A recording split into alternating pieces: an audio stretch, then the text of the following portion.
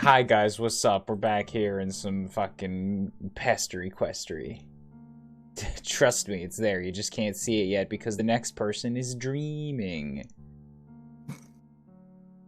Oh god, are we going into the dream side of things now? I think we are. I think we're going into Gnostic Dreamer's dreams.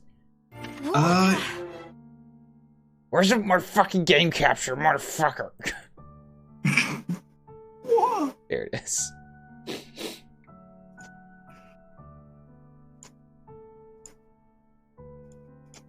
Nudge, nudge, nudge, nudge, nudge. There we go. Okay, hi guys, what's up? What? Nice game capture. Yeah. What do you mean it's up there? It's totally game capture. Yes, 5-second late game capture from my favorite. Fuck off. It means I gotta stop my local recording and stream to Mr. Diva over here, who's like, oh man, I want a live feed, not this 5-second delayed feed. You have to stop your local recording to do that? Because I only have so much CPU power! Get another CPU! Download more CPU! It's not how that works, man. Put it in the same folder as your RAM. Not like... No, you don't fundally misunderstand CPU. It's not as easy to get as RAM. There are limits. There are rituals one has to go through. I have a degree in a computer. I know what I'm talking about.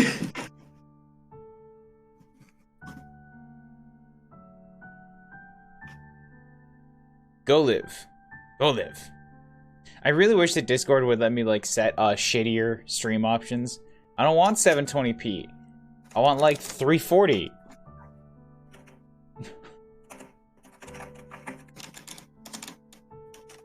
Do you have it? Do you have it? Are we rolling? I don't know, do I? I'm asking you. Yes, I have it. Are we rolling? Yes, we're rolling. Okay. All I heard was I've what? We are live. Okay. They can hear us. Start. Okay, so we've done Magic is Fucking Real and basically walked away with that one, leaving the poor kid in an existential crisis. Something Beyond the Sky. How did that one end? We got something Dick Ryder. We got no. Just Beyond the Sky. We got kicked out angrily, and then rewound time, and then just hung out next to a pile of waterlogged booze. Like 3 or 4 different king's feasts of ass. It was just so much ass. And now we're gonna bring some of that excess ass to the loneliest girl in the world. Maybe don't. No, but she'll like it. What is this music? It's been days, and your stomach still hasn't recovered from Olive Garden, but you can't spend forever moping around. Remember, there were endless breadsticks at the Garden of Olive. There are friends to make, damn it. Well, just one left in this set. Her name is Jade Harley, and though all 3 of your new pals consider themselves good friends with her, they know strikingly little about her life. The most you have gleaned is that she lives on a mysterious island in the middle of the Pacific Ocean with her grandfather and some uncommon breed of dog. Their communication with her has been limited to internet messages and packages sent to a P.O. box in some podunk town called Haunt Switch.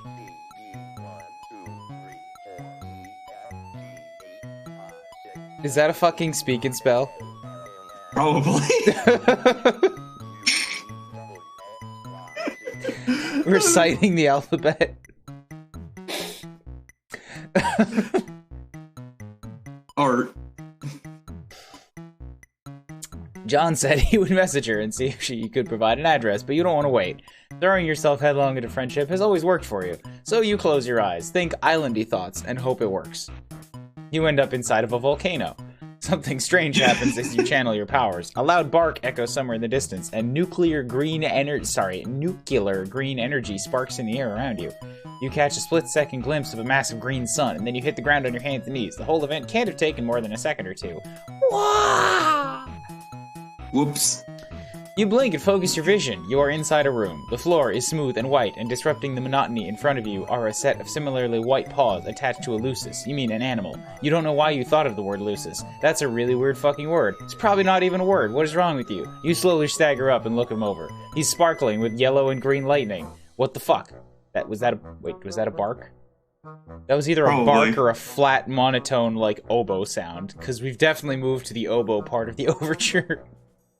Oh yes, the oboe part. Everybody's favorite part. He is a very large and fluffy dog, his snout held up high. A long green tongue hangs from his open mouth, it does not, as he pants lightly and the air around him crackles with electricity, making the fur in his back stand on end. Something about him feels so familiar to you. Familiar twice over. His fuggy, and Riesel form reminds you of a warmth you once knew, but those neon sparks fill your stomach with dread. At the very least, he seems friendly. He leans in and drags his rough tongue along your cheek, leaving you tingling. His tail wags swiftly back and forth, and he keeps nosing at you. He seems fascinated. Aww. Aww. Back down, boy. Girl with a gun appears. It is this friendly demeanor of his that leaves you shocked when he moves aside, and you find yourself staring down the barrel of a rifle. And this is why she's the best. It is held aloft by a bespectacled young lady in a sensible skirt who really has no business pointing such a big fucking gun at you. Where's the finger strings? This is what... Shh, don't worry about it. Also, this is the correct response to somebody just is in your room now. Has appeared in your room, yeah. Yeah. I forgot that her weapon is just straight up gun. She doesn't use it all that much. Okay, please don't panic and don't make any sudden moves.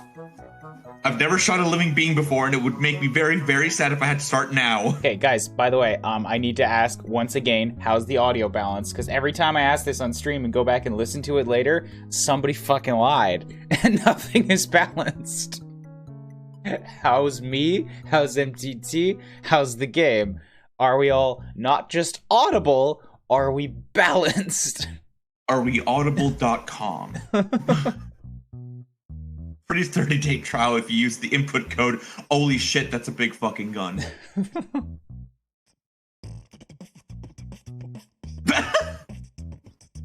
Oh my god. I'm waiting for this to loop because so far it just seems like it keeps going.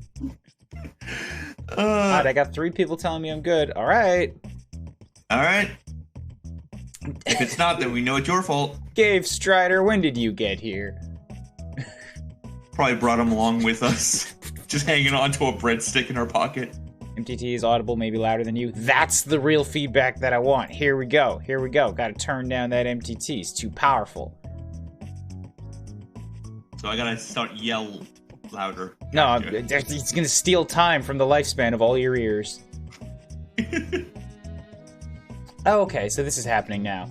Is this Jade? She doesn't sound like Jade, based on what John told you. She looks more like a Gigi anyway. Or maybe a Lynn? Yeah, I could see a Lynn. Lynn would fit very well. Right, the gun. Don't get sidetracked. You slowly raise your hands and surrender and try to put on your most inoffensive expression. You tell her that if she started shooting living beings, you'd be pretty sad too, so why don't you put down the gun and... No way! I don't want... Okay, no. I don't want to shoot you, but you are clearly a dangerous and unpredictable being, and I need to make sure I stay safe. Isn't that right? Also unpredictable and dangerous being. Yes, you are. My grandpa taught me a lot about gun safety and trigger discipline in case anything bad ever happened to me. So I know that good trigger discipline means keeping your finger on the trigger at all times in case you need to blow something to bits. Probably, yeah, probably fair when the only things on the island are you and your... frankly unkillable god dog, alright? That'll come back later. Oh, fuck. Now, let me make things clear to you. I'm a very clever girl, and you won't be able to fool me as easily as you fooled the others. It's very obvious to me that what you've been doing, and I knew you would eventually show up if I waited long enough. Sure enough, John messaged me not too long ago to let me know that you wanted to visit, so I prepared myself for your arrival. You've come to interfere with our lives, and now I want to know why. She's the only smart one. I mean, that's not fair. Rose is pretty smart. Dave is dumb as a fucking bag of hamburgers. He's as dumb as a bag of puppet ass. So you had better start talking, okay? Okay, you say. What does she want to talk about? You're well versed on a variety of... Eclectic. Yeah, I started with electric, caught myself, and then the speaking spell came back. Eclectic subjects. So you can go on about basically anything. Wrestling, postmodern art, controversial opinions on traditional jurisprudence. Yo!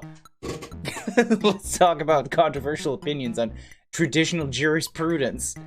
Yeah! Boy! I do want to watch you do a flip. Pyra, show the nice girl with the gun your flip.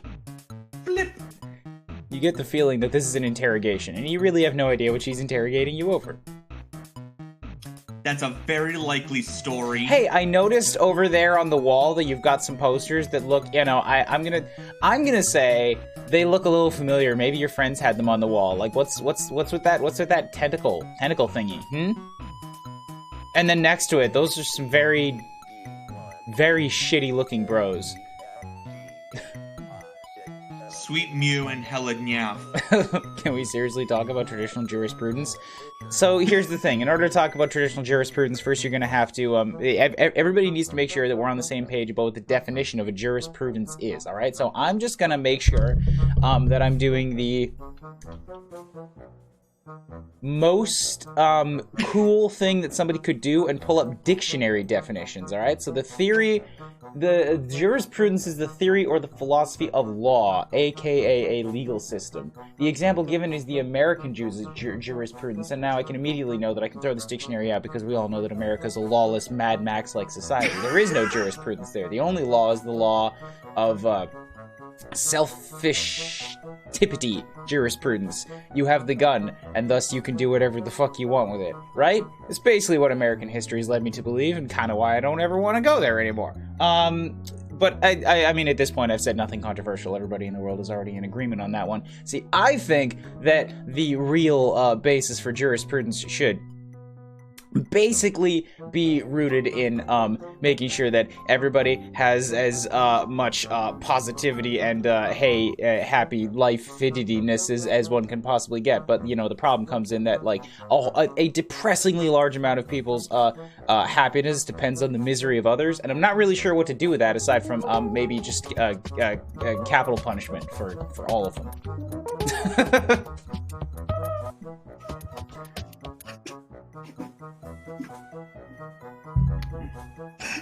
You good? I spent the points. I had to ask. I had to explain. Counterpoint. That's a very likely story. So how about those Mets? Oh, I love those Mets, baby. Where the fuck are the Mets? Gotta love those Mets. Let's go Mets, baby.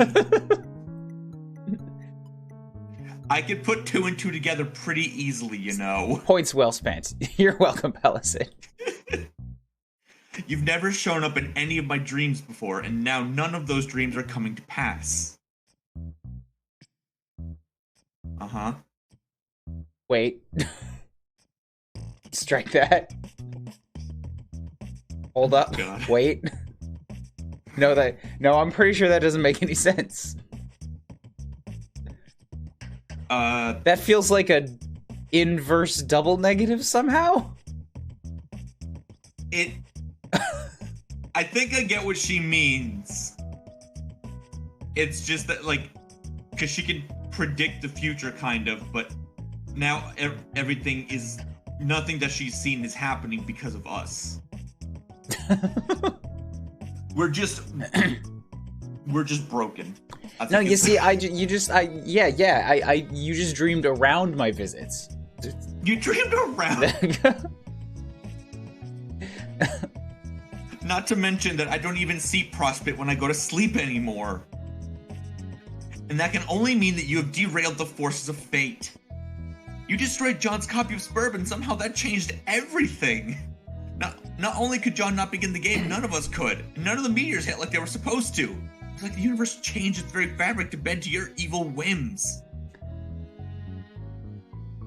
Oh damn, she knows a lot. Actually, a lot more than I remembered. Yeah, like she's very, very clever girl.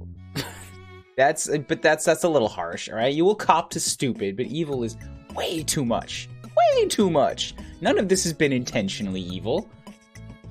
Don't play dumb with me.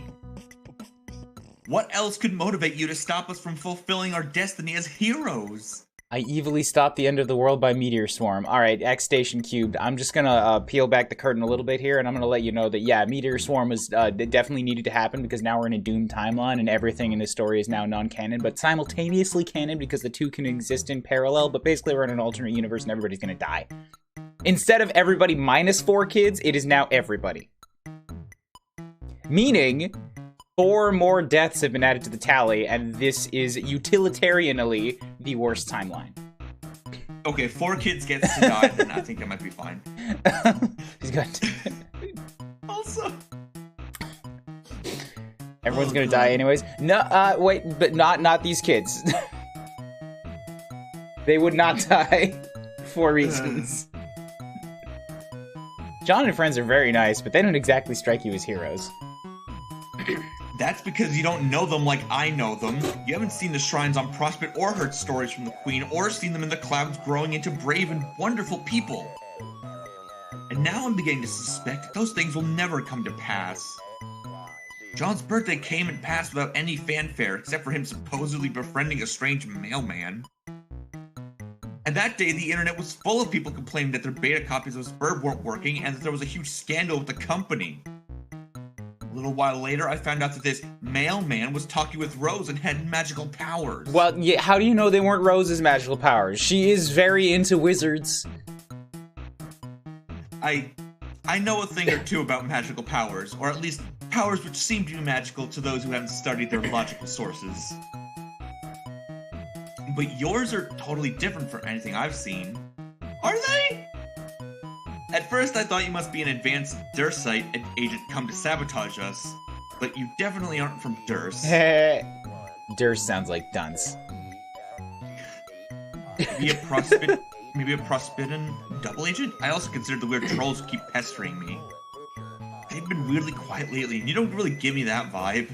And obviously you are not a human. What? Hey, hold up. That's a little insensitive. You are a human, right? Right? She tilts her head and gives you a little really kind of look, and your stomach twists into knots. Oh fuck. The more I look at you, the more I start to think you're like... How do I explain this? Okay, do you know what a furry...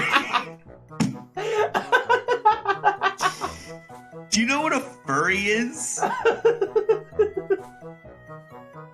I don't believe anybody knows exactly what a furry is, so tell us. Explain. Please explain. That question is more loaded than her gun. Yes? Alright, so like a lot of artists I follow do YCH commissions, and you remind me of one of those. Does that make sense? I don't know what YCH is. Have you never heard of Your Character Here? Ah, they okay. Like they draw like a basic human without any like hair or human features or whatever, and just like imagine this character's pose, but your character. Give me money. It's dumb. I don't like those. It's only less dumbened by the fact that there's a more dumb, and the more dumb is I just drew fucking something. Now pay me $300 for it. Adopt a character. I'm like, fucking. How did this come to pass? I don't know. People want to let people do what they want to fucking do. Also, what do we want? Explain furries. Oh God. You want to take this one, Ryan? It's actually a really simple answer, right? Jade is, I mean, you are making it out to be worse than it is. Furry is, like, take X. Okay. X can be anything. Okay. And put furry on it. It is now a furry. Alright, let me try this. Hamburger. Add furry hamburger. It's a furry. It's a furry hamburger. I don't think I did it right. Xenoblade. You have no idea what a YCH is. You cautiously ask her. See. There we go. Yeah, it says for your character here. Are you actually Gnostic, MTT? Fucking reading before the script? Yeah, I'm not telling you. Basically, an artist will draw a pose scenario, but instead of putting like an actual character, they'll leave a blank outline like a mannequin. You pay them to put your own character there. So we're just like the sketch, like the basic pencil sketch of a person. Yeah. When I look at you, I feel like I'm looking at one of those blank spaces. My intuition doesn't tell me anything about you, and you've never showed up in my dreams. You're like my best friend Beck over here. A complete wild card, something I can't figure out. Shh, Jeff, don't worry. We'll leave the scary lady soon. Don't pet Jeff's face. Which brings me back to my point. She had almost let her gun drop, and you had almost forgotten she was holding it, but she hefts it back up and points at you and steals your gaze. You were going to tell me why you came here and did what you did. And then you were going to help fix it. That rifle's really starting to bother you. Attack! Get the gun away. You can't let a good opportunity slip between your fingers again. You need to disarm her before she accidentally blows you to smithereens. There must be something else that'll get her guard down. You ask her about her grandfather, the one who taught her about guns. He must surely be a reasonable, mature man. Perhaps it might be best to bring him into the discussion. You could sit down, have tea, drop the gun. Oh no, don't bring her grandfather in. I don't know. Grandpa does love his tea time with guests, but usually conversations with him are really one-sided. I'm really liking Jade's expressions. Top tier expressions out of all the kids so far. Hell yeah. Oh, is he that stubborn? Well, yes, he's a pretty obstinate man and a total blowhard. But as well, you may find him difficult to talk to on account of the fact that he's also a stuffed corpse. I've talked to worse. Oh, cool, yeah, that's cool, that checks out, this is fine, everything's fine, you love guest starring in a goddamn Hitchcock movie. This girl is clearly too unstable to be reasoned with. You need to disarm her, and pronto. You steer the topic away from the grandfather she surely murdered and wait for another lull in the conversation. When her eyes start to wander and her grip slackens, you spring forward and reach for the rifle. You get dogged. She shrieks and goes to the trigger, but before she can fire, an ear-splitting bark rings in your ears and the world explodes in neon green. You feel weightless and empty, cocooned in bitter cold. For half a second, you think you just got avacadavered, but then you glance around and see the stars. An iridescent light twinkling all around you, painting the vast expanse with beaded glimmers. It is transcendent, it is beautiful, you are at peace. Or maybe that's just the asphyxiation talking. Space junked. Yeah, also it's pronounced Avada anyways. It definitely said Avada Kedavra.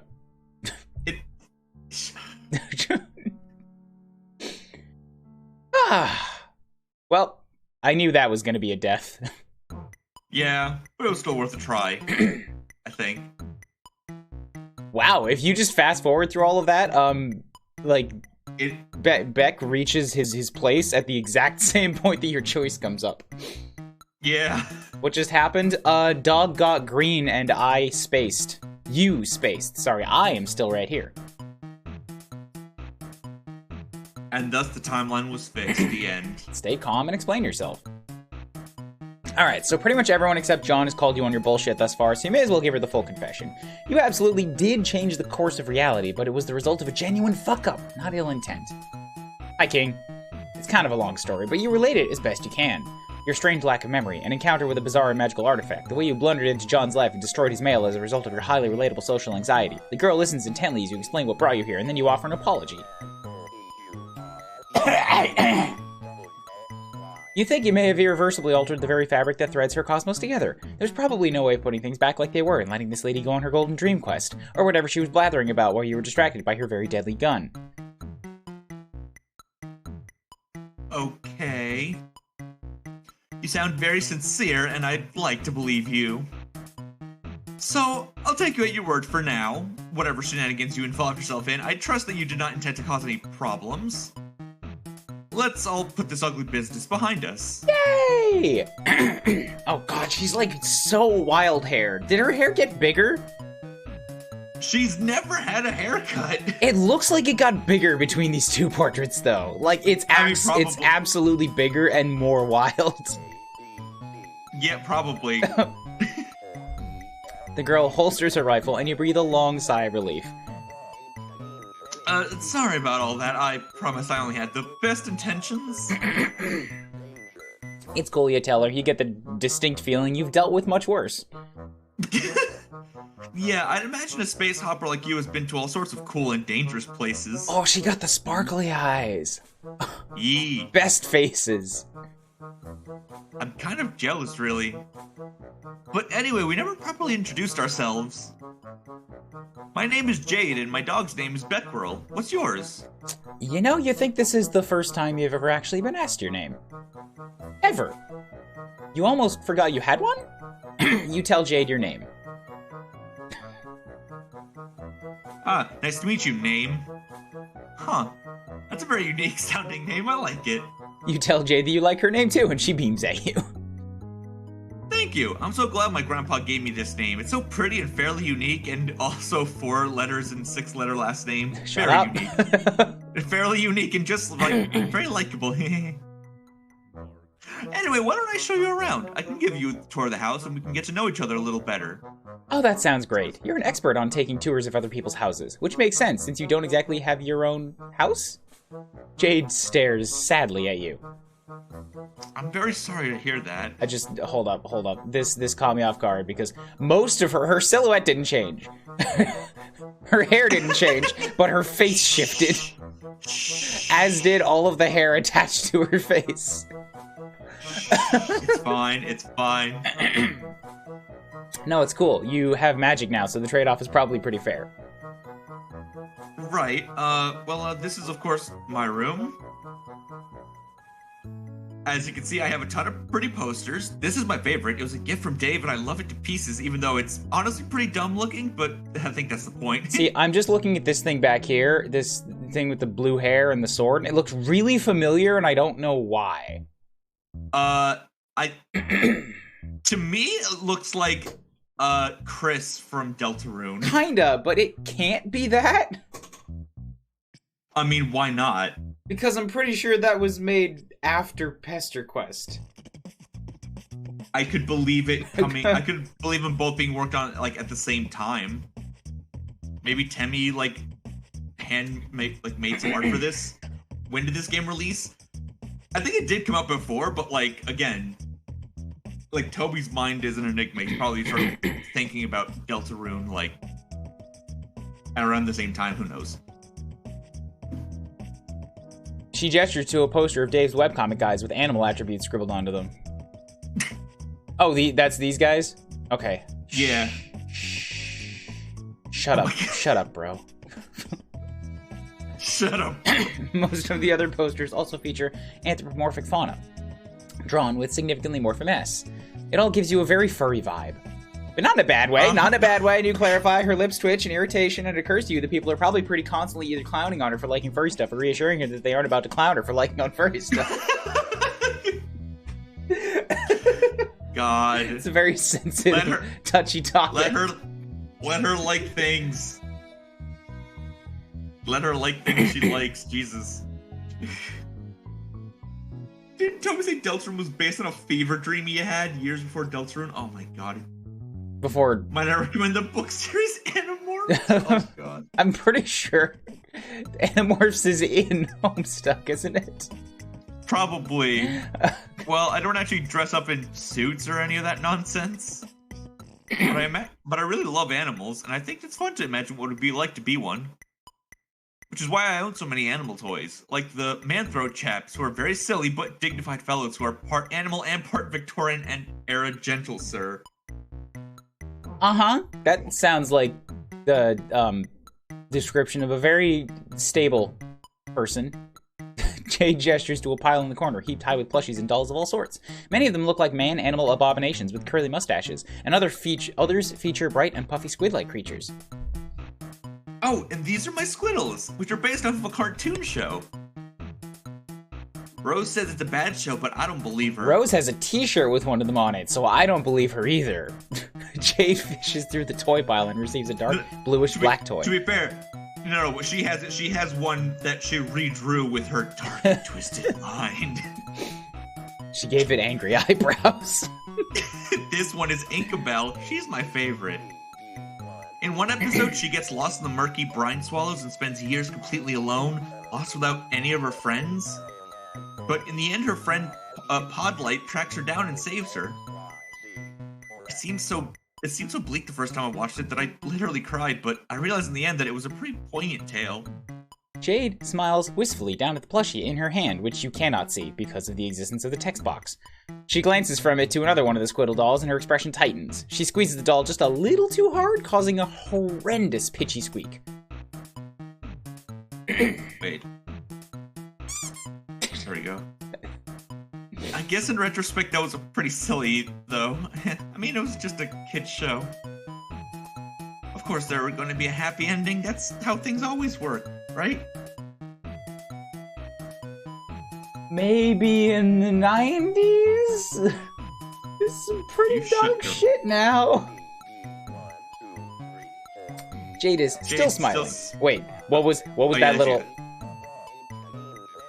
Yeah, she got mad for a sec. Jade's still smiling. She tosses the doll under her bed, but she puts so much force into the throw that it goes careening off the edge with a wheeze. You hear it plop onto the floor and magnetize itself to another Squiddle. Its voice box lets out a weak little yay. No, this is way too strong. that exact yay. Jade stands up and brushes off her skirt. Her eyes fall to her bedspread, which features a striking cloud design. She sighs slowly and then assumes a bright smile once more. Anyway, let's go explore the rest of the house, shall we? I've got so much to show you. Jade hikes up her skirt and skitters down the spiral staircase, 2 steps at a time. You're a little interested in the high-tech devices laying on a workbench near her bed, and a glowing green crystal that you think is literally uranium? But Jade's already gone, so you tear your eyes away and follow. The landing below her room is small and cylindrical, and also looks suspiciously exactly like her room. It features only a gray closet-looking device and a platform on the floor. My room is at the top of a tower, but this transportalizer will take us to the garden quick and easy. Handling a managed turtle. I bet Jade has turtles in here somewhere. She has to. Oh, definitely. Ah, there it is! She hops on and disappears in a flash of green light. You're a little nonplussed, but you've seen weirder. You step onto the platform, hear a light click beneath your feet, and in an instant you're standing in a lush garden atrium. There are exotic plants as far as the eye can see, ranging from a psychedelic floral arrangements to tropical fronds to fruits to vegetables. Tall windows blanket the walls and allow sunlight to stream in, and said windows are coated in a steamy mist. You feel like you just got clotheslined by a rainforest. Jeez.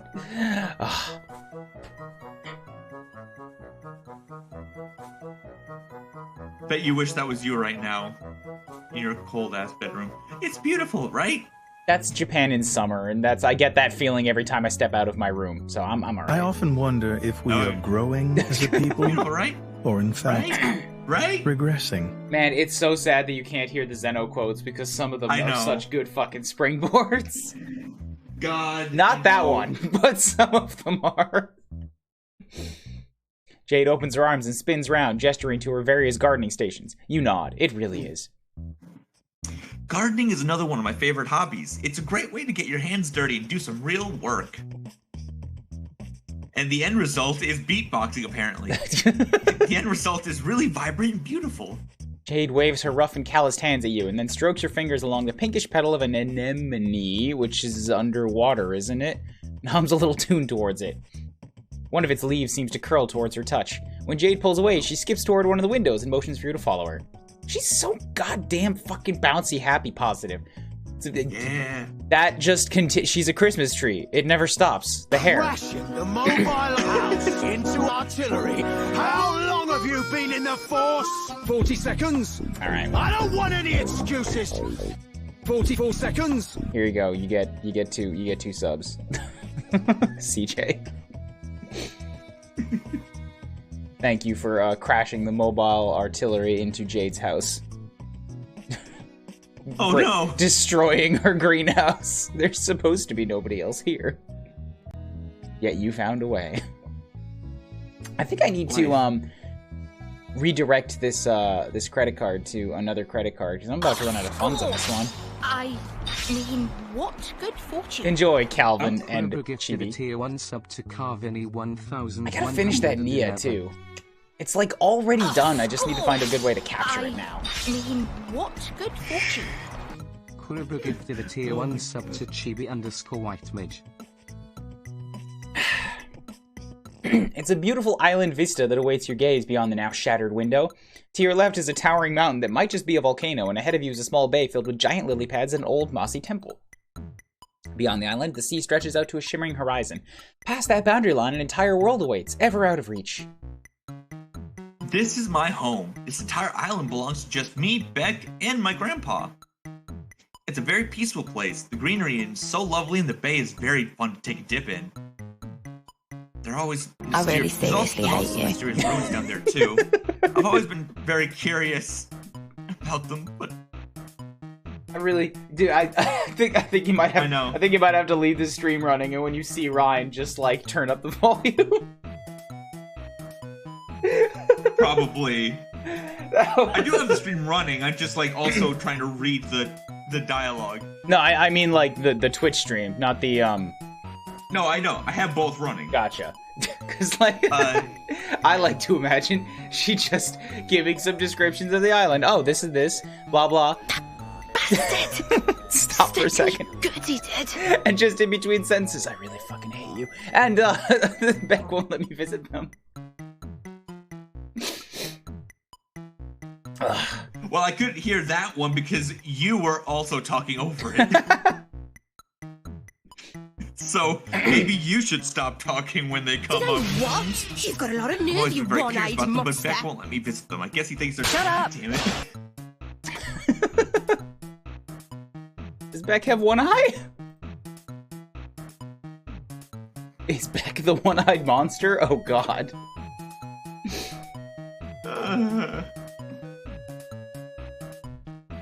Grandpa's been there plenty of times before. Look, do you want me to read or not? Like, I'm trying to pay attention. Dude, this is how I feel. I know. When they won't let me fucking... they won't give me a breath.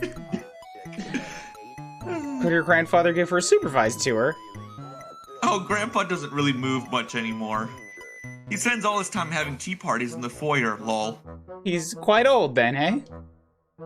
You could say that. Jade wanders away from that window and leaves that sentence weirdly unfinished, and towards another one, whose view is exclusively centered on the rolling blue. She presses a hand against the misty pane and sighs. The mist is quickly evacuating. You know, Dave talks a lot about coming to visit me here. I mean, all my friends do, but Dave especially. In his usual Davey way, of course, which means making lots of jokes and not sounding very serious about it. Yeah, I'm itching to put on my safari hat and come traipsing down to Doom Death Archipelago to get my ass murdered by Infinidog the Eldritch Retriever. Just stuff like that. I know he really needs it, though. He wants to see me, just like I want to see him. But it's just wishful thinking. I really seriously hate you.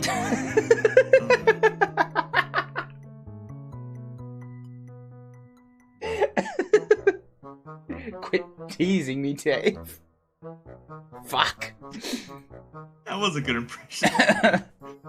He doesn't know where this island is. Even I don't know where it is.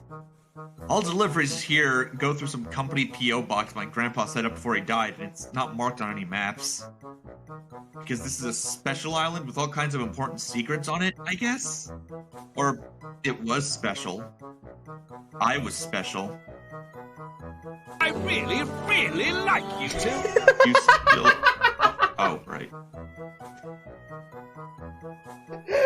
Adam, fucking read the room. I hear you laugh before I see Ryan's head pop up on stream. Like, that's the other problem. I don't even get what Adam said. But not anymore. Now I'm just a regular girl stuck alone on this dumb island for the rest of my stupid life. He just like, I really, really like you two. He just wanders in the broken window. Is this a greenhouse? This is marvelous. Damn it. Oh, Jesus. You asked Jade if she's feeling alright. Everything's turning a little chaotic right now. Yeah, I'm totally fine. Just peachy, thanks for asking. I often Smiley wonder face. if we are growing as a people, or in fact, regressing. So many fucking doubles.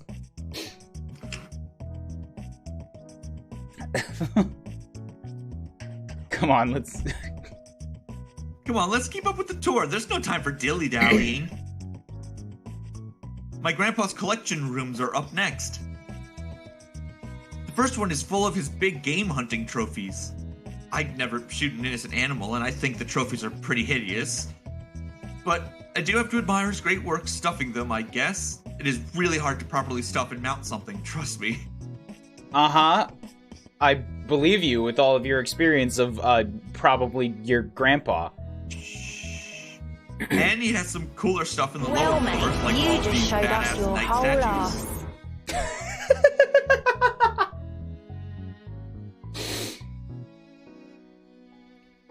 Humans are easy to...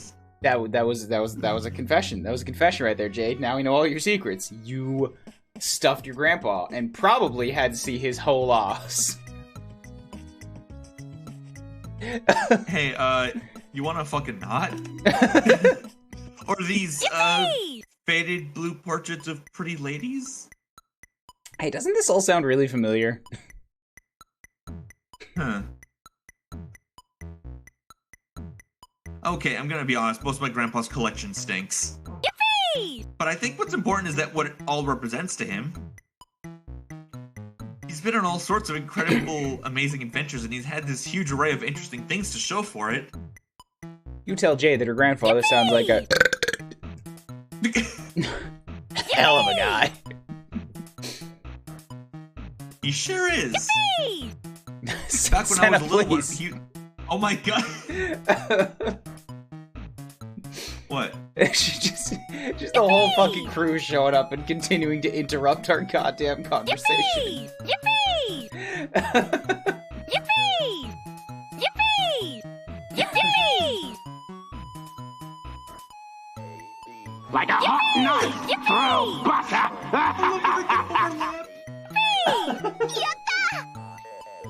Yippee! Yippee! Yippee!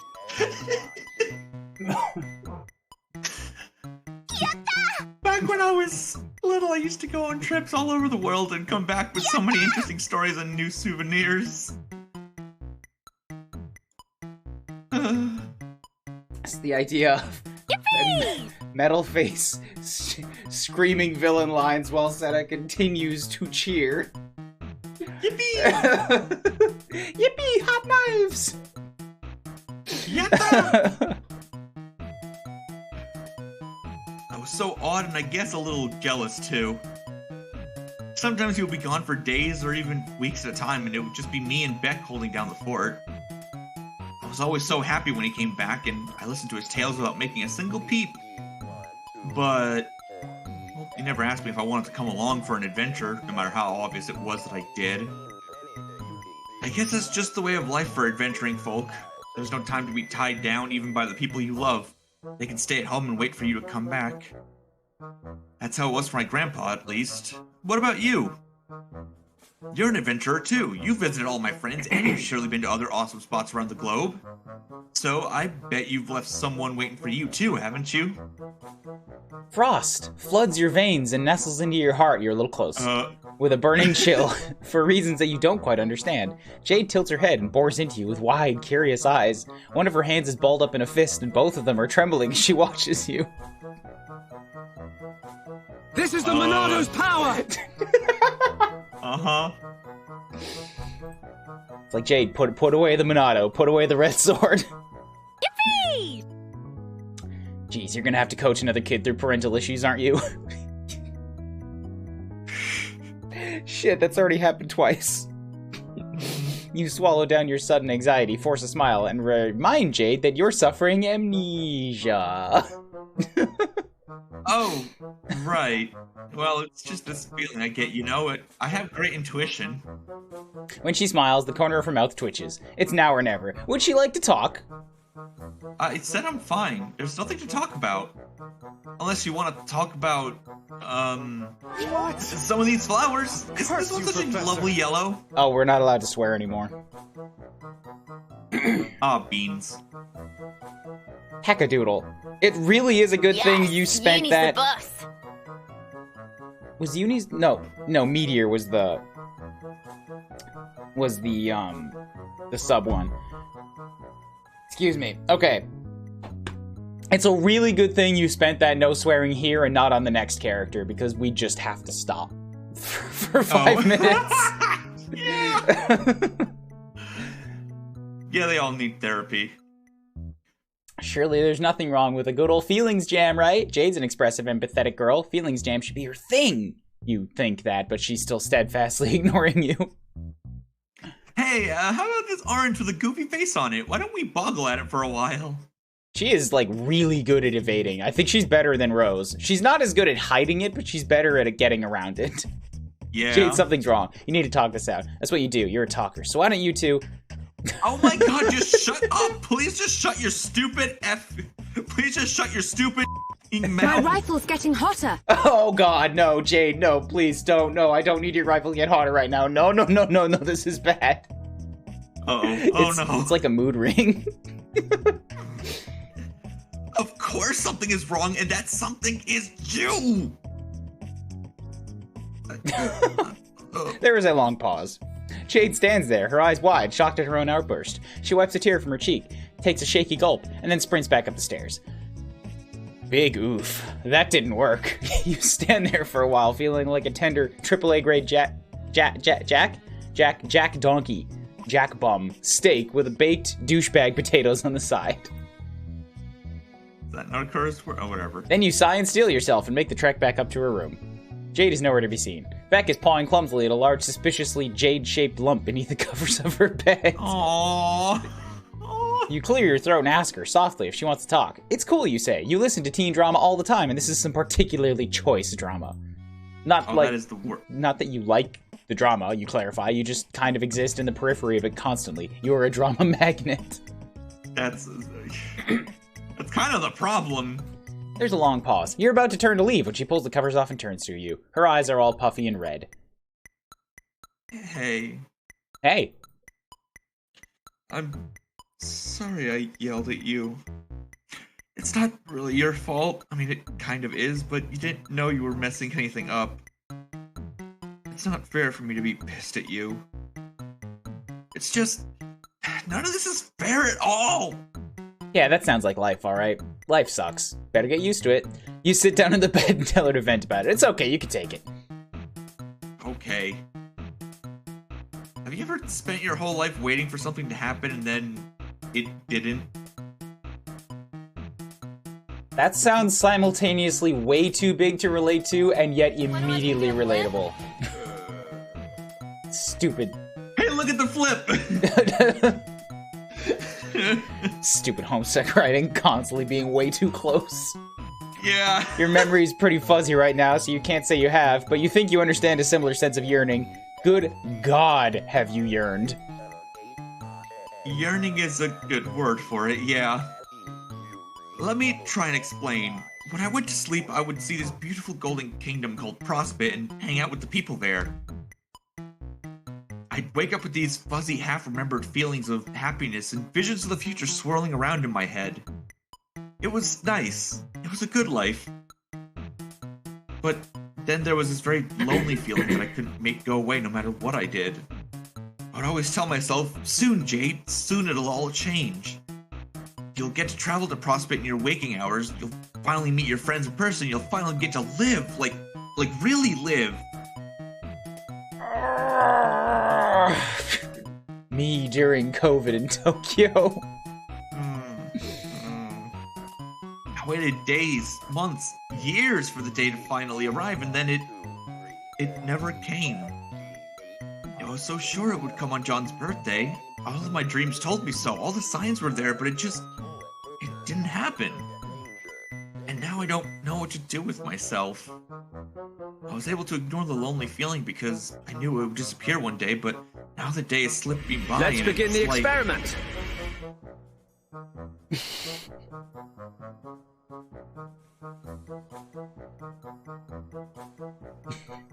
Just terrible, terrible timing. Always. Damn it. Now's not the time for experiments, Klaus. Put that away. Oh god, no. It's like all those years are catching up and crashing down at me at once, and I feel so small and helpless and sad, like the loneliest girl in the world. I don't want to put this all on you. That wouldn't be very nice, but it's just, it's not fair. Jade vaults from the bed and stamps her foot on the ground hard. Her face is flushed and streaked with tears and snot. She looks awful, frankly, like someone who's been holding it all in for far too long.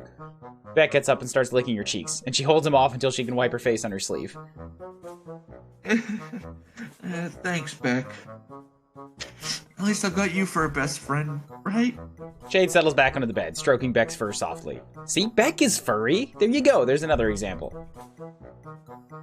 I guess I have a lot of complicated feelings about all this, I guess. So complicated and painful that I'd rather just pretend everything is okay. But now I can't pretend anymore, and these feelings are all that's left. Hey, when are we gonna get our second fucking choice? This is a lot of writing.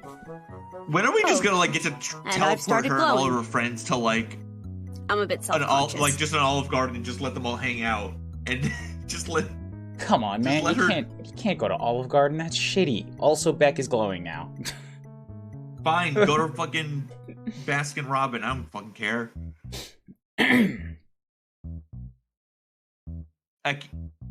I hate feeling so glum. I hate sitting around being all sad and useless. It's stupid and pointless and a waste of my You can swear. You can swear. It's a waste of my fucking energy, and it's not who I am, and I'm just dumping it all on you. I'm sorry. I really am. Yeah, you know, okay, so how do I say? This character is the same as it was in the original writing, but this interaction was not in the original story, and I'm really, really vibing with this interaction right now. This whole, wow, this fucking sucks, and talking about it is like,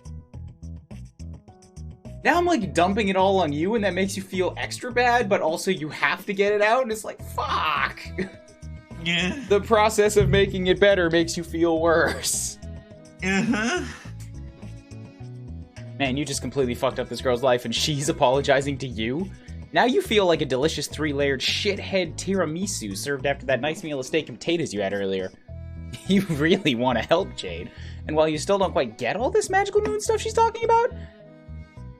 I'll bash you up proper next time, I swear. How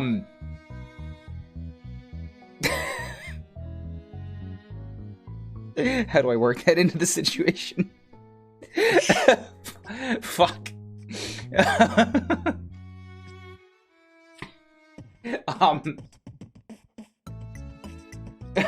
Jade feeling violence.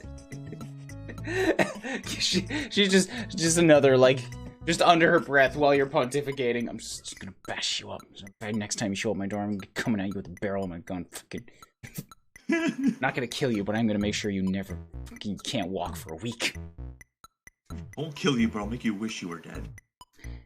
You do get how it feels to be lonely. That's something you can help with. You offer her your hand. Want to go see the world? She sniffles lightly and shakes her head. It's not gonna work. Oh, there's no way to know unless you give it a try, right? She nods, stands up, and takes your hand. Whoosh. Beck growled. You focus on a familiar destination, John's house. But as you begin to dematerialize, Beck turns to stare at you, and you hear that familiar barking sound in your ears. And when the flash of light subsides, you're standing here in Jade's room, only a few feet from where you started. What? See? I told you it wouldn't work. Come on, let me show you something. Every time we run, why do we always end up getting drenched? I mean, feathers are a bitch to dry. Every time being our grand total of once. Did we go in the ocean first? Why is Jade wet? Jade hops up and shuffles down the staircase, and you follow. She takes you to the teleportation pad in the atrium.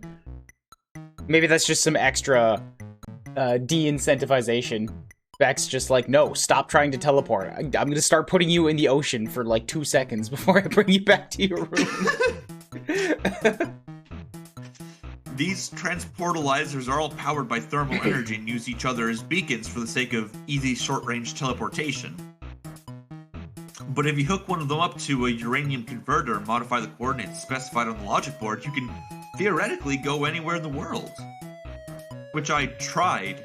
See? She twists the top of the pad off with her fingertips and pulls it off and shows you the wiring underneath. It looks messy, like someone has made multiple attempts to rewire the circuits. But when I used it only led to the exact same thing that happened just now. Beck used his powers to prevent me from leaving the island.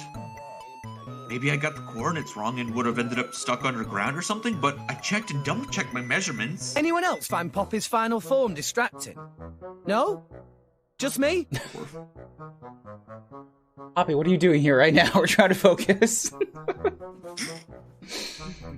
I think Beck just doesn't want me to leave the island. He wants me to stay somewhere he can keep me safe at all times.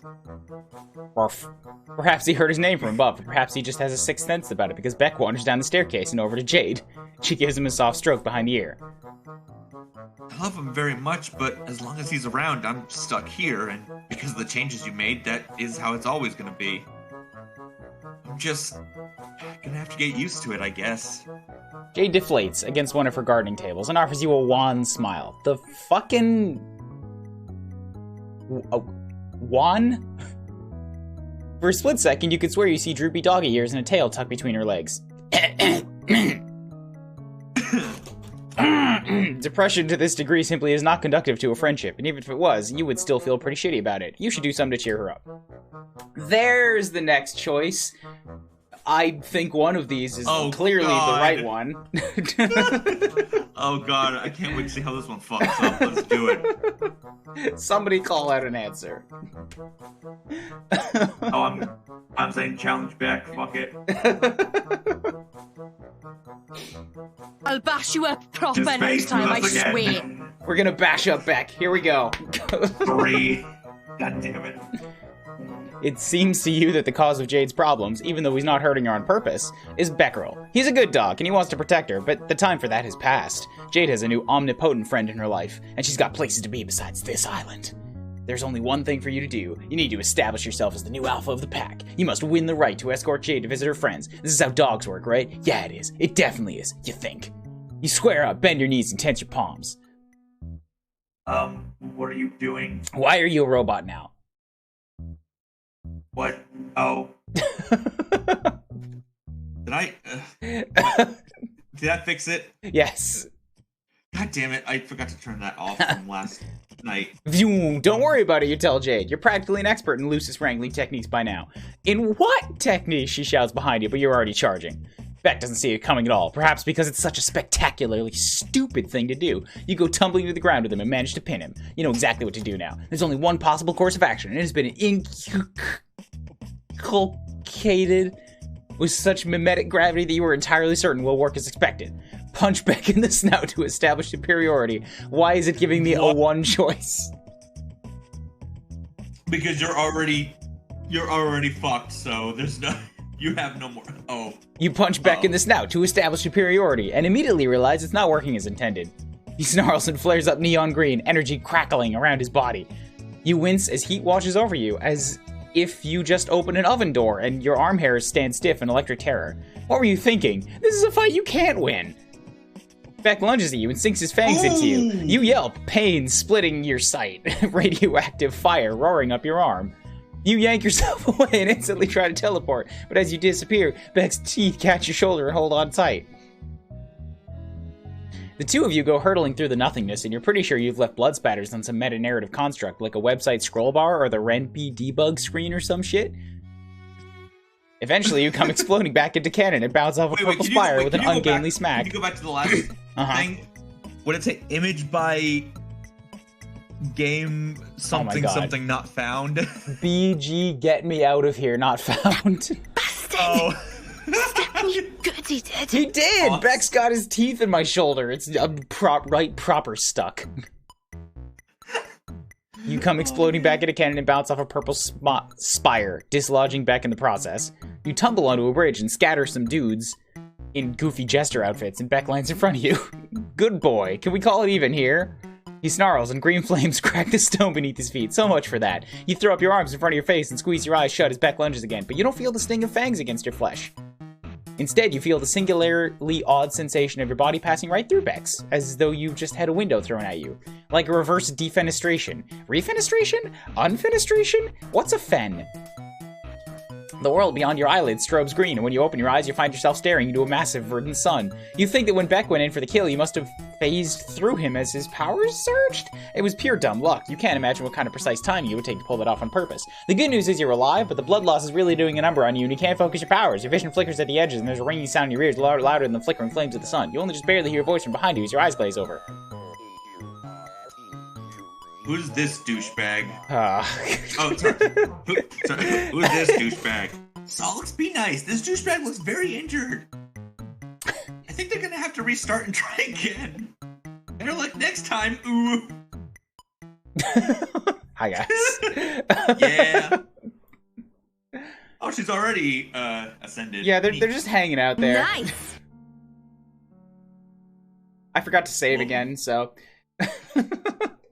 God damn it. I mean, it's not like it's hard to just like, skip forward. Stay calm to explain. No, get the gun away from her. Yeah, this is an awful lot of text. Let's explore! Yeah, let's just rewind time a little bit there. You present your most finely honed smile of confidence and urge Jade to stand. There's no time to mope around. There's plenty of fun to be found without leaving the island. Oh, and I've started glowing. I'm a bit self-conscious. I think that's just a lingering little bit from the rewindy time powers. Never mind the glowing, alright? Just get out of here. Get out of here, glow. You suggest that perhaps, with your help, you could give her the opportunity to explore the temple she's always been curious about. Really? That would be super fun. But what about Beck? Oh, there's nothing to worry about there. You have a genius plan, you tell her. You just have to head over. You tell her just head over to the temple and you'll take care of the rest while you challenge Beck for superiority. Oh no, not again. Okay, if you say so, but please don't do anything to hurt Beck, okay? I love him to bits. We're gonna teleport him. You wouldn't dream of it. Not on this route, at least. Jade transportalizes downward, and you turn your attention to Beck, who is idly sniffing one of Jade's plants. You advance on him slowly, and with intent. You know what must be done. Don't. Oh. Pet the dog. Of course. You just get right in there. You pet the hell out of this dog. You employ all your strongest pamper techs, like the quick scritch up, the main massage, and the rare Coddle Brandy X dog smite. Somewhere in the distance, a bluebird observes your masterful display and chirps happily. But suddenly, Beck's head snaps up and he points his snout in the direction of the temple. Whoa, whoa, whoa, whoa, whoa there, buddy. There's no time to be thinking about Jade. Now is belly scritches time. You start rubbing Beck's stomach and he flops on his back with his tail wagging and his feet curled up. Who's a good boy? Beck looks up at you and you see the cosmos reflected in his deep, piercing eyes. And you understand. He's a good boy and he knows it. You cannot actually see his eyes. After a while longer spent threading your fingers through his silky fur, Beck curls up beside you and yawns, starting to nod off. You kiss him on the forehead and then take the opportunity to slowly stand up and exit the room, letting the sleeping dog lie. You're a little worried about alerting Beck by using your powers. He seems to be pretty keyed into that kind of space-time manipulation, so you just take the long route to the temple. Jade's Island is a very beautiful place with rolling hills and lush sun-bathed plains. Let's begin the experiment. That was... Wait. Fuck. No, it just said, don't do space-time experiments, Klaus. Don't! It looks like an excellent vacation destination, but it's also so bare. There's nothing and nobody around except for the hollow whispers of the wind. You can see how this place would feel much less like paradise after years spent stranded here. When you reach the lake surrounding the temple, you see that the giant lily pads outside have arranged themselves into a walkway that you can use to reach it. How strange and convenient! You channel your inner frog and hop across. Rip. Yeah. Hey! Up here! Jade calls down to you. She's at the temple entrance, far above your head, waving down at you. Grooves carved into the wall form a ladder that you can use to climb up, and soon you are standing beside her at the entrance to the temple. A huge imposing archway marks the ingress between the sunny island and the dark interior of the ruin. Poppy not born yesterday, but not much more long ago than yesterday, so not really understand. It's okay, Poppy. Nobody understands this world. It's very nonsensical. Hi, Mew Fairy. What's up? Hello. Welcome to Nonsense. Occasionally interrupted by unrelated Xenoblade quotes, which is not really making it any more nonsense. Where's the tuber? It's a man. I bring out my flesh suit for English games. Time for your physical. A huge imposing archway. Yes, from within you can see the faint yellow-green glow that seems to come from runes carved into the walls. Spooky. As you proceed through the entryway, Jade runs a hand alongside the glowing walls, her face bathed in sickly green. At the end of the hallway is a large round platform decorated with cloudy designs and a glowing orb at the center. It doesn't pique your inner interior decorator, but Jade seems quite awed by the sight. What about babies? You guys got any babies? I should probably drink.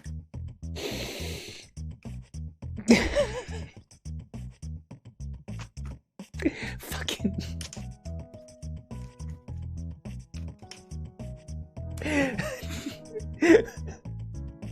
With 18 knots in your stomach, you ask the question that has been gnawing at you since you got here. Jade, what about babies?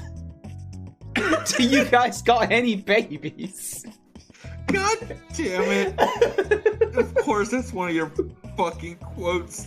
God damn it. God damn it. Xenoblade. This is Skya. I knew this temple had to be connected to that world in some way. Jade rushes onto the platform and it begins to descend. You quickly follow her before you're left behind as the elevator takes you down to an expanse of a dark room below. Much like the rest of the temple, the space seems very sparse, and it is illuminated by the faint glow of the runes on the walls. A large purple lotus flower rests atop a pedestal in front of the elevator, petals wilted. The timer is at an oddly specific number. There's an electronic display built onto the pedestal with a timer that can feasibly count down for millions of years, but it seems to be glitched, stuck at a few hours away from zero, with the seconds digit constantly ratcheting back and forth between two numbers. Jade places a hand on the pedestal and sighs.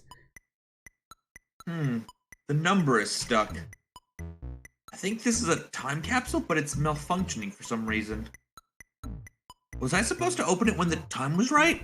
I guess I'll never know now. What else could this place be hiding from me?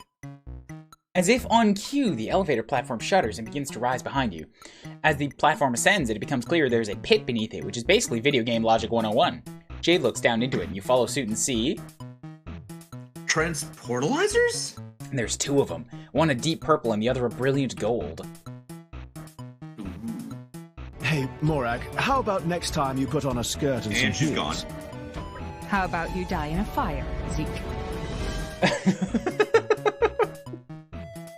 You see two adults standing on the two platforms, arguing about high heels. Jade leaps down to the pit, which is a pretty brave maneuver because it's deep as hell and real life still has fall damage. She grunts and sinks to her knees from the impact, but quickly recovers and rushes over to the giant transportalizer. She examines it for a moment and then clambers on. With a soft click, the pressure plate is depressed and the device surges to life. She disappears in a bright flash of light. Well shit, you better follow her. You hop down and step on the transportalizer, and the same flash of light consumes your body. You feel something like wind whipping around you as your molecules are dematerialized and then reassembled into a new locale. You're infringing my copyright! Zeke apparently has copyright on the concept of teleportation. Zeke, get out of here!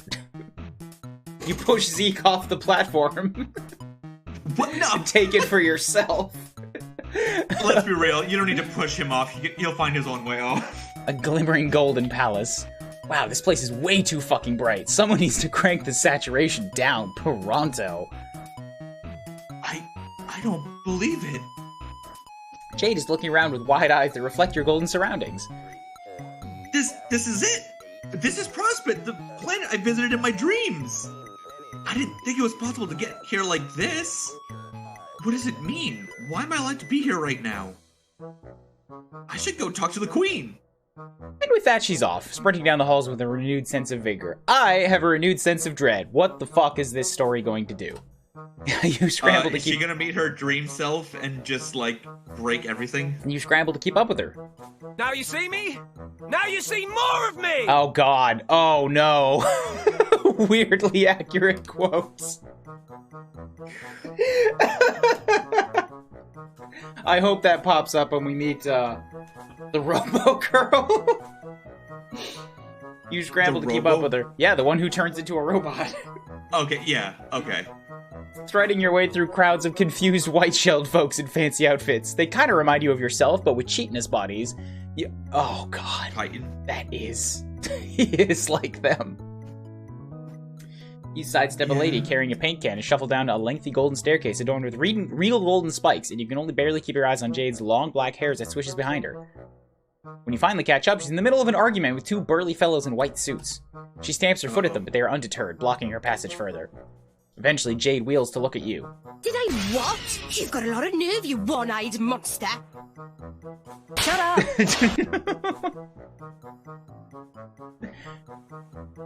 I can't work that in right now. I've got nothing.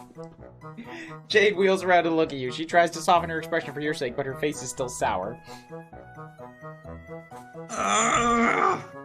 The guards won't let me see the queen. We have been on this for an hour and a half, and there's so much to this Jade one. I mean, I wonder how much of it is because of the Jade writing and how much of it is because of the fucking quotes. That's not slowing us down too much. Apparently she's really busy with something. They told me I'm not supposed to be here and I have to leave right away. This is total bull. I'm a princess. I swear some of these idiots can't even recognize me without the pretty golden dress. Ugh, I guess I'm not getting any answers here either. Let's just get out of here. And she's off again, this time striding forward with her fist curled and her jaw set. You glance back at the guards, whose furrowed brows strike you more as worry than ire, and then follow Jade back. You're almost to the exit when you see it. A dark figure, silhouetted against sky as brilliant blue. They are humanoid in shape, with two leathery wings outstretched and inky black tendrils trailing behind. Why the fuck is he here? Wait, yeah, how the fuck is he here? Crimson Force crackles in their wake, and they swoop over the city like a bird of prey. Something about them gives you a major case of the heebie-jeebies. You do a nervous little half-jog back to the transportalizer and get the hell out of Doge. The temple feels oppressively dark compared to the blinding bright of Prospect. You spend a while blinking as your eyes readjust. Oh, was that supposed to be, what was his name? The transportalizer you used flares up red and then cracks. That's probably not a good sign, is it? You do what you do best. Ignore it and climb out of the pit. Jade is standing beside the Lotus contraption, running her hand along one of the pedals with her face set. What does all of it mean? Was this here all along? Has my grandpa been to Prospect before? If I can go back there, then it must still exist. The game must still exist, but how? None of it makes any sense. I need to think about this. You follow Jade slowly back to her house as she mumbles to herself, brows furrowed. You can barely catch what she's saying, but she's clearly thinking hard. The clouds have never been wrong before. Is it too early? Was this meant to happen? Once you reach the atrium, Jade lets out a sharp breath and nods her head, resolute. She turns to you. Alright, I think I understand. I know what's going on now. Great! You offer her your most winning smile. Here I come, ready or go Morty.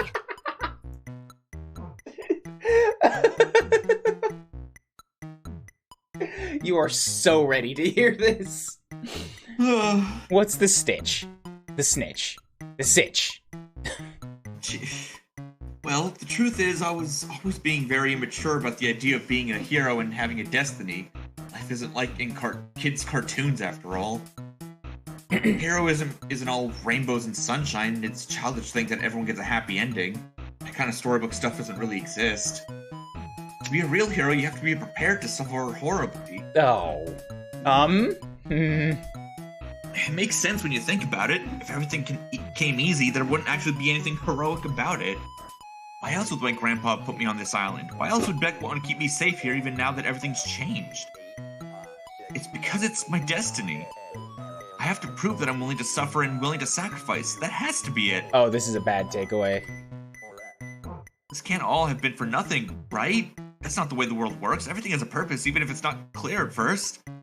Seeing Prospect in the flesh reminded me of that. My purpose is to do what I've always done, what my grandpa and Beck have helped prepare me for.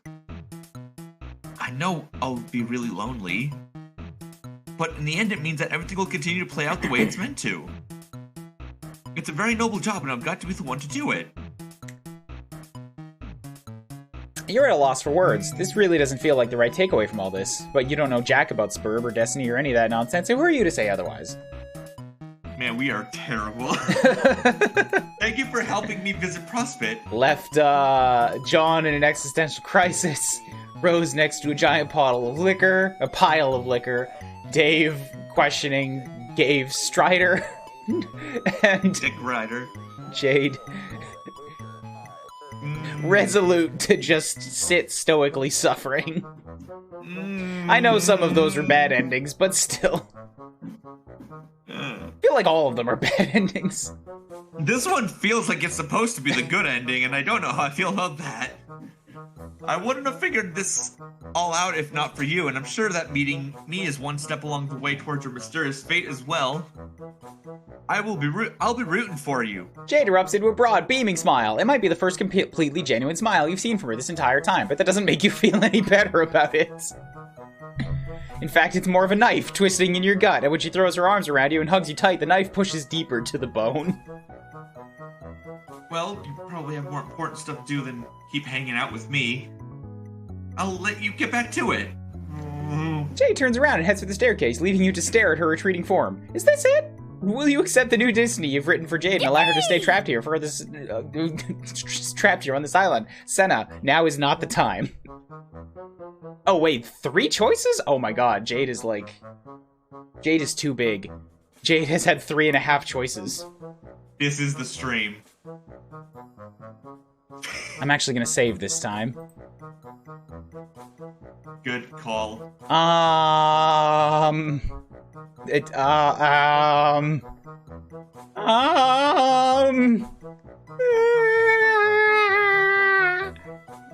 Somebody decide for me! I'm retreating into my coffee.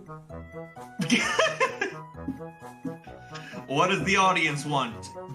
I see do not accept. Some people might take this as a lesson in the responsible use of reality-altering powers. Some people might swear off manipulating canon entirely, but you do not. What's the point of having sick-ass powers at all if you never use them? Maybe some god is gonna punish you for the way you've been fucking with the universe, but right now you don't care. This girl would burn herself to ashes to keep her friends warm. I hate the way that is phrased. The least you can do is risk the flame for her sake. You quickly sprint up the stairs. Oh, you're not leaving. Don't you have places to be? I'll be fine here alone, I promise. It's my duty. I'll get used to it eventually. You can't imagine she's okay with that, no matter what she says. Does she really want to stay alone for the rest of her life? Well, of course not. What I want to do is explore the world and hang out with all my pals. Where's the dog? Shh, don't worry about that. But it's not about what I want. It's about doing what has to be done. That's what it's always been about for me. Well, that's bullshit. Huh? Maybe Jade's fate dictates she can never play the game she wants to play. Maybe heroes don't get a happy ending, but that doesn't mean heroes can't be happy. There comes a time in every young woman's life you tell Jade where she can't leave home because her pet is an overprotective god. It's a common experience. Okay, that's obviously not true, but there comes a time in many young women's lives where circumstances beyond their control leaves them without an escape. Generalize. Perhaps it's easier to believe that escape will never come, but you can't let Jade do that. When life has you stuck at home, perhaps. So, yeah.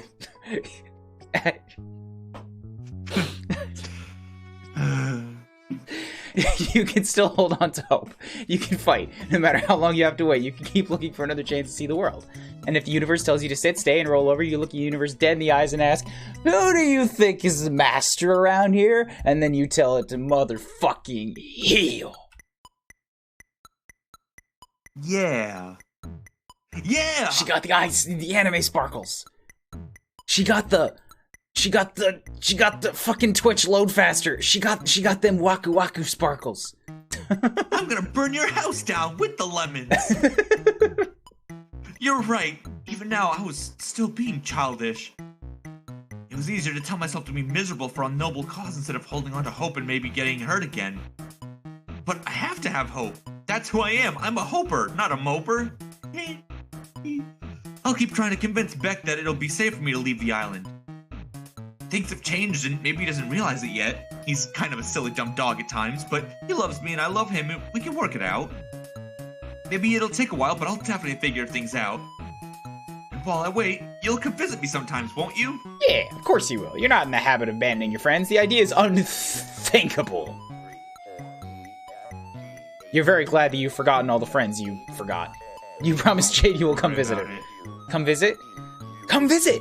A light bulb goes off in your head. One of those cool LED bulbs, the kind that syncs up to your phone and changes colors and spies on you for the government. Shut up. Why are there more choices? Party because time. Fuck you! You asked Jade if she's ever had a slumber party. A slumber party? No, I've never had one. It sounds exciting, but is it really a party if there's just 2 people and a dog? That sounds more like a mild slumber hangout. No, here, so trust me, maybe as long as I don't try to teleport you, it'll be fine, but, like, I know the location of a huge, like, just a mountain of liquor. Alright? Don't worry about it, you tell her. Just start getting the place ready for a bash, pull out the sleeping bags, conjure up some lightly irradiated snacks, pump up the fresh jams, etc., etc. I don't know if we even have sleeping bags, but okay, I'll see what I can do. Maybe there's something useful in my grandpa's old supplies? You shoot her a confident salute, then dissolve into the ether of cannon. Alright, Egbert, up and at him, it's party time! Oh, hell yeah. Alright, this is what I was hoping was gonna happen. I'm glad that this is actually how this ends. Thanks fucking Christ. I'd like to point out, too, that this is in a universe that we didn't see because we didn't actually follow him to the real ending. Oh, yeah, but, like... Yeah. John yelps and tumbles out of his chair. He just left him wondering existentially about his fucking life, you asshole. Canon ending. Crashing to the ground in an undignified heap. It looks like he was in the middle of debugging some code on his computer when you interrupted him. He disentangles his limbs and stands up with a groan. Okay, Magic Mailman, we need to get some things straight. Your powers are extremely cool, but using them like that is kind of lame. Jump scares rank very low on the prank scale. They don't take any effort, and they're just sort of mean and annoying. You apologize for scaring John, but you don't actually apologize. You don't mean it. You're crossing your fingers behind your back. You do it again in a heartbeat. You're just in a very excited mood right now because it's time for a motherfucking slumber party! My god. Oh, cool. I've never been to a slumber party before. Who is it with? You grin. Don't you already know who with, John? The American Association of Mailmen? Also, it's 4:30 p.m. You give him a blank stare. Where do you see the time?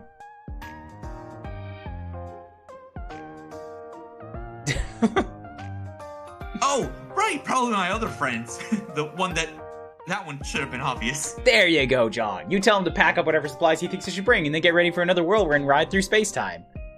I don't know. I should probably do the responsible thing and let my dad know I'm going on a trip, even if I will be back soon. Okay, that's fine, you tell him, but don't take too much time. This route's already getting pretty long. Cool! What does that mean? What should I bring? Oh, I need to grab some movies, definitely. Dave will be there, right? I should bring some McConaughey movies so he realizes I was right all along about Matthew's stellar acting. Oh, and of course some snacks. Probably like 7,000 cakes, because he has those many. This is a great time for me to unload. Damn it, I was joking. This is a great time for me to unload all the excess birthday cakes my dad made me. Seriously, there's like hundreds of them in the fridge, and it's highly ridiculous. God damn it. Put the fridge in your Silodex. You wait patiently in John's room as he goes downstairs to fetch his bounty of cakes, talk to his dad, do all the other preparation. It takes forever. You're not really sure what he's doing down there. You think he might be walking around, examining all the objects in his home in great detail, and solving a bunch of puzzles? Come on, John. That's not the right genre of game. Get your shit together. Fucking shut up. Okay, ready. Oh, they are watching Aircon, guaranteed. Step 2 is to go get Rose. You take John's hand and zap the two of you into Rose's mansion. John spends a while goggling at the giant statue of Zazarpan the Learned. This has to be the right ending, right? There's no way. This is absolutely the right fucking ending. Then you ascend the staircase toward Rose's room and knock on the door. Her voice comes from within, slightly muffled. You're home early. I've been hearing strange noises from the neighboring lab of late. Have you... Rose opens the door and freezes. John? Her eyes widen and she slowly steps backward, which John takes as an invitation to stride into her room. Her cheeks darken as she scans the room, eyes flicking from mess to mess. Surprise, Rose! Is the music speeding up? Maybe. We're here to steal you away, like the owl who kidnaps Harry Potter. That's not... She sighs and turns to you. Care to explain the sudden intrusion? It is normally considered polite to call ahead, especially when one is possessed of reality-bending powers. Oh, don't be melodramatic. There's probably nothing too embarrassing in this room. John furrows his brows. He glances around the room, eyes sweeping over the walls. He eventually settles on some pictures that have been hung up. I mean, look at these great drawings. Did you do those? That is so cool. I didn't know you drew stuff. Rose gives him the smile of a girl whose soul has just shriveled into a blackened husk. I've seen this smile many times. Again, an explanation would be nice. You explain that you've come to collect Jade's friends for a slumber party. I see. The commercial and critical failure of Spurp must have impacted her more strongly than I anticipated. She was really looking forward to playing that game with us. Yeah, that's putting it lightly. Probably. I would hate to disappoint her further. Consider this my RSVP. Rose gives you a curt nod, then turns to frown at John, who's poking around under her bed. Something tugs the corner of her mouth. John, my mother is busy and will not be expected to return for a while. Why don't you and our strange friend go analyze her room instead? I need time to pack. Oh, okay, Rose. Whatever you say. Rose shoves you out of the room with more strength than you expected from a 13-year-old girl and shuts the door hard. Yeah. Man, I hope Rose realizes that I was being serious when I said her drawings were good. I don't think she listened to a goddamn word. I don't think that, yeah. We tease each other a lot, but she's really cool. John's speaking loudly enough that Rose can almost certainly hear him from the other side of the door. You think he knows that, but you don't say anything, except to casually suggest that you and John go wait downstairs and admire all the ridiculous wizard art. He agrees. God, this house is so weird. Who needs a giant statue of a wizard? Where did they even get this? Oh, and speaking of weird, I didn't want to bring this up with Rose in case it's just some funny story I'm not in on, but what's with all the writing on her? But John trails off as Rose descends the stairs with a neatly packed bag. Shall we? We shall! With a hand on each of their shoulders, you close your eyes and concentrate on the Strider apartment. Alright, I'll handle this. You're aiming for the hallway outside the front door, but this power is still taking some getting used to, so you instead pop into existence right on top of Dave's bed. He's tapping away at something on his computer, and as soon as you appear, his entire body tenses up. You barely had a moment to react before Dave wheels around in his chair and flings a handful of shurikens at you. One of them grazes Rose's cheek so closely a strand of pale hair flutters to the ground. What writing? I don't know the writing. What writing? Have I forgotten the writing? I don't remember the writing. You can explain to me later. She turns to look at the weapon now embedded in the wall and runs a finger along the edge of the blade, squinting. Oh, Jesus shit. What the fuck, man? Surprise! Okay. Hold up. Just don't look at me.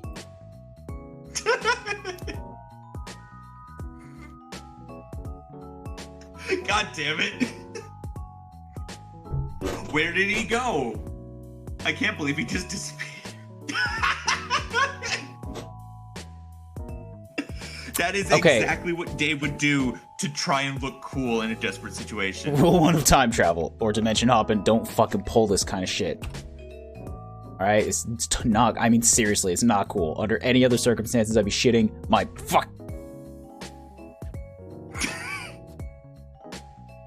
shitting my fucking nuts off about the opportunity to chill with my best bro.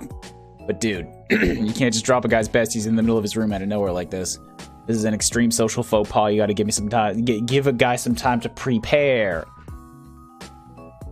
Don't be melodramatic, Dave. I assure you, there is nothing present in this room that can make us think lesser of you. Jesus, that's so mean. If Rose was scarred by that near-death experience just now, she doesn't show it. She hops off the bed and glances around. If you left any pornography out, it will only serve to confirm the hypotheses I have already made. Dude, are these selfies? Are you doing the duck face in this one? Oh, man. For fuck's sake, John. You get a VIP all-access backstage pass and the first thing you do is insult my stuff. Like some rowdy tool in a Nickelback concert rummaging through their closets instead of doing the musical world a favor and assassinating them. Well, yeah. You would do the same, dude. Touche. Anyway, aside from me getting all grubby hands all over my pristine collection of cool swords, what the hell are you all doing here? We're having a slumber party. Are you in? Oh, I don't know. Bro's basically always keeping tabs on me. Guy wants me to be safe, you know? Or rather wants me to only be in the right kind of danger to teach me lessons about irony and being a dope-ass fucking ninja master. There's also some pretty intense supervision is the point being made here. I was already getting some rank vibes from him after the little jaunt over to Olive Garden. Actually, the vibes have been off ever since John's B-Day, if I'm being honest. So I don't know how he'd feel about me gallivanting off on some Magic Ooze adventure with Slappy the time-traveling mailman. Seems like that kind of thing he'd probably take issue with. Oh, come on. He can't be that bad. What kind of guy wouldn't let his brother go off and hang out with his friends? Yeah, I guess. Be a pretty shitty kind of guy if he did that. Wouldn't he? Dave stares off into the middle distance for a while. Rose observes him intently. Look, Dave, I don't think it would feel right if we all had a big party and you weren't there. Jade would really miss you. As would we. Yeah! Dave glances furtively around the room as if he's expecting a camera to blink at him from one of the corners. Alright, I'm in. Just let me grab some subs. That's supplies for short. Hey, mailman, what's Jade's hell dog like? Do I need to bring one of those cool-ass swords? Cool? These swords are like $5 Chinatown swords, aren't they? John, what did I just say? What? No. Okay, listen. While Dave grabs his stuff and John heckles him affectionately, Rose's attention has been drawn back to the shuriken Dave threw at her, to stroll over and ask her what's up. She responds with her own question. Have you been introduced to Dave's brother? Not yet. You've heard a lot about him, though. For the sake of diplomacy, you've only briefly touched on the opinion you've formed. He certainly seems like a fascinating man, the kind of individual whose brain I would love to pick apart, to find out just what twisted mechanisms fire off within its chambers. So that's what she's thinking. So that's what she's thinking about Dave's bro? Rose chews on her bottom lip. Not exactly, but an adjacent topic. I'm mulling over the ethical quandaries presented by the existence of powers esoteric. I'm just fucking every now and again I have to just, you know, take a breath, take a step back and realize what the fuck I'm reading. Yeah. This is a really good screenshot for that. Yeah. God. I love these children. What? It's nothing to concern yourself with yet. We have a party to attend, apparently. Right. Dave is done packing up. You have both palms and suggest that everyone hold hands so you can best channel your powers. Really? We're holding hands. God, this is so lame.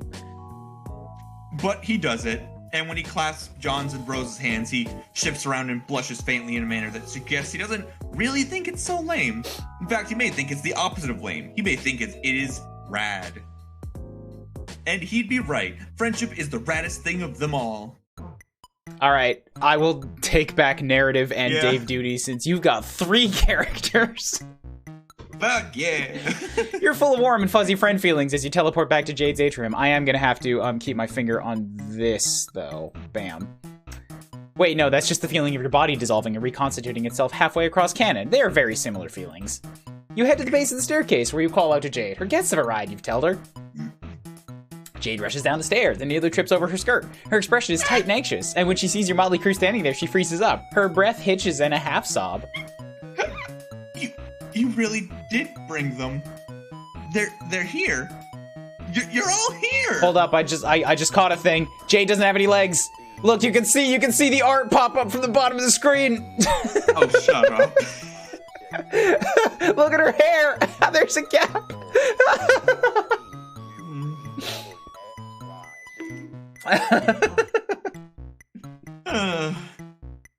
Jade breaks into a wide grin and sprints forward, launching like a missile. That's so good. I love it. At her friends. Dave throws himself bodily out of the way, and Rose takes an alarmed step back, leaving John to bear the full brunt of her affections.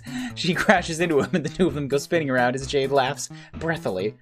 This is the true good end for Homestuck. Yes, this is. Woo!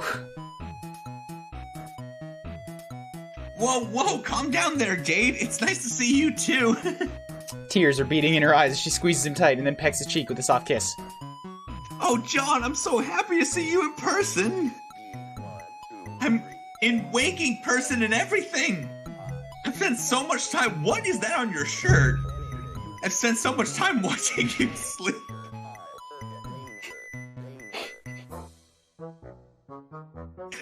Uh-huh. Uh-huh. Uh-huh. Tell me more, Jade.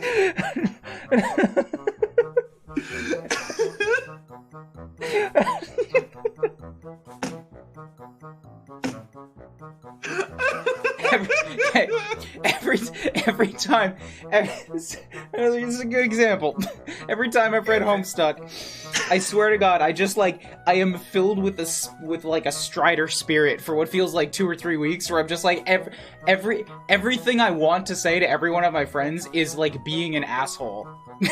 I'm just like, but in a friendly way, and I'm like, no, reality doesn't work like that. It does here. Because, oh god, this is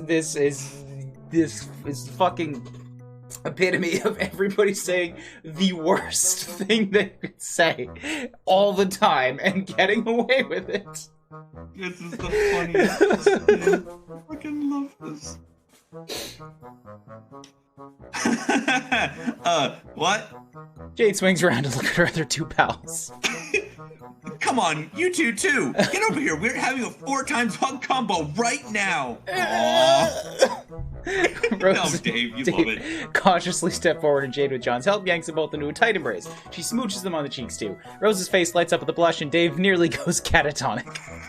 When Jade pulls back, she's clutching John's hands and tugging so hard she might pull the damn thing off. Come on, everyone, let's go upstairs. I found a bunch of military-grade sleeping bags in Grandpa's old adventuring gear and set them up in my room.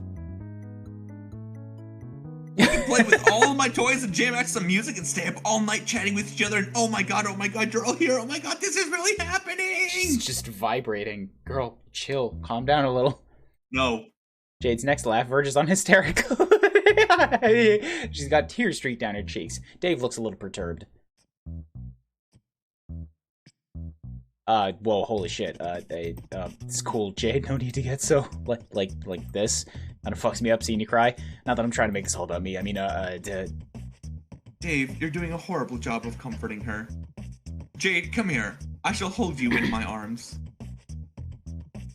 Rose walks over to Jade, extends her thumbs, and swipes them down Jade's teary cheeks in a stiff, mechanical motion. Then she wraps her arms around Jade in an embrace that could generously be called a hug, but looks more like the precursor to an alien medical examination. They're learning. John boggles at the display. None of you whack jobs know how to do this. Oh my god. Come here, Jade.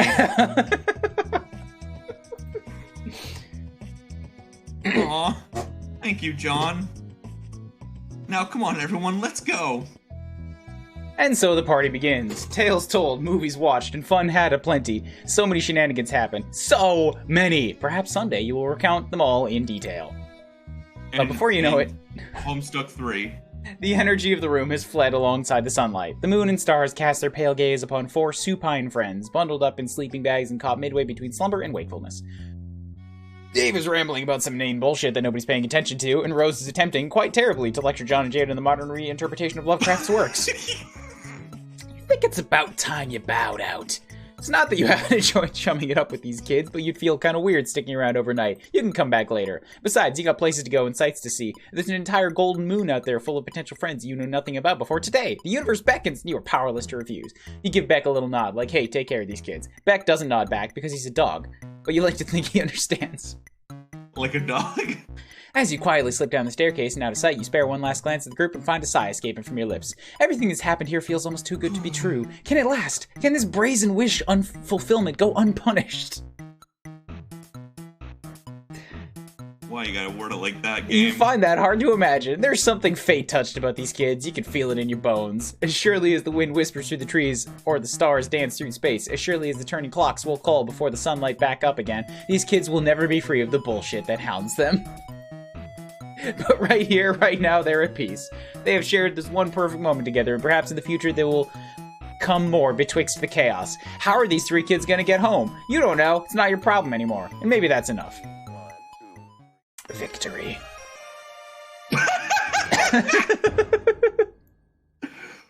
Oh my god, there's so much to process here. There's so much to process here. Wait, did Rose redraw her shirt again? It's a happy squid now. It's like a mood ring. I want to add this to my wallpaper rotation. Do it. It's pretty. Look, I got from like the one time that What Pumpkin actually came to the Calgary Expo, I got my little Rose figure from him at that time, alongside, I think it was a poster. No, I definitely have lost my Kickstarter poster, but I have another like thing that I got from them at that table of them all in their hoodies, and it's just like on the checkerboard field, and it's a really good picture, and it's just right up there, and I see it every day, and it brings me a smile. Yeah, I still have my Kickstarter poster, and it's like hung up above my TV, and it looks rad. Like, fucking, man, we're not done to the stream, alright? It's gonna sound a lot like wrap-ups, but we're not done. We're not even at 2 hours. But, like, this fucking story brought so many positivities and, like, literally connected me with so many fucking friends. It was a very special time to be a Homestuck fan. So let's ruin it all. Yeah. Speaking of ruining it all, my voice.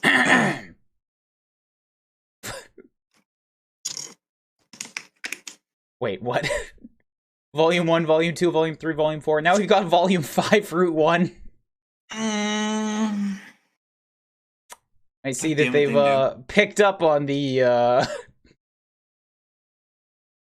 bullshit categorizations. They sure fucking did. People like us, confident that your new friends are safely sleeping off a rowdy night full of snacks, video games, and taxidermy, you turn your thoughts to dreams. Jade's dreams, that fascinating, shining place that feels familiar the way a dream does. CrossFit feels like the place you should be right now. You've got a brand new Zap sense, and it hasn't failed you so far.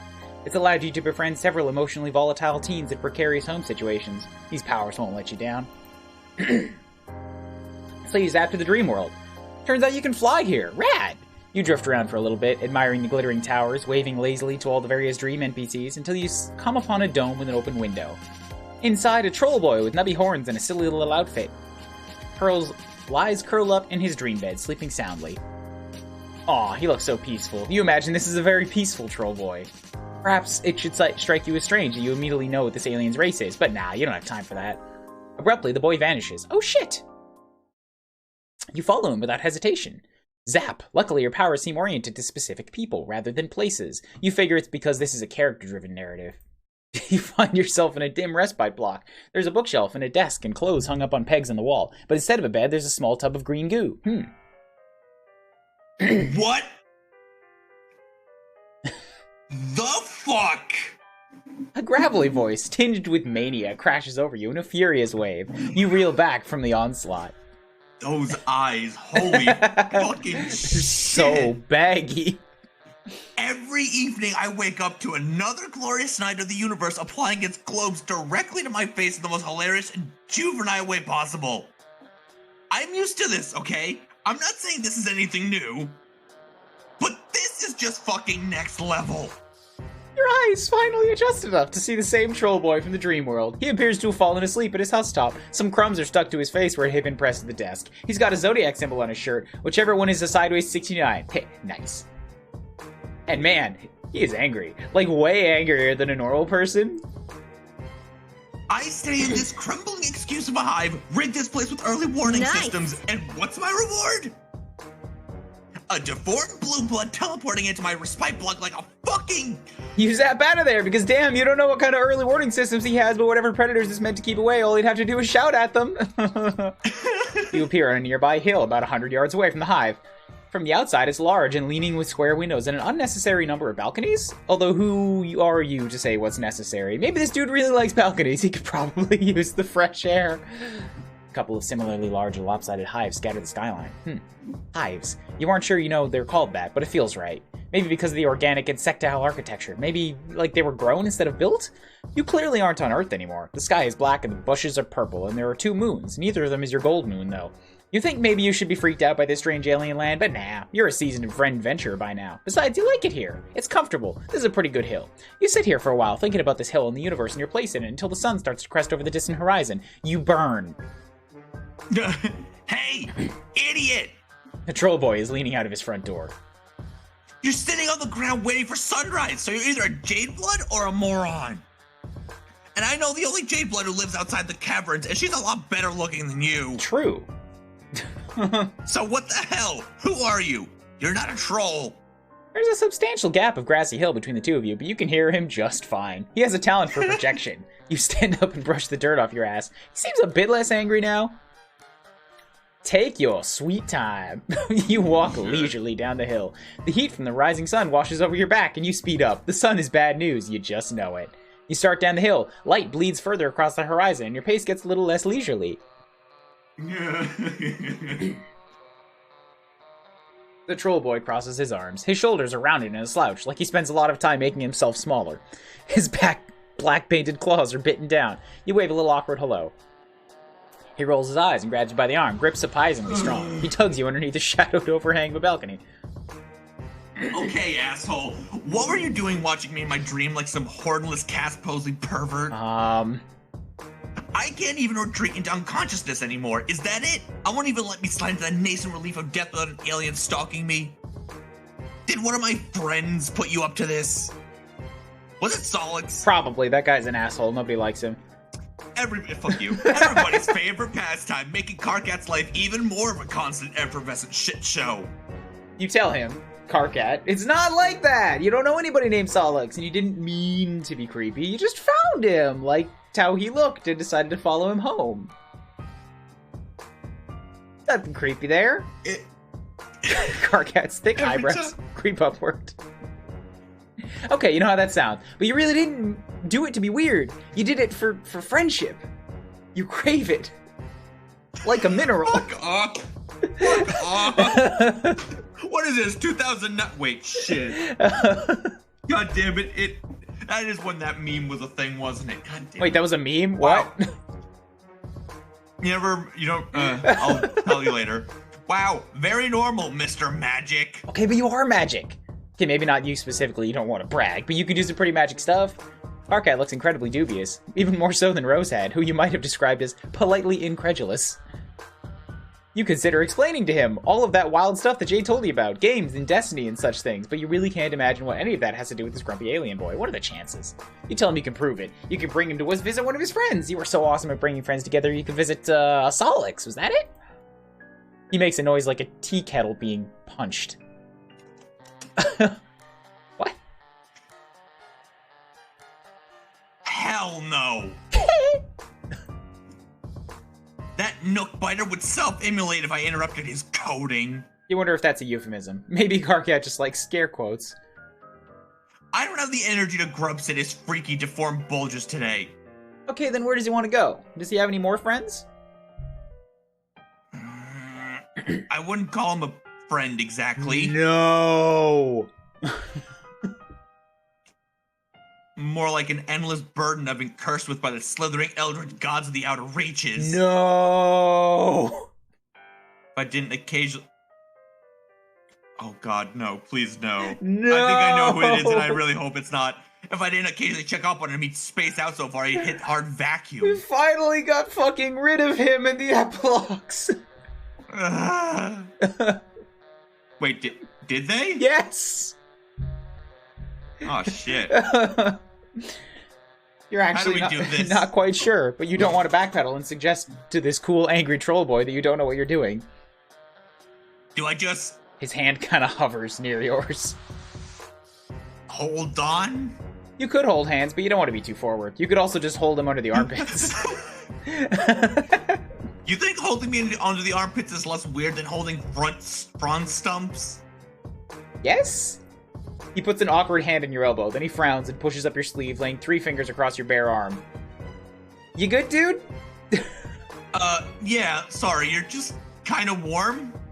Thank you! You tell Karkat he is very warm, too. Let's just get this over with. The fucking... I've never seen this in my life. What the fucking... Really? Yes! Alpine ibexes climb nearly 90-degree ankles to lick salt deposits of mountainsides. They crave that mineral. The internet was weird, man. Of course it's fucking Tumblr. Of course. Just get this over with. Try to aim for just outside his hive. His Lucis isn't around, and he's usually too stoned to even notice if the roof came down. But I don't want to startle him. Cool, here goes. You zap right somewhere pitch black and immediately blunder right into Karkat. Oh my god! Could you keep it together for a single fucking glance nugget? You aren't in Karkat's hive anymore. You appear to be in the void. Cool. The what? Let go of me! You tell Karkat that he's the one still holding onto you. He makes an angry noise through his nostrils and releases you from his clammy grasp. He moves away from you and collides with what sounds like about 17 mops all banging into each other and clattering to the ground. Oh my god! Fucking... Something smashes. Slurring, guzzling. A shower of little noises like marbles over hardwood. What even is that? Give me a moment. Give me just a single goddamn moment here. One moment has been given to you. Treasure it forever. Okay, now from somewhere within this giant mess, I have to find the image. It should be pretty easy to spot from a glance. It's just a matter of, like, glancing over all of the way too many things that I've got in here. Good.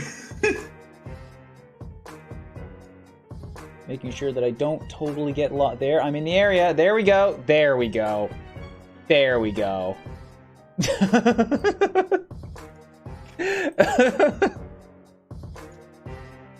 Oh, God. Yeah. Holy shit, that's good. A light finally pops on above you. You appear to be in an alien broom closet with, like, alien cleaning supplies, you guess. One of the bottles just has Clen written on it in permanent marker. You ask Karkat if he meant to transport the two of you into a closet.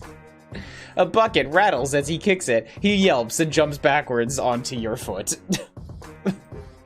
Oh, what the fuck? Makara, you bottom-feeding asshole. Oh, you can see the bottle there in the background. Why does the mop have sunglasses? Nothing. Okay, every bit of nonsense that has happened so far, like everything that you think you understand, I'll throw it out, because we are in Clown Town now. Fair enough. Your personal habits are almost as disgusting as your pan-running purple words. Why is your paling equipment mixed in with your scrub poles? Did you figure nobody would notice? Surprise, Nooksucker, I noticed! What in the hell? Karkat breaks off, and after a moment you realize why. Heavy footsteps shuffle closer. And I'm filled with existential dread. Someone has heard the absolute rumpus tantrum the Karkat's kicking up. Oh, hey, hold up, my brother. I'm hearing something in the scrub cubby. Some squeak beast what's all got itself trapped. I think he might be the worst. I think he might be the worst thing to read. It's not even filled with nonsense like, what is it, substitutions of, like, symbols and shit, but just the constant back and forth, every other letter. It's so awful. It just is, like, offensive to look at. The door opens a crack. Carcat grabs your arm again. Oh, fuck. Shadow looms on the wall, wild hair and tall horns. Oh, fuck me. Carcat squeezes your arm so hard it hurts. Oh, fuck, oh, fuck, oh, fuck, oh, fuck, oh, fuck. The door opens a little wider and you feel wetness on your arm where Carcat's claws have drawn blood. The door creaks and you panic. You both crash down to the floor together. Carcat's respite block. Carcat's little horns jab you in the side. What? What the fuck was that for? You're not allowed to swear anymore. What the was that for? I was wondering if somebody would take that as a challenge. Date the clown. Oh no. Nope. I'm honestly strongly considering skipping over the clown. I wouldn't. If you do, can you also skip the Solix? Yeah, absolutely. Nobody likes that guy. Not Solix. What the fuck? The other purple blood, the one that's not Pfeffery. Aridin? That's the one. See, like, I like how, douche hosiery he is. It's fun to hate. This one is just, no, get it out of everywhere around me. Alright, whatever. Why did you do that? Because Carcat was freaking the fuck out and you were worried the two of you were in danger and there was some menacing assholes saying creepy stuff outside the closet door? That is a complete mischaracterization of the scenario, and I'm totally disgusted you even bring it up. You drew blood. It's not a mischaracterization. He was totally losing it. Look, he was clinging onto you so hard he even drew blood. Look, do you see the blood? You show him your clawed up arm. Carcat's reaction is immediate and overblown, which you are beginning to gather isn't out of character for him. Oh. He starts vigorously examining himself. He appears to be checking for injuries. No, you insist he's not the one bleeding. You are. He's so covered up in jeans and sweater that you have no idea how he even get cut in the first place. Wait, this is your blood? Yeah? What's the big deal? Besides the fact that he totally just scratched the shit out of you, you're willing to let it slide, though, for friendship reasons. You figure this might just be the way he greets people? It's honestly kind of fucked up. Maybe you should just leave? Wait, what? I'm very confused. Jade made sense, and yeah, I don't think I was ready for Alternia again. No, do you not understand? Do you not understand what's happening? I do, and yet I understand on a logical level what's happening, but like emotionally, spiritually, and just like funnily, I'm not here yet. I'm still at the slumber party. Okay, cool. Just to make sure we're on the same page. Now you're just going to zap the fuck out of here like nothing happened? You can't go out there. It isn't safe. Not for people like... Carcat immediately pulls himself warily to his feet. He's still looking at you like you're a bomb that might go off if he steps wrong. Slowly he extends his own palm and draws a claw across it. Crimson blood beads up and drips to the floor. It isn't safe for people like us. Clearly something is happening here, and it's probably a really deep and affecting moment, but you're just not sure what you're supposed to do. You bleed, he bleeds, both you bleed. Sweet blood friends, you can fuck with that. Don't. How did you get a Cerulean's hoodie? Wait, I'm not wearing that anymore. I'm wearing the robe, aren't I? No, you're wearing the hoodie over the robe. Ah. Did you bag yourself a high blood Morail? How far up down is red blood? I have no idea. Mutant. Red is, red is like literally like considered mutant, like very low. I don't even think it's considered on the scale. Yeah, it's not. Now that you have established the two of you do indeed both have blood, Carcat appears to have warmed up to you a lot. Even offers you something called grub juice, which you're pretty sure is just Coke, except it's not as sweet. It's almost a little salty. You take tiny, polite swips and then pour it into the dead plant as soon as Carcat turns his back. Nice. Tell him you aren't actually sure where you got this sweatshirt. You were just wearing it when you woke up. You don't even remember where that was. You just know you were standing in front of John's house and you were wearing this hoodie and you knew it was important, but not why it's important. Possibly because it keeps you from being naked. You didn't realize it belonged to a cerulean, whatever that is. I'm just now sort of like slowly remembering all of the characters here, and I would also like to petition that we skip the cerulean. There's some really bad fucking characters among this group. Yeah, like as much as I do love Homesung, it's the trolls where like people begin to be like, these are the like they point out certain characters and it's like, yeah, I know. It's like, I get it. Trust me, we all get it. I'm not gonna try to defend the people who cosplayed as these fuckers, but there's just, like, there's a lot that are supposed to be awful. For contrast? Yeah. It's like... skip the clown dip, but a different clown. Oh my god. Carcat is looking at you like you aren't making much sense, which is fair because you really aren't making much sense. So you're a mutant blood alien with amnesia that can also teleport. Yep. Oh, and you can time travel too. Don't push it. No, but I can. Carcat sits down at his desk and hits the spacebar on his keyboard. We can swear. Were we not supposed to? I think we forgot. Who cares? We could probably figure out whose cast sign that is. Well, not us specifically, unless you've got some incredibly unlikely and well-honed husk-top skills. You've got no husk-top skills, honed or otherwise. Yeah, I'm not fucking surprised. I am cold. I thought you weren't surprised. Here, just give me a second. Don't break any of my shit. You take a glance around the room, keeping your arms behind your back so as to make absolutely sure you don't break any of his shit. His room is surprisingly tidy for someone who scattered his Carcat, mostly just weapons and movie posters. You see exactly 2 weapons and 3 movie posters. It's not a lot. It all has the air of someone who doesn't plan... you haven't seen the back of the room. It has the air of someone who doesn't plan to live in a place for very long. It feels temporary. Carcat is typing furiously with his mouth pulled into a little frown. That's his default, it appears. Every so often, though, he'll throw glances at the cuts on your arm. He really is hung up on your blood. Good news, Captor. Tonight is your lucky night. Finally, you get a chance to put your money where your dribbling snaggletooth flap is. I need you to do something for me. Okay, if this is more whining about the team leaders, I don't want to hear it. You just don't have the qualities necessary for this sort of scenario.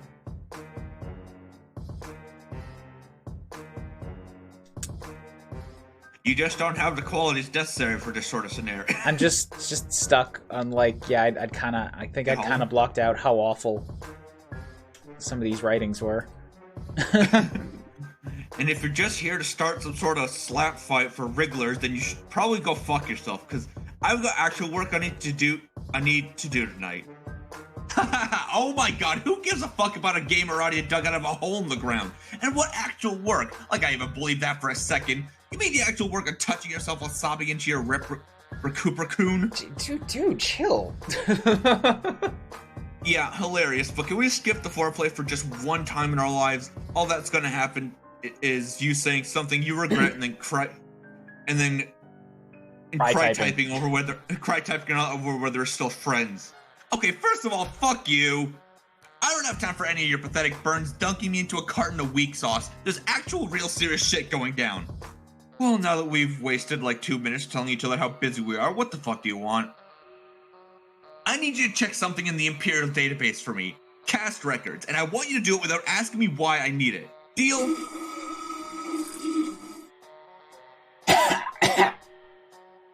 Don't mind me. Minding you. Wait, what the fuck, KK? Absolutely no deal. You didn't even try to make a deal. You just told me to do something incredibly illegal and dangerous. Why do you need cast records? You think ancestors are bullshit? Ancestors are bullshit. Fake night dream nonsense for kids who hate themselves and want to experience a connection to something better than they are. Face the facts, Bulgeweeds. There's no way any of us are descended from anybody that matters. Then why the hell do you want me to risk getting called for records if it's a bunch of bullshit that doesn't matter? I might have death wish, but I'm not a suicidal. So either tell me what crawled up your nook and laid eggs in there, or let me get back to work. Okay, fine. I'm only telling you this because we're friends and I trust you. There's this person in my hive. Person. Yeah, they aren't a troll, but they aren't a drone either. I figured they're an alien, but they've got a cerulean sign and we're trying to figure out where it came from. Wait, they aren't a troll, but they're a cerulean? Sorry, Kay, I'm trying to wrap my headpan around this, but I'm pretty sure you're fucking with me. Oh my god, could you just run this? Give me a second. Alright, okay. Nobody had this sign or cast name in a while. Ask your new alien friend if they know the name Adalov? Hey, do you know... Oh, what the fuck? Have I just crawled into the slime? You step back from where you'd been reading over Karkat's shoulder. You couldn't resist. He was just getting so heated and mad, banging on the keyboard and making weird little growly noises. The life of a coder. You think you can just... Karkat goes absolutely silent. He's rigid, as if he'd been a cat. If he'd been a cat, his hair would be standing straight up. You ask him what's wrong, and he shushes you so loudly you almost fall over from shock. You strain, and in the distance you think you hear a strange staticky whirring. Suddenly, Karkat explodes into motion, grabbing your arm, pulling you out of his rest by blocking down the stairs. In the living room, he tucks a thick black blanket from off the back of the couch and pulls up the rug in the center of the room. Beneath is a trapdoor. The hell is... Be quiet! His movements are quick and panicky, but also methodical. His jaw is set, and his eyes are hard as he unbolts the trapdoor, gives it a hard yank to loosen it, and props it open. Beneath it is a rectangular pit in the foundations of the house, the size and shape of his shallow grave. This isn't the first time he's done this. You doubt it's even the 10th. So far, Karkat has struck you a little bit ridiculous, but now there's something fierce burning in him, something angry and distilled. The sound comes again, closer this time, and you see a hulking shadow out the window, huge and mechanical and armored. Oh, that's not... Okay, that had to be intentional. Oh, it's absolutely intentional. Karkat yanks you down into the pit with him and wraps the two of you in a blanket. Then he closes the trapdoor, and you are plunged into a darkness so absolute it's like you've stopped existing. What the hell is going on? A drone! His face is squished against your shoulder. The fear in his voice shudders you to your bones. It's just a routine check. We should be fine down here. My Lucis dug this. It hides the temperature. The temperature? Of me. Of us. Of our mutation. Oh, are they not warm-blooded? You don't understand, but that doesn't stop you from being afraid. Impossibly heavy footsteps land on the floor above you. Karkat trembles. God, you have to do something. Flee! So you're a pretty tolerant kind of dude. You're generally down for whatever, but lying in a shallow grave while a troll boy digs his knobby little horns into your ribs and a mechanical monster stomps around upstairs, it's kind of a lot, even for you. So you really do the only thing a responsible friend can. You get your friend the fuck out of Dodge. Hi, Dave! It was really cool of Jade to have us all over. Are you... Okay. It felt like a birthday present, kind of. Especially since all my other presents got lost in the mail. Actually, the only one that didn't get lost was a little Monsters poster my dad got me. He gave it to me a week early, almost like he knew that something weird was going to happen to the rest of my gifts. Yeah, sure, I'm happy for you, dude. Cool, your dad got you that unbelievably crappy shit to you before it got thrown in the little garbage where frankly it belongs. But why are you wasting any part of our valuable word count blabbing about your fucking little monster poster? Who actually cares? I don't know, I just figured some people might want to know about it. Whack. Oh, hey. Dave and John are propped up on the futon, gaming the only way bros can game, i.e. with several bags of chips and a mostly empty 2-liter bottle of Mountain Dew on the couch between them. Gross. Yeah, I'm dog. glad they somehow found, I don't know how, but they found a way to be able to, like, I guess, go to each other's houses now. So that's neat. Yeah, dog, saving room for Jesus and snacks. Oh, hey, Mr. Mailman. You wave hello and try to catch your breath. I was expecting flee as in walk. I forgot about the time travel powers. Yeah, I thought you were just gonna, like, open the fucking door and just, like, try and run. You wave hello and try to catch your breath. You're a little unbalanced from the brutal shift between bearing alive to a chill Texas day with just a couple of dudes being dudes. Wait, how did they even get back from Jade's? Yeah. Alright. Yeah, it turns out her dog can teleport. Wild, right? Who knew? Saving room for Jesus. When he comes back, he may want a game. Hang on. Does that go in the quote box? You know it is. I don't think Beck can time travel, though. So don't worry, you aren't going to be out of a job or anything, Mr. Man. And I'm probably going to ask you to zap me back to my place before my dad realizes I've been gone this long. I don't think he'd call the cops on you, but I just want to be on the safe side. BTW, who the fuck is that? And is he like, okay? Oh yeah, Karkat is currently curled up on the ground with a blanket still wrapped around him. He's breathing very heavily and sort of clutching at the carpet. You lean down to make sure he's cool while telling Dave and John that he's an alien from another planet. You figured to bring him here since shit got a little too hot back in alien land. Oh. Dope, I guess. Hey, dude. Back from walking the dog, what'd I miss? Where did you leave?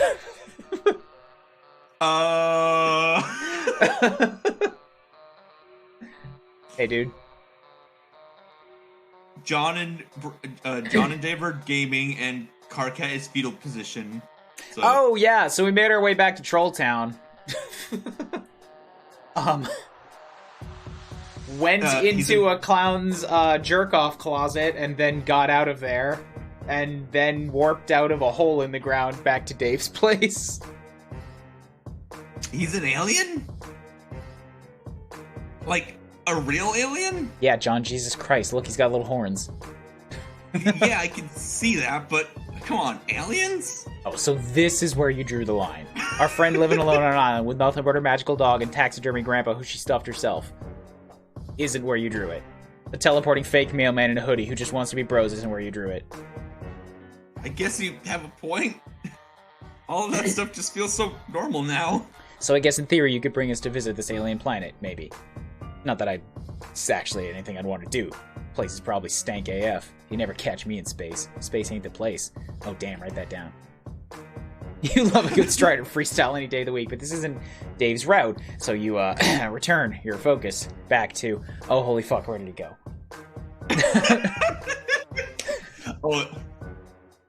Oh yeah, a little dude just scurried out the door. Probably should have mentioned that. God damn it! You just brought Karkat to Earth and you've already lost him. You've unleashed him out to the world. Some friend you are. You zap down to the ground floor of the apartment building. Nothing. You zap to the stairwell and look up. Nothing. No little alien boy with a blanket. Shit. Damn it. Remembering the time you met Dave, you zap up to the roof. You find Karkat standing silhouetted against the turgid Texas sky, shimmering in heat haze, making him look strangely artificial. He's shading his eyes and staring up at the sun. Hey dude, don't do that. You're gonna hurt yourself. Oh, wow. Thank you so much for the advice. I'm way too stupid to know not to look directly into a burning ball of fire. But you're doing it. The pain is intense and searing, but I'm just a dumb fucking animal. So stop doing it. By the way, this sun is pathetic. Well, this is another planet and another sun. Yes, thank you. But dude, you just, like, alright, how do you want me to help you right now? He drops his hand and turns back to you. There are still cobwebs in his hair from the crawl space. Is this where you're from? You think so, maybe? You don't remember very much about yourself, but you seem to know much more about Earth than you do about Alternia. You don't remember very much about that place at all. Oh, except that it's called Alternia, apparently. This all feels, I don't know, wrong? Or just really fucking weird. You zapped in and dragged me out of my hive to an alien planet where the sun isn't hot enough to burn. It's definitely hot enough to burn. It just takes a little longer. Every time they call attention to the canonicity, I'm just like, yeah, it does. Yeah, I don't know how to feel. Friend Sim was a whole lot of new characters and nothing mattered and writing a new story, and now we're very intentionally fucking up an already existing story. Yeah.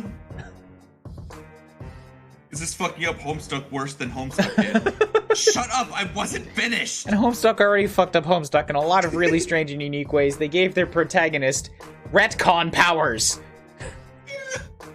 And now we have those powers. And that was a mistake. Before you showed up, Solus was telling me about this game that one of his friends found. We were all supposed to play it together and... I don't know. Some stuff would have happened. I don't know why it feels like that matters. It just feels... it's hard to describe. Flattened out. Homestuck has a protagonist. It's John. And also 24 other people. But it's probably mostly John. I mean...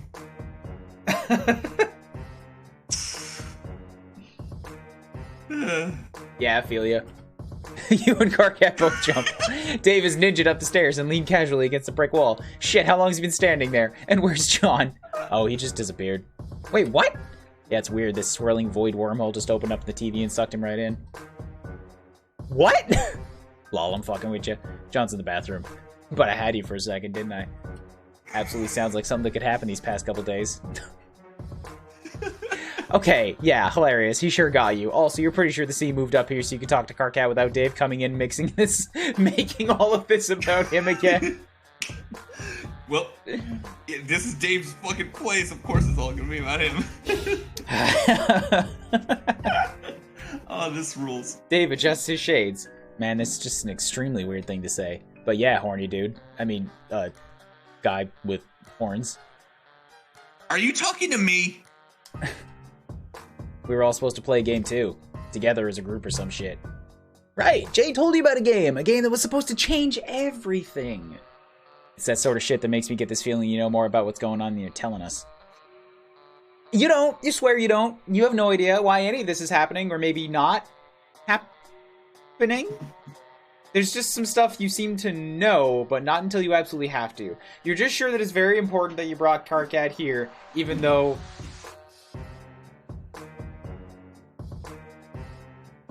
No? I'm so confused. Wait, what are you confused about? Why was this important? To have them talk to each other? I have no fucking idea. God, Karkat's so pissed. I was expecting Friendsim again. I wasn't expecting this. Why? This was the very thin veneer of Friendsim that was just an excuse for them to go down trolloping on like fucking Route 713 of canonicity.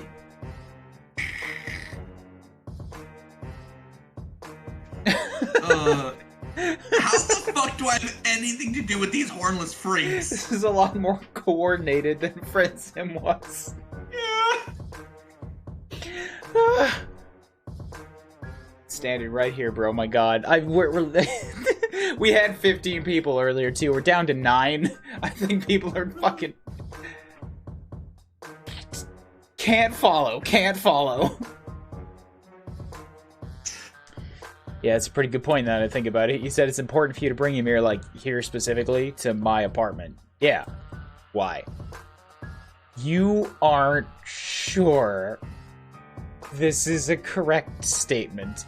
You just have this intense feeling that it's imperative that the two of them are friends. Now kiss.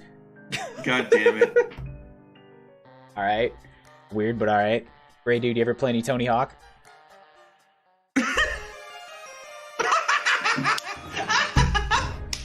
No! I love this! That's not an ending! Yes, it is! No! How did we end up back at Dave's place? There's fucking more trolls! Yo, nice backflip 10 Indian. Fucking... And we're back at 14 people.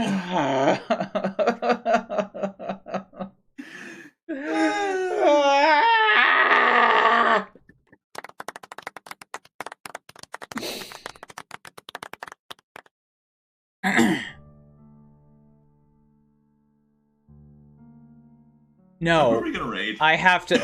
We're not done. We're not done. I have to kill Karkat. I have to kill Karkat. Wow. What if I zap right over? Holy fuck. I'm skipping through this. Oh, hi, he's got a scythe. A flash of gray and the gleam of metal. Bright, shocking pain opens up in the middle of you. The boy stares, eyes round, yellow in shock. You laugh. Your laugh comes out wet. Why are you laughing? You don't know what else to do. You press a hand to the wound in your stomach, trying to hold back blood in your sheer willpower. You tell him you're just trying to save a little time. The boy stares down at the weapon in his hand, a vicious hooked blade that he pulled seemingly out of nowhere. A scythe? No, a sickle. Is this kid a communist? Did a communist actually use sickles, or were they just sickle themed? There's so many communist facts you didn't know. The boy continues to stare at his sickle. Then he stares at your fingertips. At your fingers. He looks back and forth. His sickle, your fingers. His sickle, your fingers. Or more accurately, the blood in his sickle, your fingers. He's gaping, the crimson splashes like you've never seen blood before. His mouth moves. No sound comes out. He hunches over himself like he's the one who's been gutted. You aren't sure what he does after that, because suddenly you're on your back and all you can see is the sky. Wow, okay, very glad that I didn't decide to fucking zap over, because that's a death. No, I didn't want me to die, I wanted him to die. Fucking... back, please. That one, but again, I forgot there was the earlier decision. Sweet time, please. Just fast forward right through all of the fucking, cum clown. Don't want that. None of that, please. Wait it out. We'll be fine. We'll be fine. Karkat mutters it to himself again and again. We'll be fine. We'll be fine. This always works. There's no reason to... A rusty, grating screech as the trapdoor is wrenched off its hinges. Light pours in. 2 giant metal hands reach into the hole and pluck the both of you out. Karkat wriggles and bites like a cat trying to get free. You don't have the chance. The drone tosses you bodily out of the way. Your head hits the wall and everything goes a little strange and streaky after that. When you come back to yourself, you're outside in the blazing morning heat with Karkat crouched over you. Did the two of you escape? Yeah. His voice is hollow. There's crimson blood smeared on his sweater and up to his chin, and you realize it must have come from the reopened cuts in your arm. Karkat must have carried you out of the harm. Out of the hive. The hive. Behind you, Karkat's house is in flames. The heat of the fire combined with the heat of the sun until it feels like two of you are standing on the edge of hell. Oh my god, did the drone do that? No. My Lucis did. I told you I have early warning systems. He gave me a chance to get out before triggering it. Is he okay? Gives a look at utter disgust. He gestures toward the burning hive. I very much fucking doubt it. But the drone is dead, right? So he's safe. He releases a great wheezing sound that it takes you a second to realize is a laugh. God, you really are an alien. Where are you even from? It sounds so relaxing. That isn't the only drone you freak in nature. It's seen my sign. It's heard my voice. I'm on record as call on sight. There's absolutely nowhere for me to go. How did he live this long? Shit, okay, what about his friends? You really don't think Karkat is in any sort of state to make decisions, so you make an executive one for both of you. Also, it's hot as shit out here and your delicate skin is already starting to burn. What had that friend's name been? Solix? You take Karkat's hand because the two of you are beyond holding each other under the armpits at this point. The story continues. You appear in a residential street in the city, and for a second you think you must have traveled in time as well, since it's night again, and suddenly. But you look up and see the strange purple-blue glimmer in the sky. It's still day, but there's some sort of atmospheric shield between the killer sun and the city. You wonder why there isn't one over where Karkat lives. Maybe it's too far out in the sticks. He yanks his hand out of yours. He's still holding the blanket he wrapped the two of you in, staring down in nervous little ticks. He looks even more scared than he had been back in his bedroom. Clearly he doesn't get out much. Fuck. A low chime rings out through the empty streets. Karkat pulls his palm mask out of his pocket and looks at it like he can't remember what it is. Like everything normal just been wiped away and all there remains is a frozen horror in his eyes. Okay, what the fuck? I just saw your name come up on the feeds. What did you do, you fucking idiot? You're gonna be a thrushcutioner. You're going to be a thrushcutioner if you can't just start showing up on call lists. I didn't do anything. Solix, there's some stuff about me you don't know. Okay, what the hell? Okay, well, first of all, I'm right outside your hive stem. What? What are you talking about? This is mutant stuff. Who gives a shit about that? Jade knows, she says she can start blood colored through the screen, which is all kinds of freaky. How does that even work? The screens aren't scratch sniff. How the fuck? Look, it doesn't matter. Wow, I actually do not give a crap about any of Terezi's cackling bullshit right now. Everything is fucked forever. As if in agreement. Familiar cackling whir starts up somewhere. Fucking face. You and Karkat look at each other in almost comedic distress. I have to go.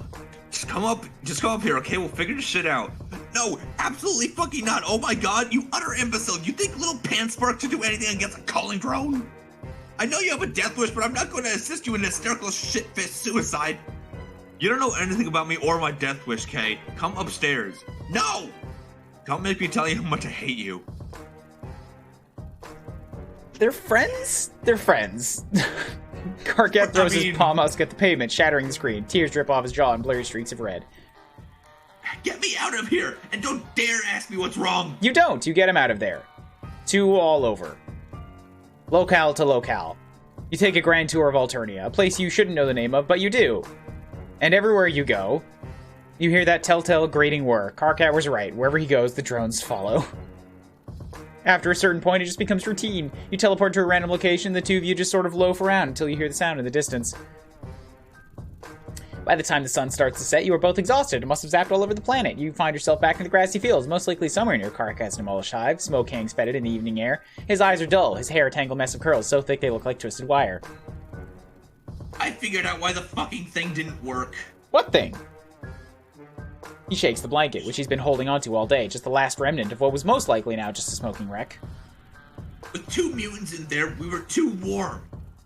Years of perfecting my hiding like an oink beast from the slaughter technique, and it's all decimated by some clueless asshole in a hoodie. Oh. Just Karkat out here having a normal one. getting fucked up the way shoot by the inexorable march of fate in the universe. I meet someone with the same disgusting deformity as me and they immediately ruin my life. That sounds right. This is why I don't let people into my hive. Carcat. There's so much hatred wrapped up in his voice and his words. You don't think it's hatred for you? It can't be. You're a friend. You ask him what you can do. You want to fix this. I think you've done enough. Carcat bundles himself up in the blanket, even though it isn't cold. He turns away. And you are just rejected. Game over. Wow, that did not end in death. That ended in sad. It's going to end in death. Eventually. See, now there's only like, I'm not looking at the screen right now, but there's really only 2 ways the next one can go, and I don't want either of them. Oh, hey, the next one's actually good. Yeah, I like this. Wait, what did you think was going to come up next? I thought it was going to be in the order of how the actual story went. So the next one was going to be either the fucking clown or the fucking honey liquor. No, Gamzee is the last one in the order. It's Pfeffery. I know, but in the original story, it was Gamzee next. He was the second one. Oh, he was? Yeah. Oh. This gives a different, its own order. He is very, very soon, when maybe we can put that off, so we don't do it today. Yeah, you know what? We can put his off and also the one after that, and then we can just skip to the next one. No, but see, the one after that is the best one. That's the best character. That's the best character. That is the best character. That's fine. That is the one that killed the clown. We can just skip to Equus. We can just skip to Equus. It's fine. No, that's the one that killed the clown, and I will worship her for that. Mm-hmm. This is some weird ordering, though. Yeah, it doesn't make a whole lot of. Do we have to do it? No, let's. Okay, so we'll skip this one. Fucking cannons. How do they work? That's a really good name, though. That is a really good name, though. God. Begin the friendship process. I don't like that. I don't like that one. No, I think we skipped that. Oh shit! I thought. Okay, I got confused. I thought this one was this one. And then we can also skip that one, even though that is, unfortunately me, and I don't like that. Oh, is that your sign? Yeah. Good sign. Not happy with it. It's a good sign. It's a bad guy. I think the next person on the list is actually my sign. This one? Which is neat. Okay. I have plenty of friends. Yeah. Do you now? Alright, so... Against all odds. Going from Dave's place again. You are learning more about yourself every day. For example, while you already knew that friendship was everything, you are now realizing that staying with your friends is not a priority. At least that must be right, because you keep leaving friends and starting over again. Why are you doing this? Probably a deeply held value of some kind. That makes sense. Anyway, you're ready to meet more friends, and the only place you have seen new people recently has been on Jade's dream planet. You zap on over there. This time, something is different. It seems to be a different part of the day than before, and the overhead clouds that previously served as fluffy ambient backdrop are now alive with images. Meteors striking a dark world, a planet covered in sugar mountains dotted with goofy giant teapots. A young gray-skinned alien girl running around catching frogs. These must be the clouds Jade was referencing, the ones she said would never be wrong. Well, you can take guidance from them too. Go ahead. I love, I forget what the name of the song is, but like, this is definitely like a remix of like one of the songs from Homestuck, and I really love this. Remix? Part of it is from Descend. I think that's what it is. That's what I'm recognizing. You've trusted more dubious things than clouds. You zoom in on that frog girl with the short haircut and the red skirt. Time for the zappy thing. Is she the frog girl? Yeah. It's always night on Troll Planet, at least when folks are out and about, but it's not usually this dark. Yes, because she's the space player in the group. Right. You confidently head out to start exploring your surroundings and immediately run into a wall, face first. Okay, you're getting your bearings. You've ended up in some kind of closet. You refrain from making a hackney joke about it. They probably don't even have that cultural metaphor here. And the noise you made elicited an answering yelp of surprise in the room outside. You hear footsteps approaching you, and then someone yanks the door open.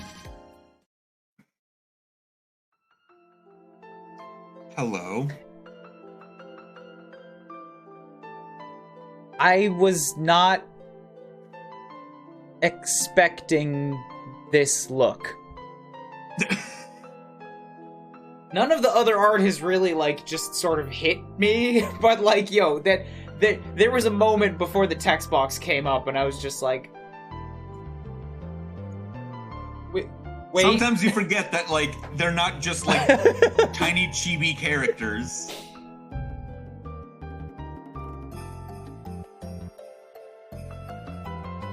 This was Homestuck music, wasn't it? Probably. This one I don't recognize exactly, but, like, I recognize it, but I don't know where from. And I feel like it wasn't Homestuck, but it has to be, because everything in this is Homestuck music. Name one thing about this that's Homestuck. Go on, I'll wait. Yeah, I'm actually just gonna, like, yo, pee break. You all can just sit in my stunned confusion for a while. Okay.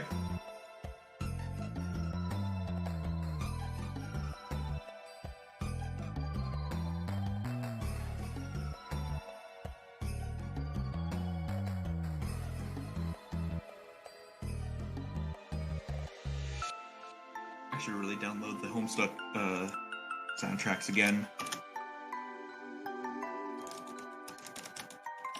Are they still on sale?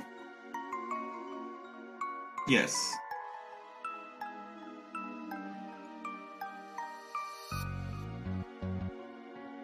Not terribly expensive.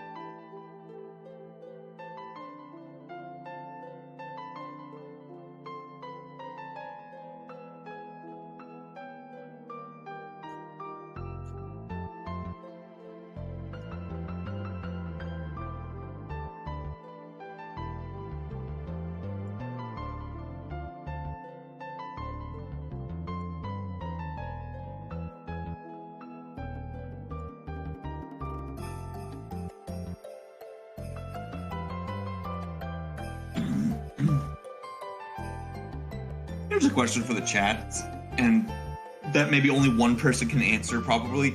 I'm the only one that's really mad that when they re-released the Homestuck OST albums and stuff, they just made all of it, like, one album art per album, instead of, like, how it was before, where each track had its own unique piece of album art. Because I loved all the individual art per song. And it just being one thing is, like, I guess that makes sense, but I really like the old art.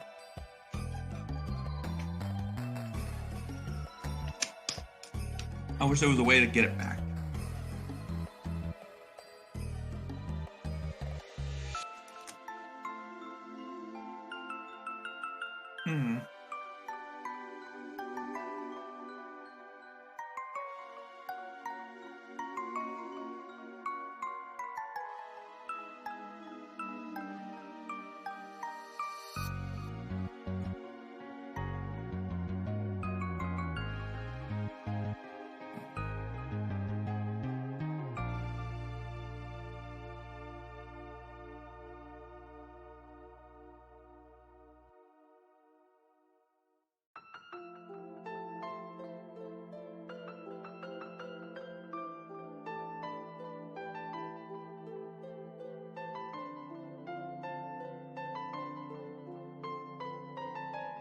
Yeah, ho, what up?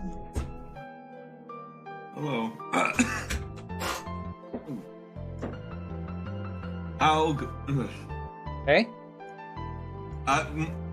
Just let my voice rest for a tiny bit after that last shout fest.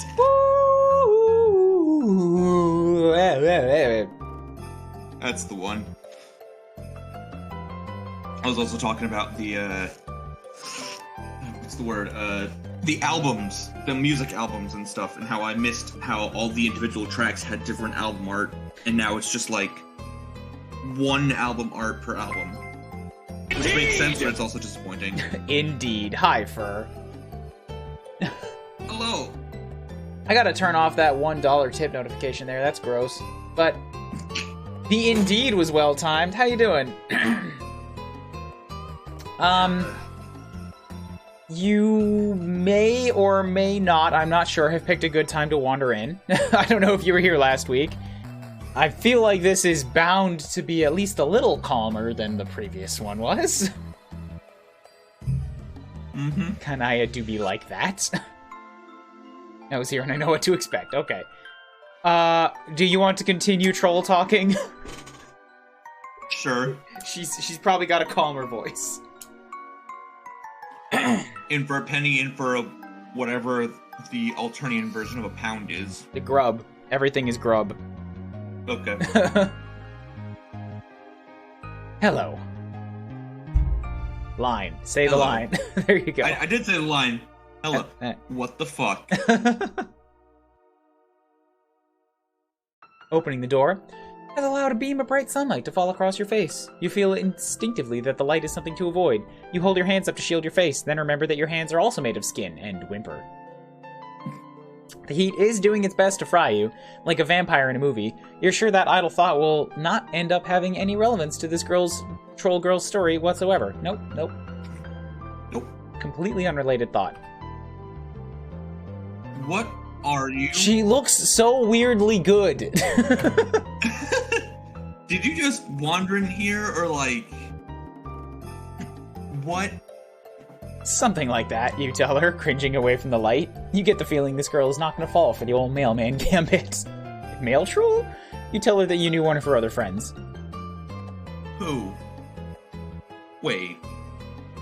Is it Carcat? Thank God you guessed that. Yes! I knew it. He makes friends with all kinds. Well, I obviously can't kick you out right now.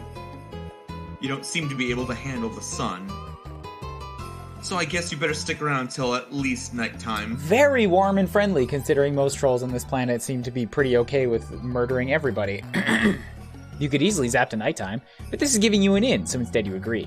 No problem, you can just hang out in this closet. It's fine, it's a lovely closet. I know we just met, but you are being kind of weird. You hope it's the kind of weird that eventually becomes charming?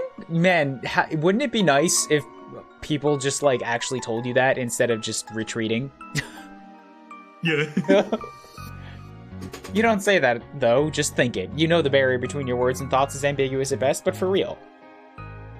Anyway, you have no obligation to skulk around in my wardrobe-defying assets chamber. I have a solution. Pulling the shades, maybe? No. What kind of fucking... No, obviously not. Look at the narrowed eyes, like... No. Why would I deprive my plants of life-giving sunlight for a fragile-skinned creature I've never met before? It is another solution. A minute later, you are dressed in a floor-length gown of emerald velvet with long sleeves, a high neckline, and a dramatic hood to pull over your head. The dress does nothing for the heat, but it effectively shields you from sunlight. There you go. Are you wearing it over the hoodie? And over the robe, yeah. Yes. All swaddled up like a baby, you joke. The troll just gives you a level look. Clearly you've stumbled on a cultural misalignment. Even though she's the one who hasn't even heard of a baby, she stares at you until you start to feel embarrassed for knowing things. Wait, even though she's the one who hasn't even heard of a baby, she stares at you until you start to feel embarrassed for knowing things she doesn't know. She's very good at staring contests. What an amazing potential friend. Mm-hmm. Oh, man. Looking fab. I don't like that stare. I don't like that feeling. I've had that too many things. Yeah, I've had that too many times. When it's like, oh man, I feel embarrassed for knowing stuff that's like, fucking... I'm the nerdy. I'm the geeky. I'm weird. Sorry I'm weirding you out by like sharing things I like. That's a bad feeling. As in, like, it sucks to feel, and also you shouldn't feel it, but it's really hard to get rid of. Yeah, weird. We're literally playing Homestuck game. Absolutely, yeah. Right? That's the question that it feels like the eyes carry. Those eyes right there. That is 100% that expression. Why do you like those things? And I'm like, oh. Let me back into the closet. Now out of the closet. You know now that joke won't land either. You look around the room. It is indeed covered with plants, as well as colorful bolts of fabric and half-finished sewing projects. Unlike Rose's knitting disarray, it does not give the impression of someone who has difficulty finishing things. This troll's room gives the impression of someone who enjoys, even excels at having multiple irons in hot places. Or at least she thinks she does. She seems to have just been on her computer thing when you zapped in, because her chat client is flashing insistently. You try to peer at the open window, but she hits a button, makes a projection disappear, a delicate green flush rising to her cheeks. No need to look at that. Guiltily, you remember spying on Rose. When she called you out, you thought for a second that your chances of being her friend had run out. Like if there was a universe where you became her friend, and one where you didn't, and you stumbled clumsily into the wrong one. The bad one, if you will. But luckily, everything turned out fine. Maybe you could get away with it again. Plus, this troll doesn't even know about your powers yet. Not like Rose did. She would have no reason to suspect you. God. Spy on the troll's communications, even though she already closed it, so you'll have to find a way to, like, reopen it. You excuse yourself to the, you don't know what they call it here, the necessaries. You wave your hand in a vaguely embarrassed way, and the troll gets it. Out of her sight, you zap back to a few minutes ago, just outside the door to the room you're in now. Oh yeah, time travel powers. Yeah. You wait until you hear the thump of yourself arising in the closet and the troll abandoning her desk. Then you quickly zap into the room to read her current chat. Oh my god. It just cannot escape my notice. The last 3 times you've contacted me, it was to ask if I finished your dress yet. I was wondering why I saw that in the background. Under these circumstances, I find it trying to believe that you want it for no particular reason. Wait, saw what? What? Well, I'm gonna say that you're gonna probably want to voice this next character. I wished you would just tell me why it's so important. Why would she need a dress? I don't know, but it's there. You can see it in the background. The white straps on like a thing. What? I don't... Wait. What? I saw very briefly that it had her sign on it. Okay, it's just behind the text box now, so yeah. Yeah, it's behind the chat box, that's the problem. Next to the fucking chainsaw. I forgot she has a chainsaw. See, that's where my eyes kept landing. I'll do it. Just tell me why it's so important. Of course you do. Fussy Fangs always has to have a reason for everything. Maybe I just want a present for my Moirel. Did you ever think of that? Or are you too busy fussing around your fuss block? Maybe I'm being nice, or did you think maybe I cannot be nice sometimes? Wait, who's intruding? I'm just staring at the intruder right now. Yeah, who's intruding? Sadner. We'll move to Champagan room. Seriously, who's intruding? Rundus. Yeah, I don't know this person.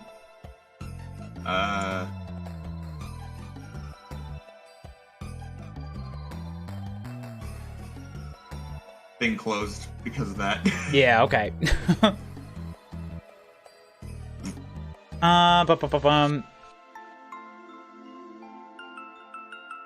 Champagani. And hold up, I have to change the Champagani room thingy. No, that's the default one. There we go. Move that down there. Bam.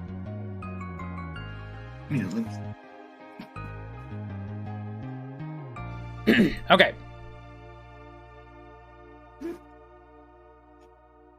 Oh, that's really cute.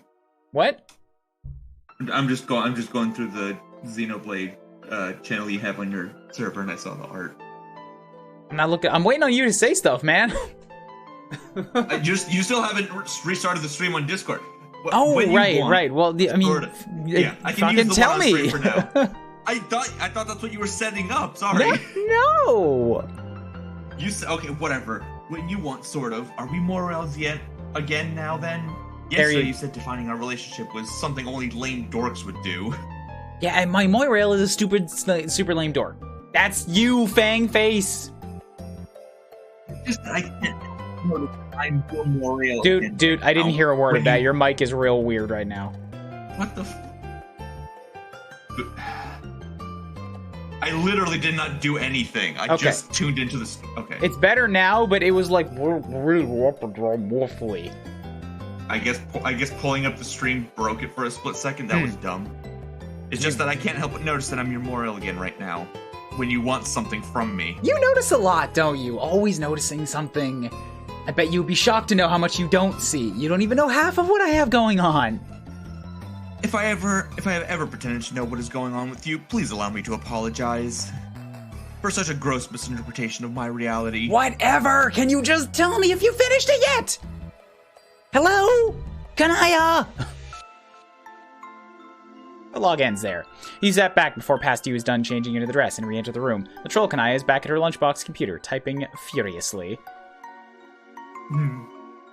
You have to handle this situation delicately. She can't know you were spying on her. Since you've already said that you know Karkat, you hedge your bets on all of them sharing the same friend group. You ask her carefully if she happens to know your other friend as well. Arachnid's Grip? Yes. The little green flush darkens Kanaya's cheeks again. She bites her lip, showing one kinda adorable fang. Well, two. Yes. I know her. Why? You are sure that helping Kanaya figure out her situation with this girl is a key to earning her friendship. A big, juicy interpersonal conflict to solve has been dangled in front of you, and nothing makes friends more reliably.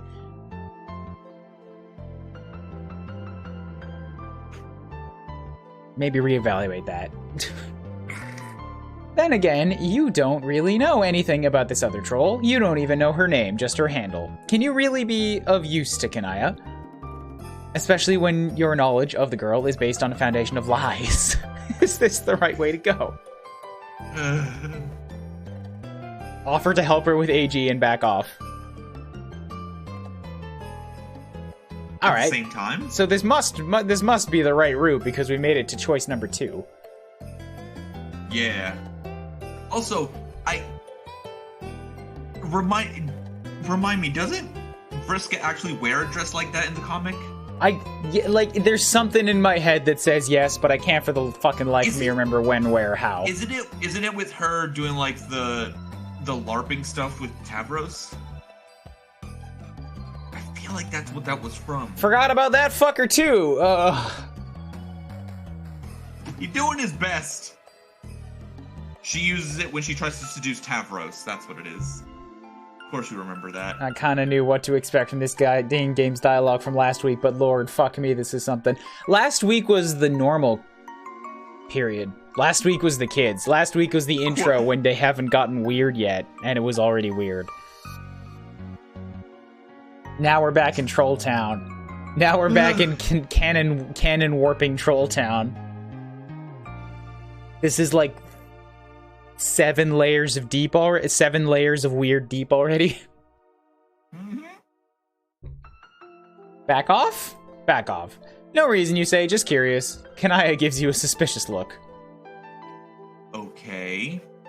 Well, I'm kind of in the middle of something. You can just while away the time until it gets dark. This sounds like the wrong option. Sure. You watch her for a few minutes as she finishes up her conversation and then starts working on things around her room. But having seen what you've seen, you are determined to find some way to help her. If you can't fix her interpersonal problems, maybe you can figure out something else she'd enjoy. Filled with investigative spirit, you start to gather evidence. Snoop. You start to snoop. Spying got you this far. Spying is great. You rifle through Kanaya's bookshelf. She has a number of sewing pattern books, which you assume must have some kind of whimsically gruesome twist congruent with the rest of the world building on this planet, but pretty much just look like sewing pattern books.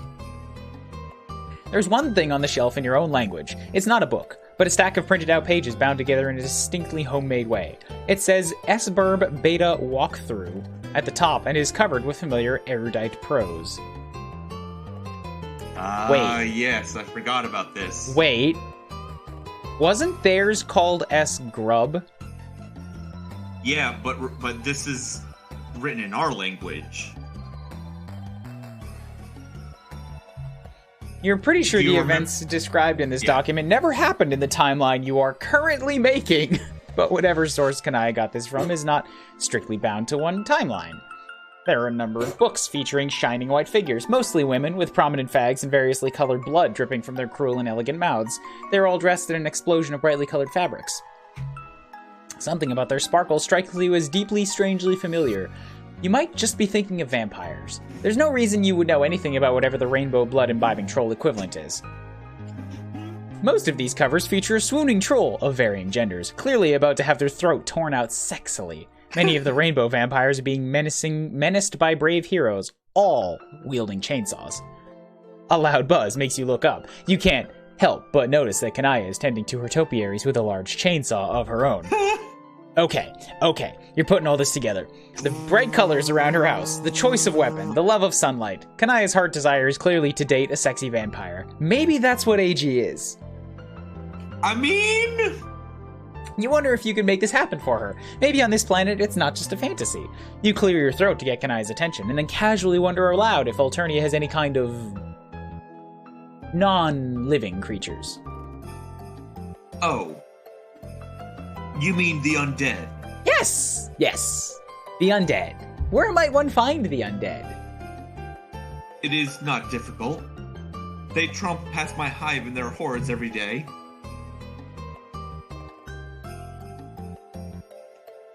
Wait. Slavering and so on. Trying to get in sometimes. It's all coming together. This must be the root of Kanaya's fascination. You start to form a plan. For the next few hours, you keep a keen eye trained on the window. Sure enough, within an hour, a group of strange, shambling creatures lurches into view. You yell and point out the window, drawing Kanaya's attention, then zap yourself out there in front of the horde. Now that you're close up, you can see that these guys are not exactly the debonair creatures of the night from Kanaya's book covers. They're more like zombies. Big, slow, stumbling things, half of them falling apart. Still, needs must. You're gonna net one of them for Kanaya. You stand your ground as they lurch toward you, trying to select the most alluring. Suddenly, Kanaya's at your side, out of breath from running. She's wielding her chainsaw. Are you actually bereft of sense? You don't fight the undead. This is suicidal. You weren't trying to fight them, but there's no time to explain that because they attack you anyway. A great monstrous arm backhands you to the ground, and monster claws tear through your gown and into your shoulder, lifting you up by it. The creature opens a mouthful of more teeth than you thought could fit inside there. Then you're falling. You hit the ground and roll, dirt grinding into the wounds on your arm. The top half of the creature lands next to you, twitching slightly. Kanaya's chainsaw gleams with its black blood. She twirls and bisects another undead thing, but then a third bear hugs her from behind and lifts her, its maw opening wide. You scramble to your feet and throw yourself at Kanaya, grabbing her kicking leg and squeezing your eyes shut to concentrate. You realize you are hungry. You zap. Please don't let the monster have come with you. You open your eyes. The monster did not come with you. Only its arms did. She shakes herself a little. Free from their disembodied embrace, blood pools on her carpet. She does something to get rid of her chainsaw, and suddenly she's holding a tube of lipstick, which she opens. She slicks a fresh coat of black onto her lips. Priorities. You slowly catch your breath. You're about to offer an apology, but something makes you pause. Kanaya is staring at the pools of blood. She cautiously, guiltily, leans down and swipes a finger in the mess. She then brings it to her mouth and delicately licks.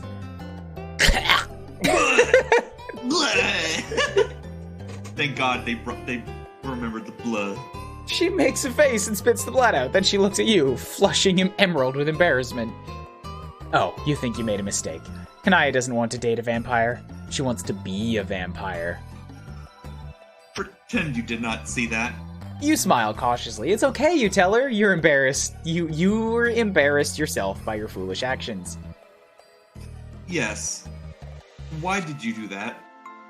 Also, how did you teleport? We will be coming back to that one, do not mistake me. I feel like this is still the correct path. But I can't understand why anybody would run straight into a horde of undead. You look down. Well, it's just that when she said undead, you were picturing something else. Another kind of creature that was dead and now isn't, and is a little more appealing. Understanding dawns. Oh, I see. Well, that's understandable. Vampires are just so cool. They're so cool and hot, and it would make sense for anyone to want to be one.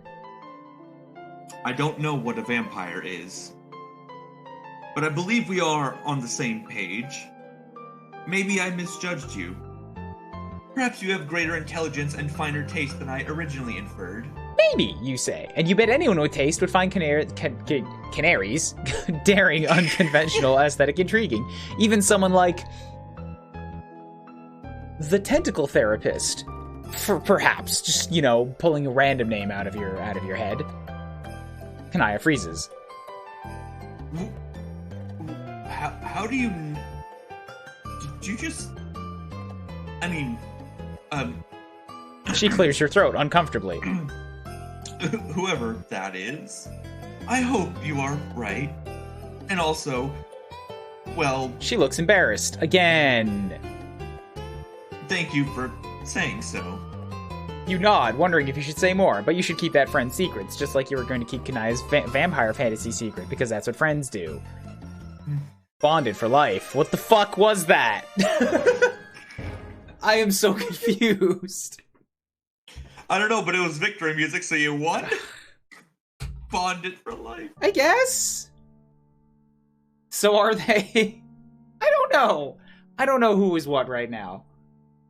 Aside from I am still confused.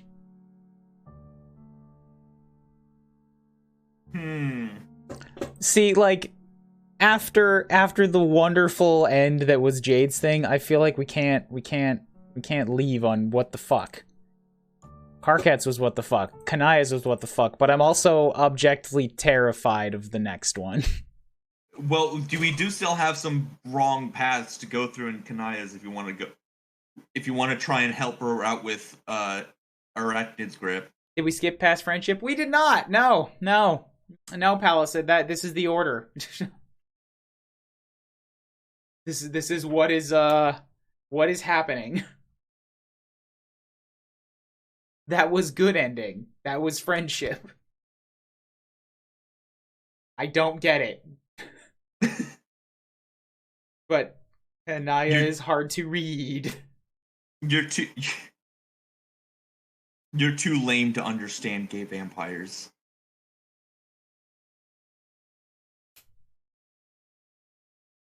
I don't know if I want to. Why? So, like, clown? Or skip clown?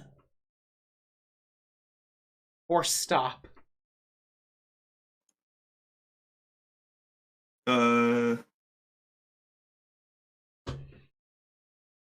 I have nothing going on today. I don't need to flee to immediately go to a con, so I can chill for a little longer.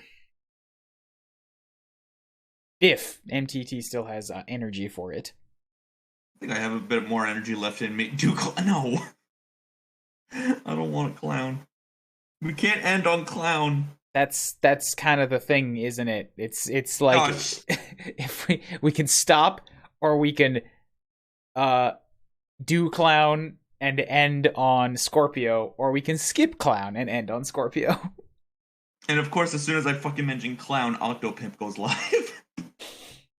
Are there any good choices left?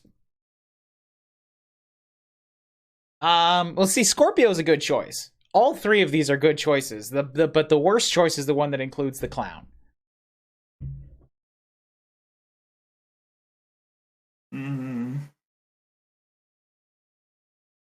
Nothing is going to be more or as wholesome as Beta Team Slumber Party. Of course it's not. Of course it's not. But, like, man, what the that was not an ending. Could actually go back and fucking do John's good ending. No, that's it. We're past that point. We've already seen too much. God damn it.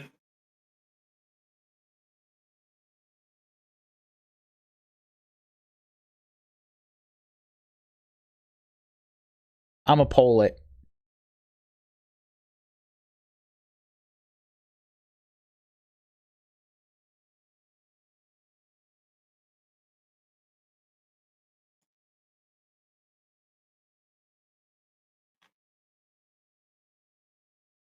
You could play Danganronpa too. No. I have no idea. 1 minute poll. Swear to God, don't fucking tie this.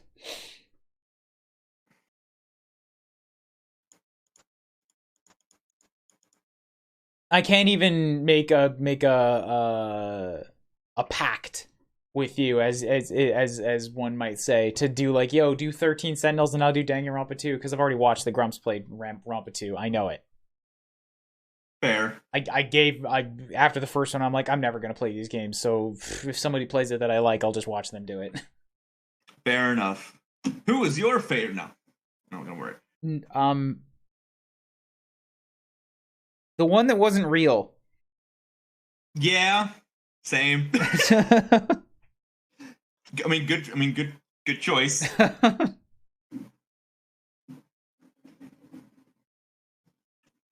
boy. I see like 8. Yeah, I see one choice has won out. So, oh boy. All right, you guys are fucking. I appreciate the one person who voted for the best option of Skip Clown. Never leave. I did check in with you. I checked if you had energy, and you said yes. Yeah, I'm good. I mean, I'm middle of the time, but I am sticking with it. Like, if I'm you're also keep on, I'm going. Very hungry, like very hungry, as in like here comes a big crunch of nuts. I mean, if you want to like, I was gonna say I would maybe have enough for like one more character, but like also doing like ending on the clown feels bad. That's Yippee! Oh. Yippee! Well, let's see how we feel after the clown. All right. Let's see. Yeah, I mean. Remember, for the next one. Yippee! For the next one, you won't need the energy because you can just narrate. Oh yeah, that's true. Hi, Org.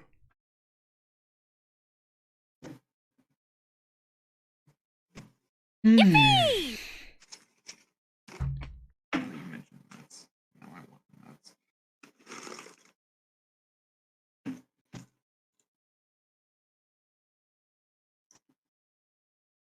Yeah, God, I need some eggs or something. Ooh, I'm at like stomach hurty hungry.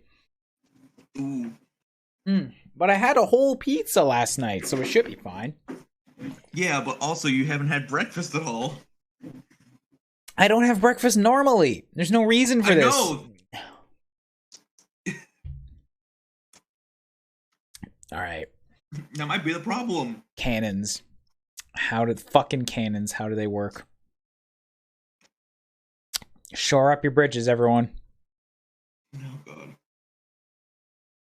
What? That's not an opening. What?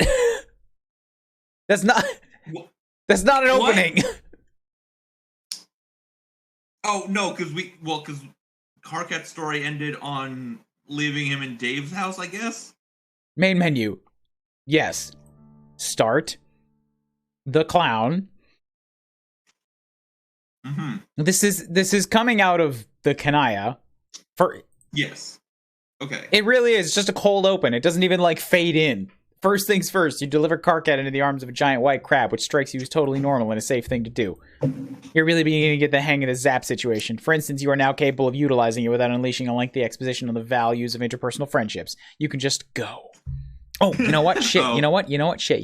Hold up. Holding up. What'd I do? I just realized, yo, we can totally there's another option. There's another option that I think is the best option. Because remember how Friendship worked, where every step of the way had two characters and they both kind of happened simultaneously and the order didn't matter? Right. This has had the kids as volume 1, 2, 3, 4 in order, but the trolls are volume 5, 1, 5, 2, 6, 1, 6, 2. Right. So we can just do a different volume? Yes. We could do a different, we could skip the clown. Start with the clown next time. Goody. Even though that is So I guess exactly we're starting not... with Horse Boy. That's exactly not what people... No, I mean, like, we could start with Clown next time. But here's the real problem. Then we have to do Clown and Horse Boy right next to each other. And that's not what people voted for. Alright, so fucking back to Clown. Alright. Yeah, I directly asked for a vote, and this is what they wanted, or something, so... The sooner you get Clown out of the way, the better. I don't want to get the Clown. I just want to put Clown in a fucking hole in the ground and then set off an A-bomb on top of it. I mean, maybe that's one of our options. Lucky too, since when he dropped Carcat off at his place, he does not look in the mood for philosophy. More for crawling into bed and sleeping for a week. You don't blame him. Dave and John are nice kids, but they do require a high level of buy-in to talk to. Yeah. Since you have a memory like a steel friendship trap, you recall that there's another possible bro in the area. What had Carcat called that kid he lost his shit at the thought of meeting? Macaroni? He's zapped to Macaroni's house. This time you aim for the yard and not for the broom closet and find yourself outside a huge sandstone castle at the edge of a dark, sprawling ocean. You'd have said it was abandoned if it weren't for the lights in the window. Oh god, I hate him. I hate him.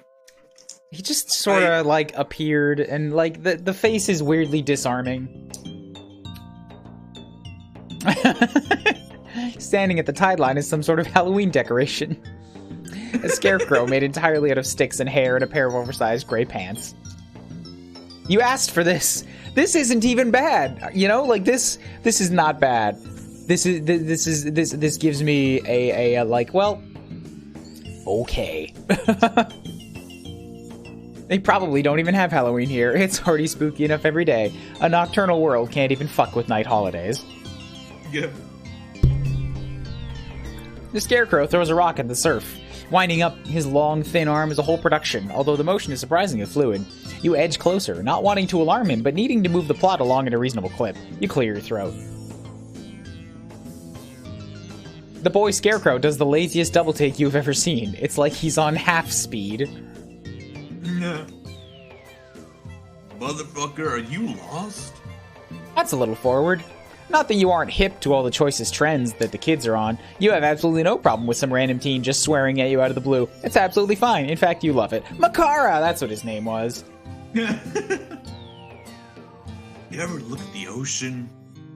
You know, really get your eyes stuck going on it? Well, yeah, you're doing that right now, actually, since the ocean is right in front of you, and it's very hard not to see it, at least out of the corner of your eye. Oh, dang. I felt for sure you was someone's little lost Lucis on account of you being white all over. Not my old goat for sure. That old bastard never once showed his ugly skull to share a pie. See, now, like, the thing is here that, like, now that we've actually started talking to him, I feel like all of his worst aspects are gonna come up in everybody else's story. I feel like this one might actually be a little bit disarming. Like, hey, he's not so bad, just so that you all, like, think he's not so bad, but then later on you'll be reminded, oh yeah, he's the bad guy. He who outlasts the bad guy continues to fucking clown it up into the epilogues. The tide creeps up the beach and you take an automatic step back. The water looks normal and Makara is up to his shins in the surf, but you still don't trust like that. You can teleport, but that doesn't mean you want your toes burned off by alien saltwater or whatever the fuck. What about you, stranger? No, Calvin, this is the clown before the clown. This is actually the clown. The other clown was merely molded out of the archetype that this clown created. Or this clown's ancestor, as it were. You ever get down on a hot, warm plate of gooey mess? Okay, I take everything back that I just said. That's an uncomfortable question. Pie, motherfucker. I got one in the oven. I could really go for a strawberry rhubarb. That's silly of you. You love pie. You love it so much more than any weird shit you thought he was talking about. He grins, and oh god, horror opens up in the pit of your stomach as his skin cracks before you realize that it's makeup. He's got face paint on. You guess kind of like a clown thing going on. It tracks. The big pants, the crazy hair, etc. It's actually kind of fucking weird, but really not as weird as it should be. Like everything since you began this rollicking friendship romp, this new information feels like remembering rather than learning. But right now, all you really care about learning or remembering is that sweet pie the kid mentioned. Hell yeah. You got your pen all at where it's supposed to be. In your sack. Please don't talk about my sack. Why are your middle fingers shorter than your index and pinky? Right? Gamsey. Come again? Gamsey. Bless you. My name, motherfucker. I'm glad you said it in the exact same way. For a second, the kid's vacant stare sharpens. His eyes... Wait, did it?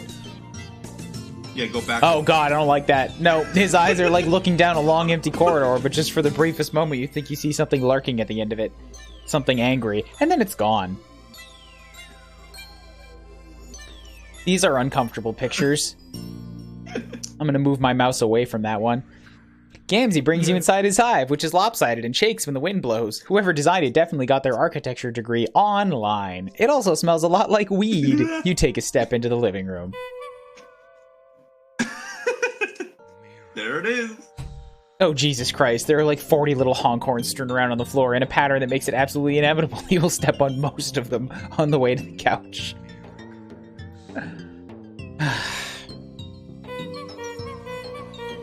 Was that you?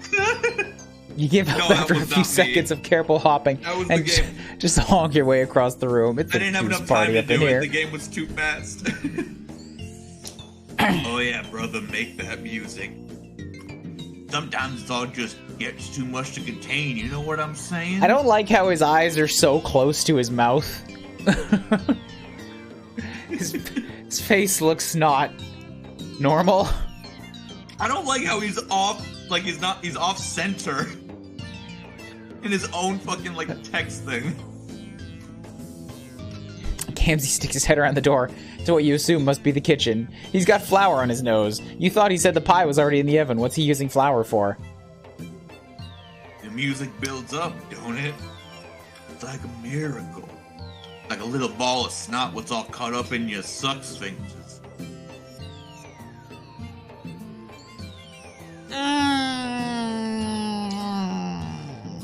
This was an involuntary face. No, no, no. No, no, no, no, no. You actually have no idea what he's talking about. You're pretty sure it's not your fault. A bunch of clattering and banging interrupts your thoughts. Dear God, what is he doing in there? How hard is he baking? Then you realize it isn't coming from the kitchen. It's coming from a different door. A closet door. What even is that? Oh, fuck. Oh, it's you and Carcat. You must have time traveled without even meaning to when you zapped here. Damn it, you thought you were getting the hang of this. But how do you even respond to this absolutely unforeseen turn of events? Oh god. Open the door, flee, and never come back. You sprang up to answer the door because that's what any good guest would do while their host is busy fighting a pie. You honk your way over, making more music on the way. Miracles or whatever. You wonder what you're going to say when you see yourself. You'll probably be pretty surprised. Up close, the door is sort of... warm? Not temperature-wise. More in an existential way. A narrative weight hangs around this door, and when you touch it, tingling heat shoots up your fingertips. Oh. Man, this door is great. You don't want anything more than to open this door. Shit, you love this door. Just doors in general, actually. Fucking amazing. You love to open them up and be in one place, and then you walk through and you be in another. You twist the handle, and you are forcibly returned to the start screen. Nice try. What a weird way to... game over. Drug door.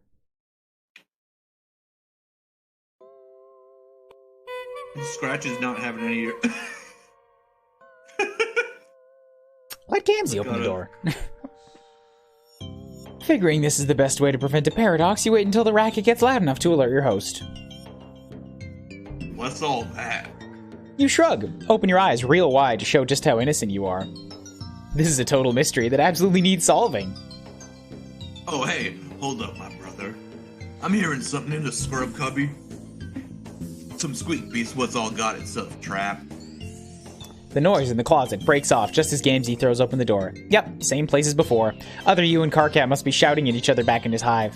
Well, he'll be doing most of the shouting. It really is a mess in there. Shit. Damn, little monster skittered off. Yeah, weird. You have no idea where they went, and you're totally sure it wasn't a friend of his who flipped out at the sheer sound of his voice. That would be ridiculous. No doubt. You're glad you agreed about that. Oh, and speaking of which, you mentioned you have a friend in common. Carcat, small, shouty? Gamzee cracks into such a wide grin that you're surprised his face doesn't turn inside out. What a bad description. Don't imagine that. Put it out of your mind. Forever. Yeah, there's my best fucking friend. As close as two wrigglers what slithered out of the mother grub's frumpy ass together. We get our rap on. Rap. Like actual rap. Carcat doesn't strike you as the rapping type. Not so much as you'd notice. But I know he's got that music inside him somewhere. All wrapped up under his skin. Just wait for a real motherfucking brother to rip it out. Aw, that's incredibly romantic, but also the creepiest shit you have ever heard. Don't with the ripping. Oh, hell yes. An ungodly amount of steam issues from the kitchen, like someone baking in a cartoon. Whatever it is, it smells amazing. Sugary with just a hint of sharpness to it. Did Gamzee ever say what kind of pie he's making? It smells like a raspberry strawbarb. Miracle pie, sister. That's a raspberry strawbarb, all right. Miracle. I fucking love this. Miracle pie. Oh, nice. Miracle flavor. Sounds great. Not at all like it might burn the roof of your mouth off. Gamzee emerges from the kitchen, the sweet smell getting stronger as he comes closer. He isn't carrying any plates or forks or whatever, so you guess you're just gonna eat with your hands? You look down at your grubby little paws. When was the last time you washed these silly things? You're disgusting. But then you get a look at the pie and realize the germs are really going to be the last of your worries. It's thick and gelatinous and green. Neon green. Poison control green. Like clip art of something toxic. You are absolutely sure that whatever that pie is made of, humans are not meant to eat it. Probably not trolls either. Good thing you're neither of those. Gamzee sits down next to you, stretching out his long, skinny legs on the coffee table, knocking over a stack of comics and a couple empty Faygo bottles. Yikes, this does not make you feel any better about his ability to make good nutritional choices. You ask Gamzee, politely as you are able, what kind of pie it is. Oh dang, brother, a Nutri-mercenary never gives away his secret ingredient. All you need to know is this is the good shit. No, it is not. You want to see the miracles the way I see them? I know you do. No, I don't. I can hear it in your voice. I can see it in your seed stalks. This is the shit that's gonna put you all the way over the top. You can hear in my voice the no, the no, the no, the no, the no, the no. How many times with the no? Gamzee gives you that one look. You know the one. When your friend tells you that they got some deliriously dank shit that they're just aching to share with you, that's a real thing that happens. It is absolutely drugs. This is a drug pie. No, the second one. I know. Dare to resist. God damn it.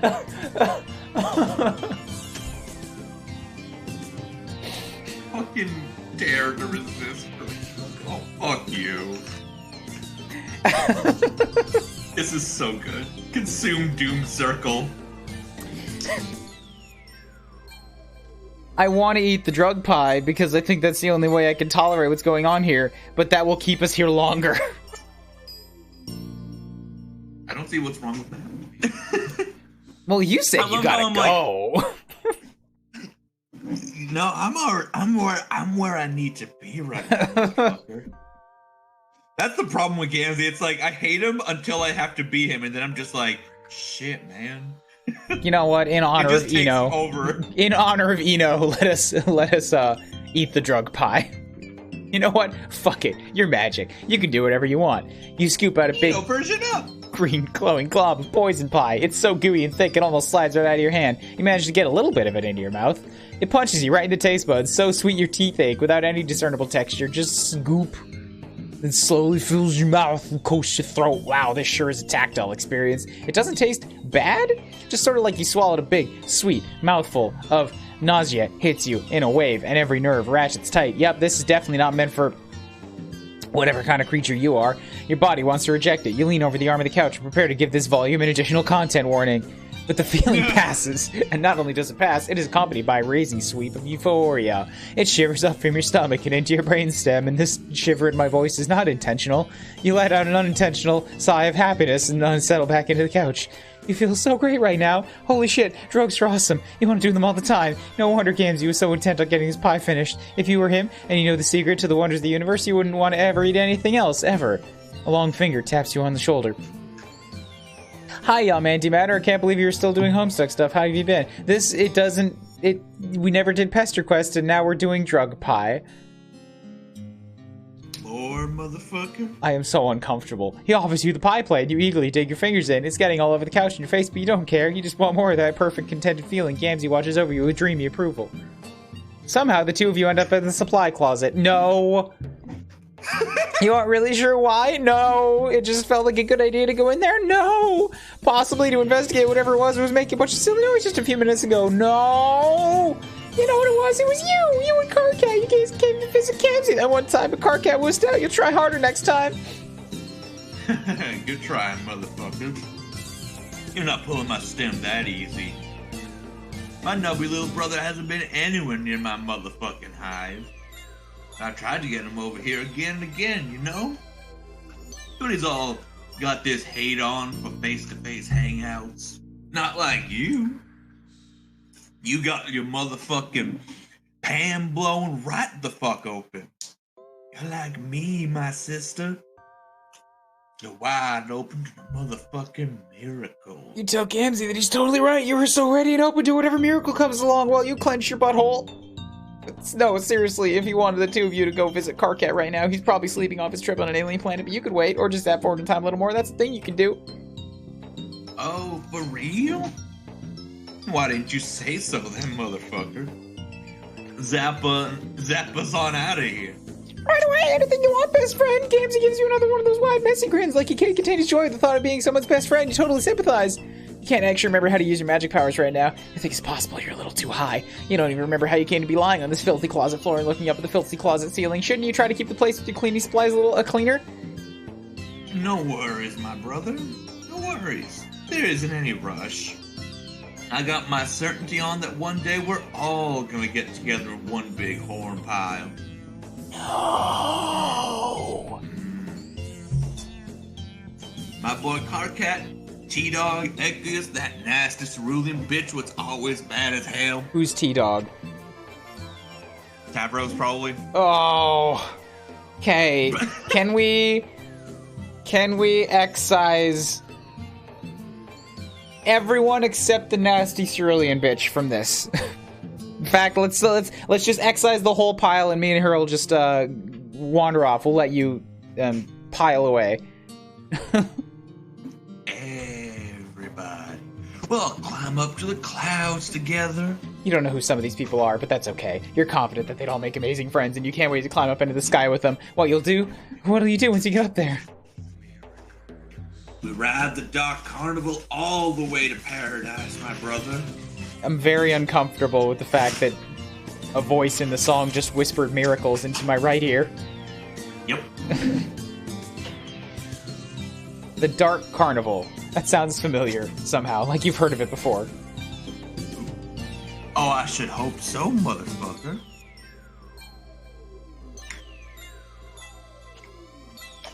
Sorry, I had to hydrate my fucking throat. Anybody what's got any kind of head for religious dogma at all has heard of this shit. I knew you were a real one. Oh yeah, for sure, you're the realist, but like, imagine you weren't as real as you could be. What would you tell some dumbass who had no idea what games he was talking about? The Dark Carnival is where the path leads to, my brother. Stop whispering miracles. I'm about to turn off the music. Back in the old days, the righteous got their blood poured out when their time came. All that purple painting, the ringmaster's circle. But nowadays it's more like a metaphor and shit.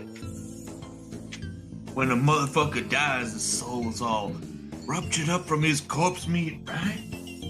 That soul's got to all up and go somewhere, don't it? It's not about just float around untethered. So it rides up to the carnival where it gets all right and properly judged. See whether it's been a good bitch or a naughty motherfucker. Anyway, that's how the miracles work. Right, God, that sounds amazing. You really hope Gamsey gets there one day. Something jagged slams up against the haze of drugged contentment. You feel like a booming knock on the inside of your consciousness. You remember a face, Gamsey's face. No, not quite. It's a face with makeup, but it's younger, kinder, more vulnerable. You remember this is a friend. You remember that you had friends. You remember a clown. You remember they were two very distinct entities. As in the friend and the clown, not the same person. With a monumental effort, you force yourself into a sitting position. Gamsey is still splayed out on the floor, totally gone. You have to figure this out. For a split second, you had it. You shake your head, trying to clear it. You stagger up. Gamsey makes a sleeping noise and rolls onto his side. You stagger back to the living room, feeling your way across the wall until you find an ablution trap. You locate the sink and splash some water onto your face, trying to focus enough to concentrate, but not enough to lose this thread. Somehow, you know that if you had become too aware of yourself, you were going to completely forget everything again. It's almost like someone wants you to forget. Forget all of your friends and your past adventures. Forget the friends. Forget the friends. You close your eyes and picture that friendly clown again. A name drifts across your mind, almost close enough to snatch. Oh, the little non-talker. That guy. Zap. All of your other trips through the narrative have been instantaneous. 1 second you're in a place, and the next you're in another. This time the air feels warm and gelatinous, like trying to run while waist-deep in water. The drug pie could just be fucking with your powers, but you know this is in the core that this isn't right. You are where you aren't supposed to be, and something here knows you're trespassing. Something here is awake and it sees you. You jerk around the screen a little. Your body goes through a series of shivers, not unlike when you first tasted the pie. Some distant layer of you knows that whatever you're experiencing is wrong and not meant to be seen by anyone, as if somehow you've gotten a glimpse into the subatomic level.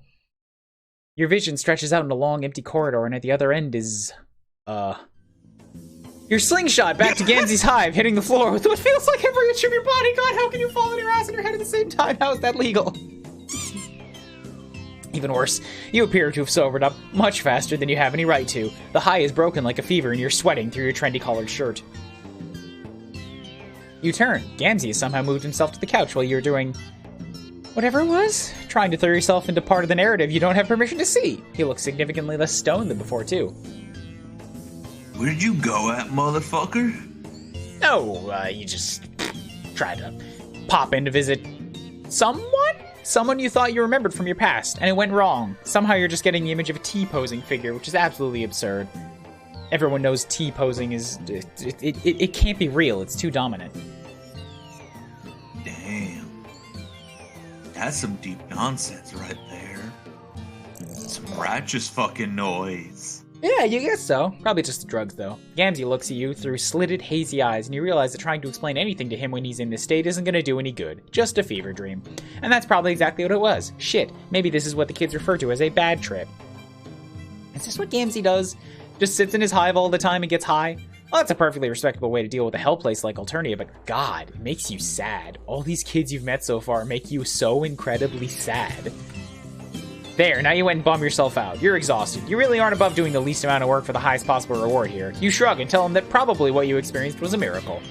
Gamsey's beatific smile makes it all better.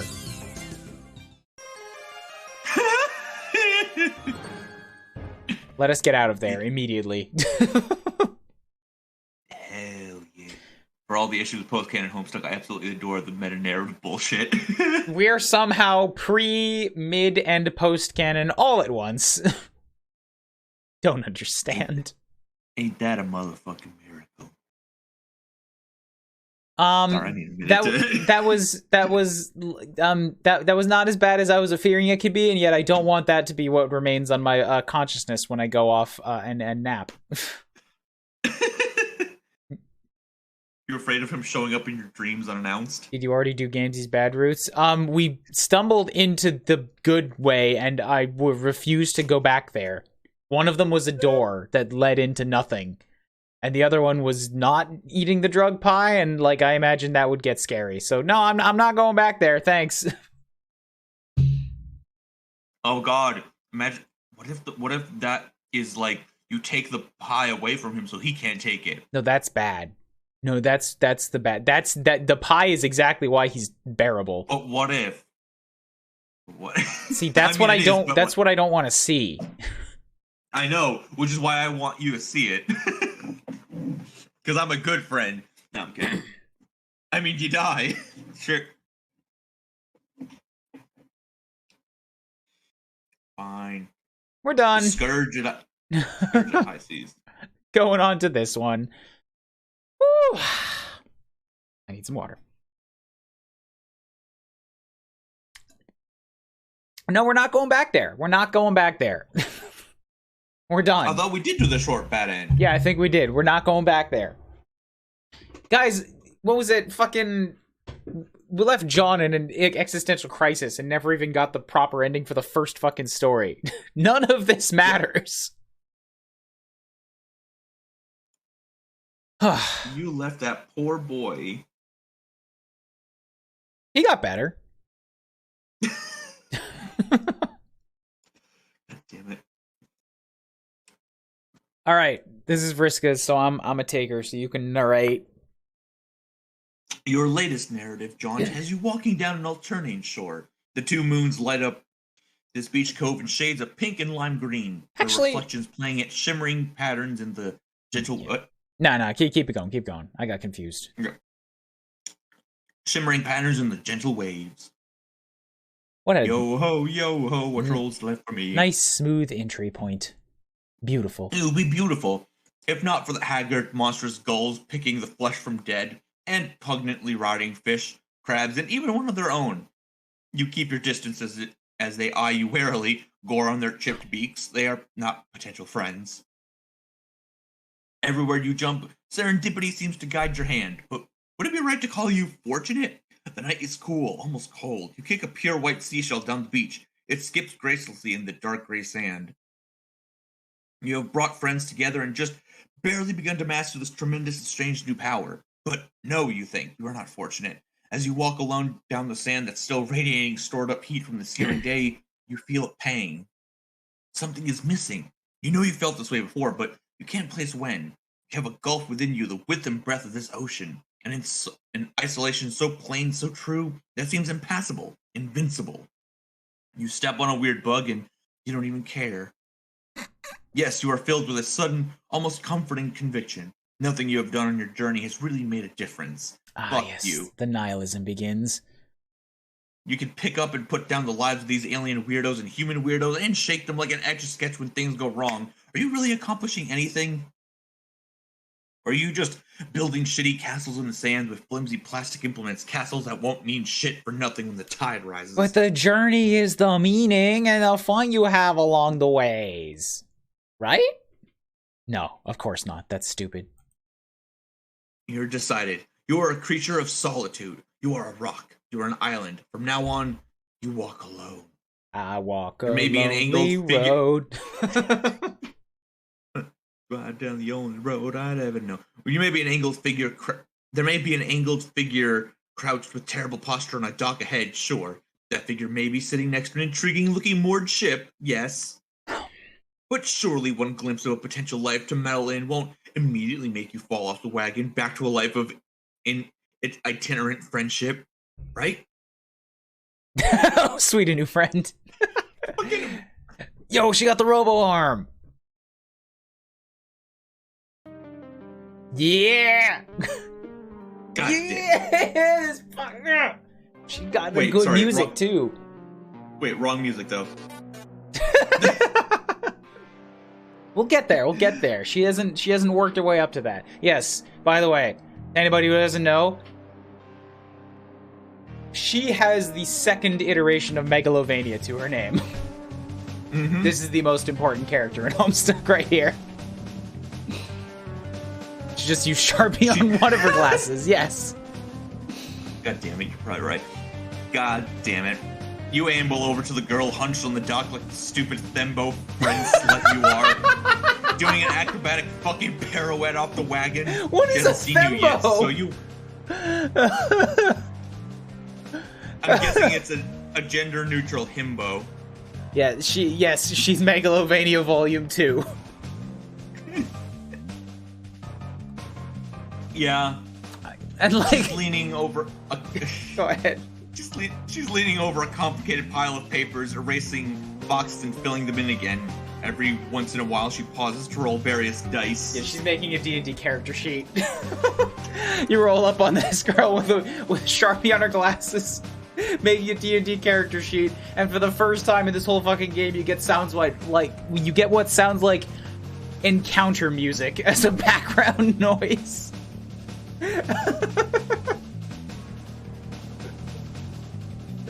She goes, just hi, what's your name? Boss music plays. Also, just realized she is wearing her like pirate Sona outfit. She's absolutely just like dorking out right now. Oh. As soon as you take one step onto the wooden deck, she looks up and jumps with a feline quickness into a standing position, looking immediately ready to fight. Whoa. What are you? You raise your hands in a pathetic sort of I'm innocent and weak motion, which for you is basically any motion. Wait a second. You're that weirdo that was bothering Kanaya, aren't you? Yep, you're exactly that weirdo, and now you're here saying hello to a new stranger and maybe make a new friend. Isn't that great? Great. Just what I needed. More meddling. I know I'm the coolest, but I'm kind of busy right now. Big campaign tonight. Dude, you are so good at campaigns, you tell her. You're all about hope and change. You helped Al Gore hang a Chad, Tip Kano, and Tyler too. What? I'm so confused. What even the fuck are you saying? Don't call me dude, or anything else for that matter. You mean you're down to help? Maybe be her campaign manager? I'm the captain here, buddy. But as it happens, I'm currently all out of first mates. Want to be a swabby? Oh, it's like a boat thing. Yes? So that's why there's a boat there. What are all the papers on the ground for? The campaign, dumbass. They're the character sheets for me, the greatest petticoat sea grift ever to sail the 8 seas. One of our friends was raised in a cave and she still knows what flarp is. God, Calvin, I hate Mazadi. I hate it so much. Yeah, and her losing her arm was from the campaign. Well, you can zap over to the cave and ask her then. Her look of indifference is immediately replaced with a tilt of the head as though your threat to leave caught her attention. Ew. Not unless you want to smell like cat piss for weeks and get high off secondhand nip. Look, it's simple. Pick a name and roll up some stats. For example, I am Marquise Spinneret's Mindfang. I'm the Scourge of the High Seas, an undefeated champion of naval flarp. My colors on the horizon turn even high bloods into sniveling cowards. Or, I say that sounds really cool, but aren't troll names 6 letters long? I mean, you've only met a couple before this, but for some reason you have a really strong sense of the rules here. I'm in character here. I'm trying to keep up. Look, trolling the Marquise. She hasn't even given you her name yet. You guess that explains the outfit. She seems really into this. Maybe weirdly into this? It's all a bit intense. Isn't this just a game? LARP is more than just a game. And I'm the best there is. How about this? If you agree to make a character and sail with me, I'll tell you my real name. You look at her elaborate costume over at your ship and decide, why the hell not? You've already made your friend bed, now you have to sleep in it. Now that you're going to sleep, or no, not that you're going to sleep or anything, that would be patently ridiculous. I love her face. It's very smug. Fuck. Alright, let's walk you through this. You should be flattered that a master gamer like me is giving you the full tutorial. I had to read the books myself. with no help. The first thing you do is roll values for each of the 10 dice rostra. Simple, right? Yeah. She pops a huge bag of dice out of her Sylladex and starts handing you groups at a time. You roll 2d4 for Dice Rostrum, Throne of the Empress, and get 2 ones. You roll 66 for Dice Rostrum, Conductor's Stand, and 6 fucking snake eyes stare at you from the wood of the duck. Wait. The stat bat is the first and most important of the flabstractions you'll be summoned, Flarp. It displays figure 4, the stat bat. Attributes and vitals. This is important because the vitals will constantly fluctuate based on a number of factors, including real physical performance and vitality. Summoning a stat bat is the first thing to do upon creating your character. Flarp has a simple 3-step character creation process that lets you easily decide on both your proficiencies and abilities by setting various attributes which automatically determine your class. You first need to fill out the various roster of your attributes sconce by making 10 dice rolls of varying complexity. Invariant, invariant, unstable, invariant, invariant, unstable, unstable. None of these sound positive. Scrimshaw workstation. Is that what I see there? But, like, I think you just got the impossibly most negative thing. Wow. H? What? Oh, holy fuck! Yeah. That does get rid of those. Okay. Yeah, that's what I thought. Bilgewater Soapbox. Oracle's Dats. Foolish Professor's Lectern. Conductor Stand. Tribute of the Eras. Firebox of the Face Paint Angels. Holy fuck. Podium of Runners-Up. Tyranny's Tribute. This is 2 dice, 2d4 plus 12, or 3d12 divided by 2 minus 1. Oh god, that's so bad. Yeah. Also, yeah, Exation points out, yeah, of course we all get ones. She's the Thief of Light. That's her whole thing. Yeah, but like I didn't know if that was intentional at this point. Also, spoilers. Oh, you're really bad at this. Take the insult lying down. I like how we have no actual options in this one. You just take it. You gotta hand. Go ahead. You've gotta hand it to her. When she's right, and she's right, so she's right. You finished all 26 dice rolls required for this game. You've gotten the lowest on each one. What rotten luck. I have never seen anyone roll this low before. I didn't even know you could get a 0. It's alright, we can save this by putting the stats in the right place. She flips to another page of the player's handbook that shows you the attributes of Flarp. For some reason, you can read them despite just arriving on this planet for the first time. Right? So your Vim, your Grit, your Pulchritude, and your Grace combined with real-life vitals to make your HPs. Wait, real-life vitals? Your body is weak and shitty. This is some kind of hardcore game? Most dangerous game? Wait, if you die in the game, do you die in real life? Yeah? You didn't know? The sheer combined shock of what you don't know could kill an elephant quicker than Thomas Edison trying to discredit immigrants. Wait. Ooh. Okay. Those probably are the stats from Problem Sleuth. Yeah, I definitely remember Pulchritude.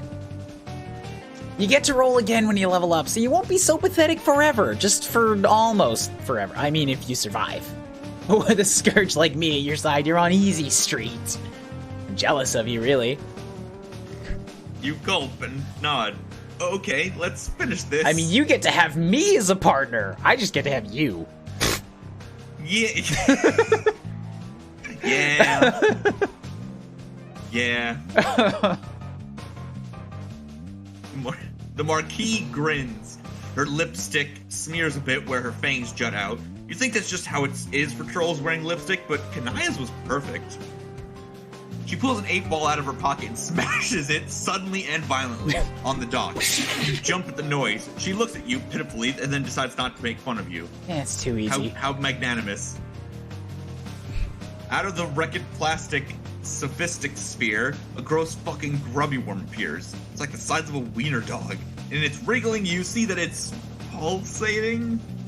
covered in the blue-tinted family recreation water once inside an 8-ball, the grub's swollen ovipositor glistens. It extends to deposit a massive brood of eggs, each glowing in the center with a slowly pulsating LED light. Alright, I'm used to all this, and I'm not okay with this. Yeah, and you are scared of Gamzee's brood. This is so fucking gross. You look away and try to keep a bit leading off the dock. So far, this game sucks ass. Yeah, but this is a game. This is the language I know. Gamzee was scary clown drug pie. That is unknown. I hate that sentence.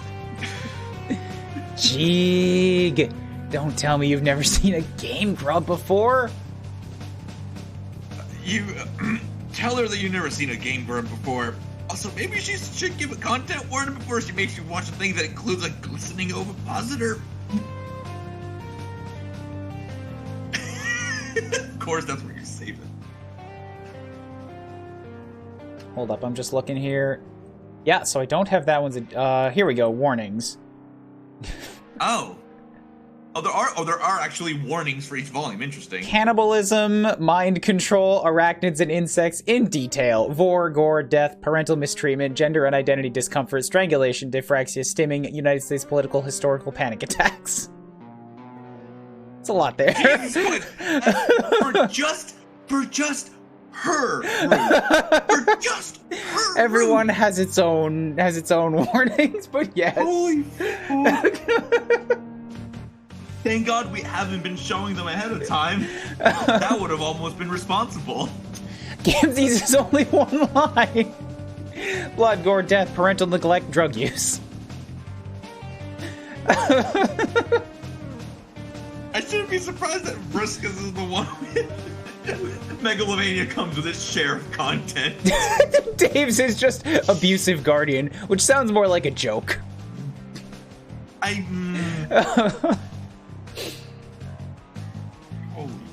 Yeah, so I knew this was here. I just, when they brought it up, I had to go see. Yeah, it's okay. Oh, God. What? Shit. Yeah, that was pretty gross here. You bring up the box when you click on warnings and give it a... Have those been here the whole time? God fucking damn it. What the fuck?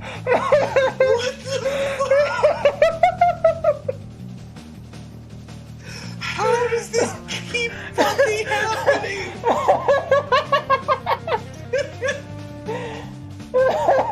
I'm so upset.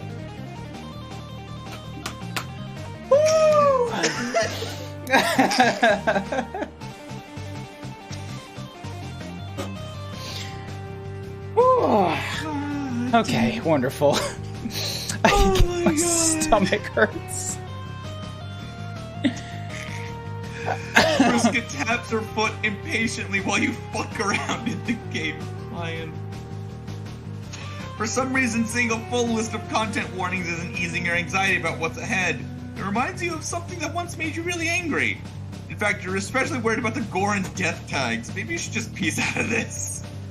There's basically no harm whatsoever in you yeeting out of this one. It might save you drowning for good measure. Not that flirtation with dangerous ends is exactly rare for you.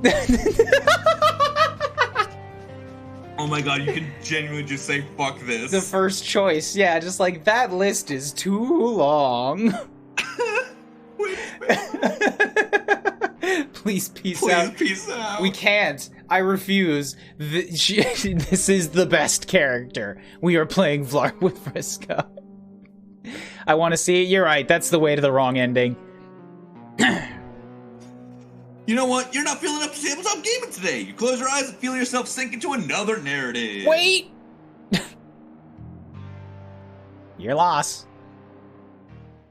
No. Way to make us all sad, X Station. Now look, she's all lonely. She's got crying eyes. You made Vriska cry. How dare you? What an asshole. wow, Ryan. Hey, I wanted to play. Oh, how tragic. I feel so bad.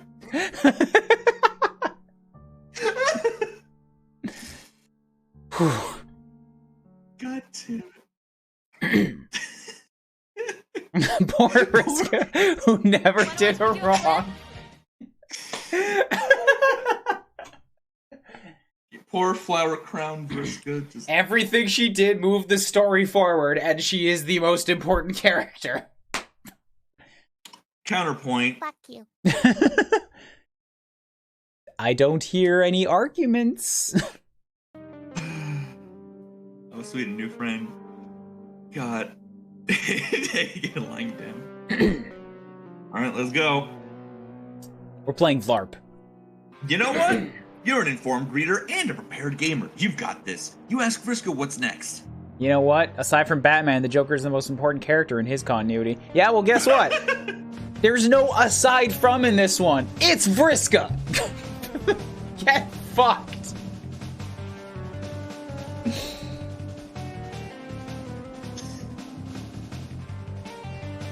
I would drag him in here to... No, whatever. No, I'm not gonna. She points to one of the glowing, blinking eyes, which is hatching a pixelated-looking bat.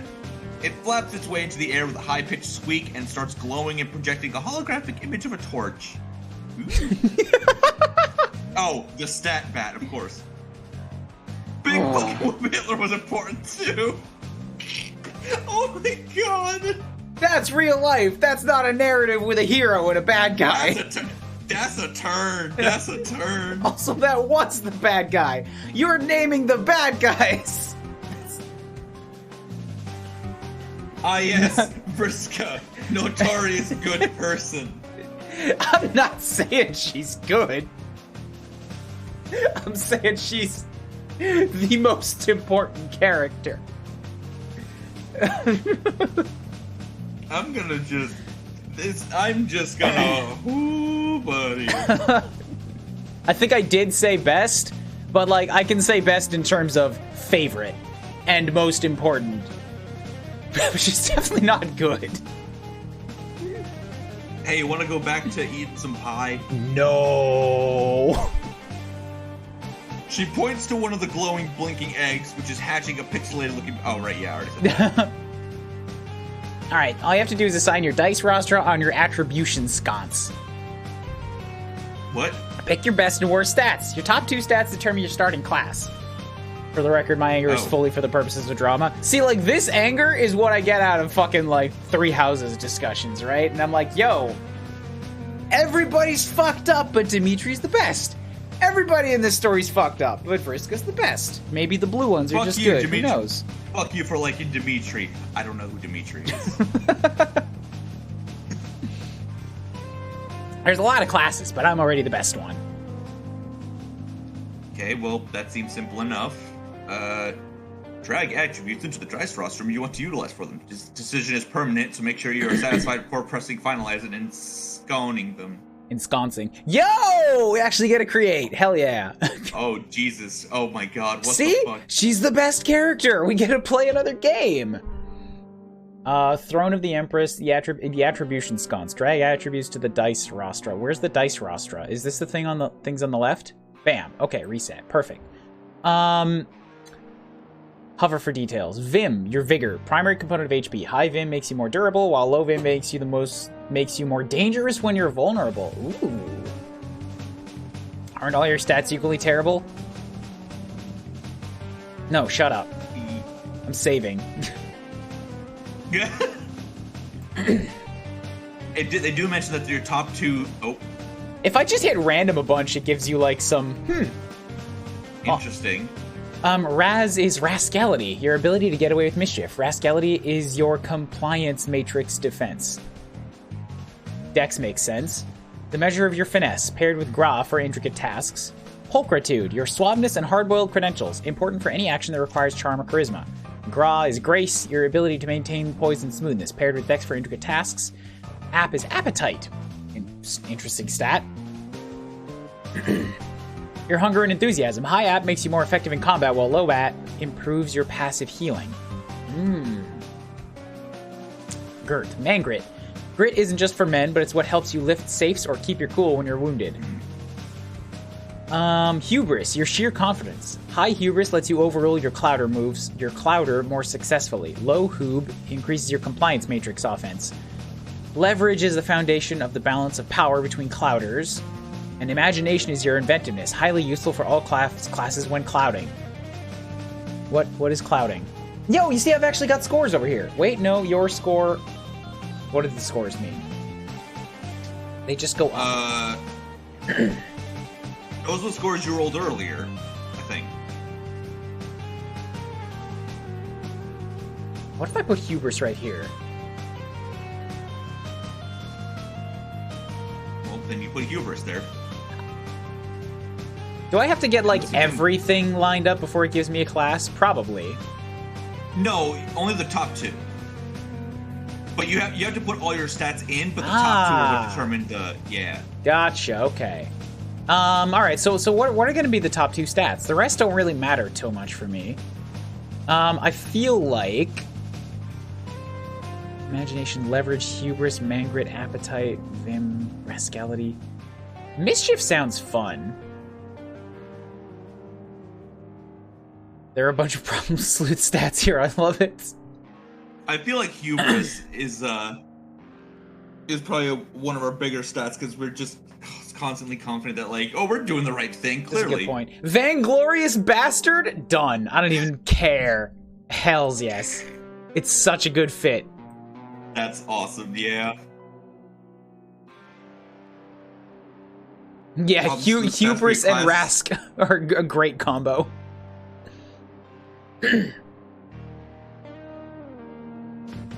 I don't even know which ones are the problem sleuth ones. Nor do I. I think Mangrit was one? Mangrit and Polk. Alright, hubris and Rask. We'll do this one more time. Grit and Polk gives you Dapper Damager. That sounds like a sleuth. That sounds like a sleuth, yeah. You reload?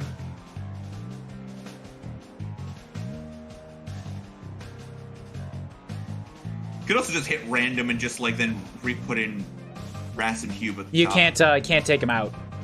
You have to do this manually. Okay. Yeah. I'm good with this. Vainglorious bastard.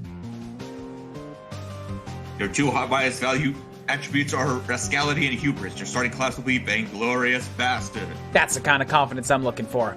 Unlike some weenies I've flirted with before. Max level Petticoat Seagrift and a level 1 Vainglorious Bastard. Not exactly the meta strat. You're lucky you're paired with the #1 gamer on Alternia. Before I carry you to victory, we just need one more thing. There's more of this bullshit? What now? Is a giant sandworm gonna poke its head out of the sand and puke up some more fucking game mechanics that'll be described in excruciating narrative detail? Quit being so dramatic! The character needs a name! Oh, a name. You already have one of those, though. You told Jade it already, but man, you're not feeling as comfortable with it right now for some reason. Why is thinking of yourself as a distinct being with an identity and history feeling so uncomfortable? What's wrong with you? Might as well just make up a character name. Name your character! Oh, Lord.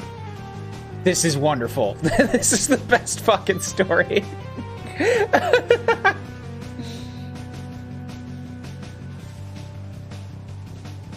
We're also gonna save. And I'm going to name it Vriska. Oh, God. I cannot stress this enough. Oh, that's you, sorry. No fucking doubles! Damn it.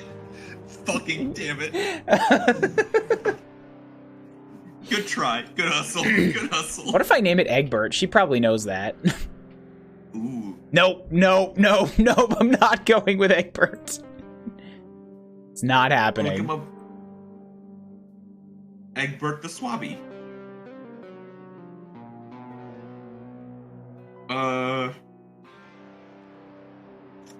Dante Bosco. No, fuck, I don't know. Hey, yeah, she hasn't told you her name yet, and yet, if you put that in, it's like doubles. Bam! Outplayed you! I guess. What's the name of the woman who voices Voices? I remember like people were like, huh? Name of the woman who voices who? I don't even remember the fucking the crazy lady from Avatar. I remember like people were like saying that she should be the one to voice Vriska if she ever had a voice. I have no idea what you're talking about. I can't remember the fucking name and I'm being so dumb. Absbirds?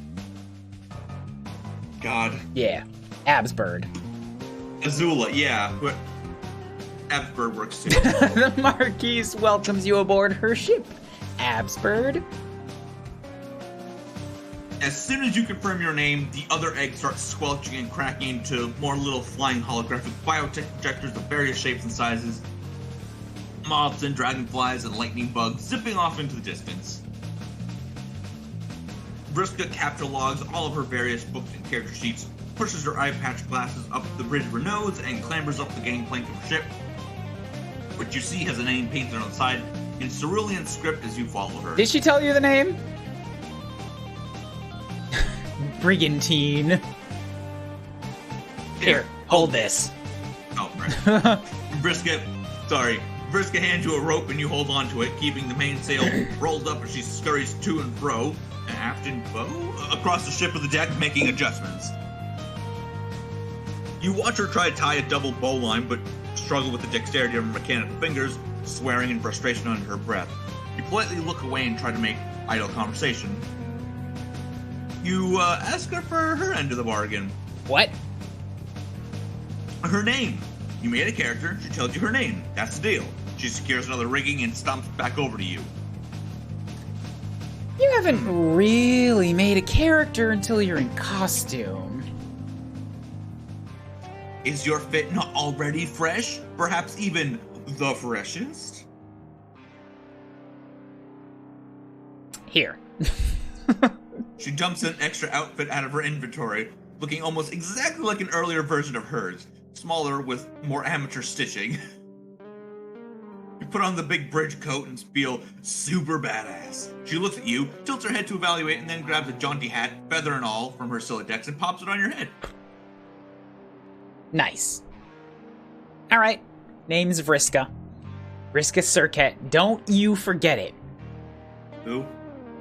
Vriska Circuit, or the Marquise, satisfied with her preparations, snatches the rope from you and lets it go, unfurling the mainsail. She practically skips to the captain's wheel, ready to steer the brigantine out of the harbor. Real name basis is one step closer to friendship, though for a moment you feel like you got told that name already? Did Kanaya? No. Maybe in a different timeline. Your brain is messed up enough without remembering stuff that maybe didn't happen in canon, if canon is even a real thing that means something anymore. Your unsettling metatextual introspection is interrupted by Vriska shouting. Roll for initiative! Oh god, how long is this fucking room? You hear the buzzing of projector bugs boarding your ship, and soon 4 flickering holograms appear on the main deck, looking like lurching zombie trolls. You already hear dice rattling on the deck, and you look over at her to cheat and figure out what you need to roll. Alright, I'm starting with an 18. Looks like you got a subtract the modifier. 19. Guess you go first, Absbird. Ooh, this is it. It's LARPing time. You look down at the piece of paper with your abilities on it, ready to cast Magic Missile or Bugsby's Grasping Hand or some shit. You pick the top attack from the list. It's your special class ability. You channel the spirit of the vainglorious bastard, point straight at one of the holographic zombies, and yell that you're casting Gun! You grab a D20 and blow on it with your hand. Your lady luck, your lady luck. No snake eyes. Other gambling terms, whatever. You let the icosahedron of Tabletop Destiny drop through the air, awaiting the results. Bated breath. Or my fucking dice. Or my fucking dice. I'm not pulling out my dice. That's a lie, I'm pulling out my dice.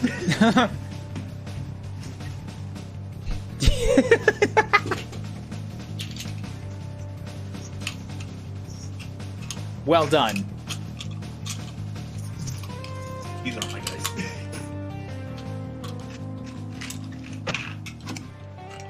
What did you roll? What was it, a D20 or 2 D10s? I'm pretty sure it was just a D20. Just a D20, yeah. But wait, how do you get 2 things? Oh yeah, you get a 2 and a miss. I got fucking no. I actually got a 2.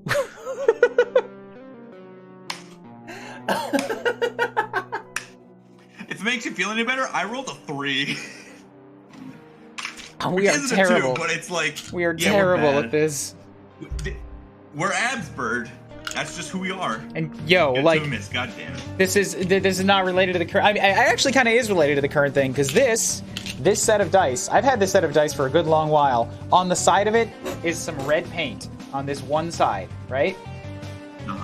That red paint, that red transparent paint, is the exact same paint that I used to create the Really Who hammer for my friend's fucking John cosplay with the dice that came from Vriska inside of it. That red dome. That's really fucking good. That's really fucking This is very good. Very coincidental link right here. Homestuck was very special. It has been with me for a very long time. Yeah. Sapping luck out of you through the damn screen. Yeah, how'd she do that? Vriska laughs out loud. Check out how a real gamer does it. And she shows you how a real gamer does it. Over the course of this and the next 4 holographic encounters of ballooning complexity, tediousness, difficulty, and word count, she just rolls so many goddamn dice and keeps track of so many goddamn stats. You're overwhelmed, bewildered, and tired of doing math in pencil by the time the last squid-themed hollow monster dies. You were worried about the danger of this game before, but it seems like the only way you're gonna die today is from fucking boredom. Man, I don't like this protagonist anymore. Then you spot it. A schooner painted in almond black emerges from the fog. You shout to Vriska that there's a ship on the port horizon. Vriska looks right? Does she not know the difference between port and starboard? Huh. You point in the proper direction and she gives that mischievous grin of hers. Now is the time for real action. We've entered the PvP-enabled zone. Hell yeah. Wait, what? She puts aside her character sheets and dice, drawing a blue saber. She holds it in one hand, the ship's wheel in the other. That's the Rue, the ship of Dreadclaw Ophelia. Top of the naval flarp leaderboards. She's got a whole crew on that boat. She's just another rich sea dweller with hired help, and she's been too scared to face me. Vriska's pointed your ship straight at the Rue when you've picked up speed. You can make out a troll girl with finned ears and a gaudy purple outfit that you describe as sexy pirate Halloween costume from the world's most bougie party city, Dreadclaw Ophelia. Is that what? It's absolutely garish compared to Vriska's more normcore approach to RP activewear, but dressed much more humbly than the captain are a bunch of low blood standing behind her, clutching shitty rusty swords and shaking. Whoops. So let's bring the fight to her. You're not slowing down. You're pointed straight at the enemy hull. Pop that eye patch. Let's see that spider eye. Vriska steers your ship directly into the well-pointed schooner, and you struggle to keep your feet at the shock of impact, which knocks the Violet Blood and her frightened thralls to the deck of the Rue. She yells over the din of horrific wood-on-wood screeching. Right, she doesn't have the eye anymore because she lost that too. Hey, Swabby! Wanna be real good at sword fighting? You look at her with stars in your eyes. Yes, you do want to be really good at sword fighting. You nod eagerly as she underhand tosses you her blue-hilted saber, which you catch eagerly. Vriska grins. Ooh boy. Oh, never mind. Vriska grins back, putting her hand to her temple and squints with her one good eye. The 7 red dots for a prosthetic seem to smear and blur as your vision loses focus. Oh, right. You've managed well to this point as first mate of the brigantine, but your sea legs seem to give out on you all at once. Hell yeah. You drop the sword you were just given and it clatters to the deck. You You try to tell her something's wrong, but your mouth lolls open and you drool a bit. Dull pain gains a sharp and sudden clarity. It feels as though 8 spindly legs are crawling on your head. No, in your head. Each footfall feels more like a knife cutting through butter. At some point, all sensation slips into nothing and you follow the sword to the ground, asleep. Wait, this isn't working right. The fuck? Wake up, moron! You don't hear that, and you don't wake up. The salt and swell of the ocean gives way to the rustling of alien trees. No longer do you hear the scream of gulls following your ship, waiting for corpses and gore to tumble overboard. It's all peaceful. Consciousness returns to you, and its first present is the discovery that you're face down in slightly wet dirt. Some got in your mouth, you spit it out, and sit up, brushing muck off your flarp costume. Wait, that's not a flarp costume, that's a hoodie with jagged cerulean symbol, a different symbol on it, loose-fitting, as though it belonged to a friend. Half memories swim in your mind as you take in the scene, just as familiar as your clothing. A stump sitting in a clearing between the trunks of a purple tread Alternian forest. A harpoon sticks out of it. I don't like that. The stump would typically fill you with unease, an aura of death and defeat, but a squirrely silhouette cuts through the darkness and you step further into the clearing and feel your heart lift. Oh. Yeah. Sitting there on the stump, kicking bare feet back and forth, tilting her head to the side and smiling impishly is your friend, Boldir Lamati. Wait, nobody from the previous game is supposed to exist. You remember her. You remember her. Fancy seeing you here. Whoops. She pats. That's a joke. I'm a figment of your imagination and was expecting you the whole time. She pats the stump next to her in an inviting gesture as you sit down. You feel less adrift than you can ever remember. Excuse me! Don't be stealing me from the best character story. She's gonna come and stab you. Probably. You tell her that you missed her. Of course you did. You've gotten yourself into a real mess, dear friend. You ask all about your old friends. Sitting next to you, they flip through your mind clear as day, as though the memories were never locked away in the first place. How are Tagora and Gallic doing? Has she run into Ardata again? What's going on in the neighborhood? Do folks miss you? Oh yeah, Ardata was the spider of that era. Mm-hmm. Who was the other blue one then? Wait, there were multiple trolls, weren't there? Yeah, because there was L. Yeah. L was also that blood color. There was a few of each one, that's what it was. Man, it has been so long. That last question collapses her wry smile into a genuine, crestfallen expression. I can't really tell you that for sure.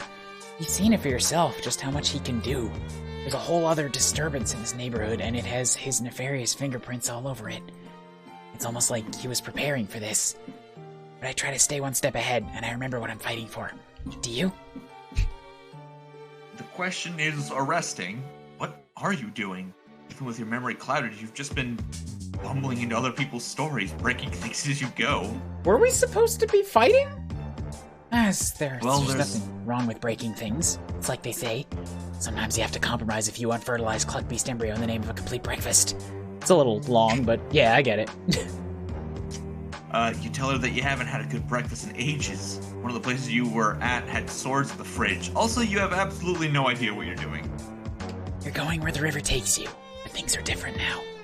There's a great power within you that you are just now realizing. The power to shape the river, use its waters to scour the lands as you please. A power even he doesn't fully understand. You look down at your hands. Sitting next to her, you start to remember the green room, the store you've fallen into. You tell her there's so much broken and you have no idea how to fix it.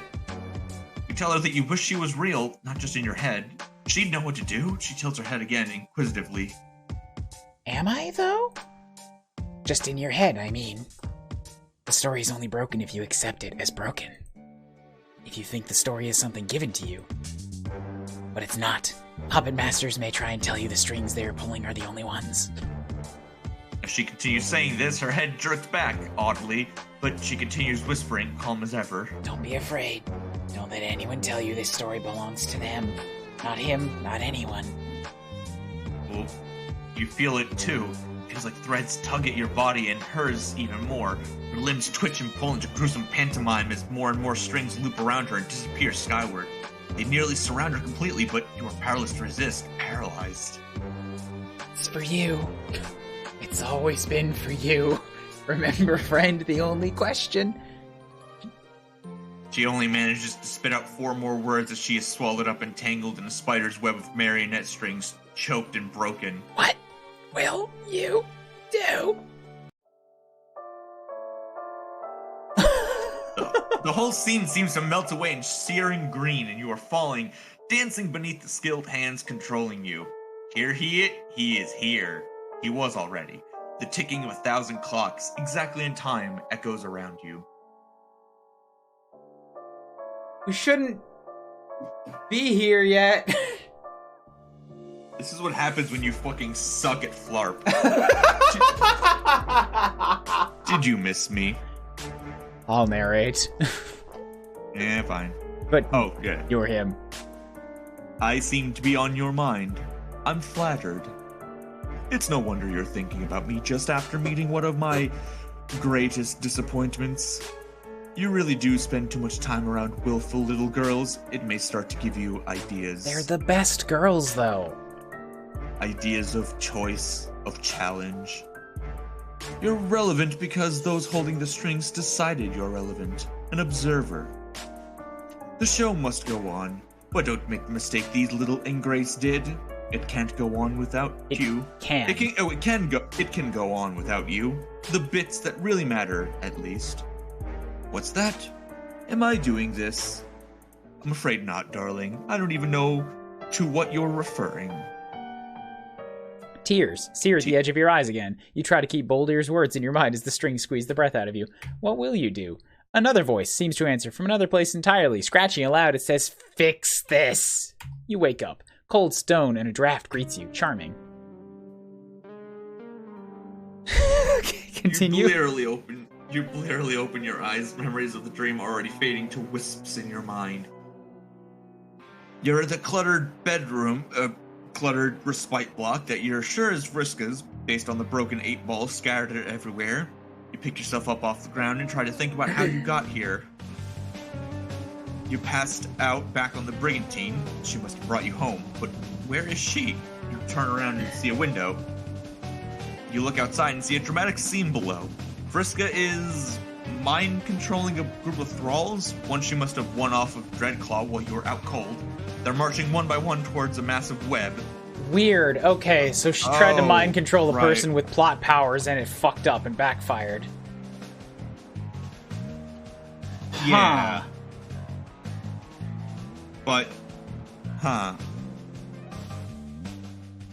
Perched in the web is a giant spider, heaving, hulking.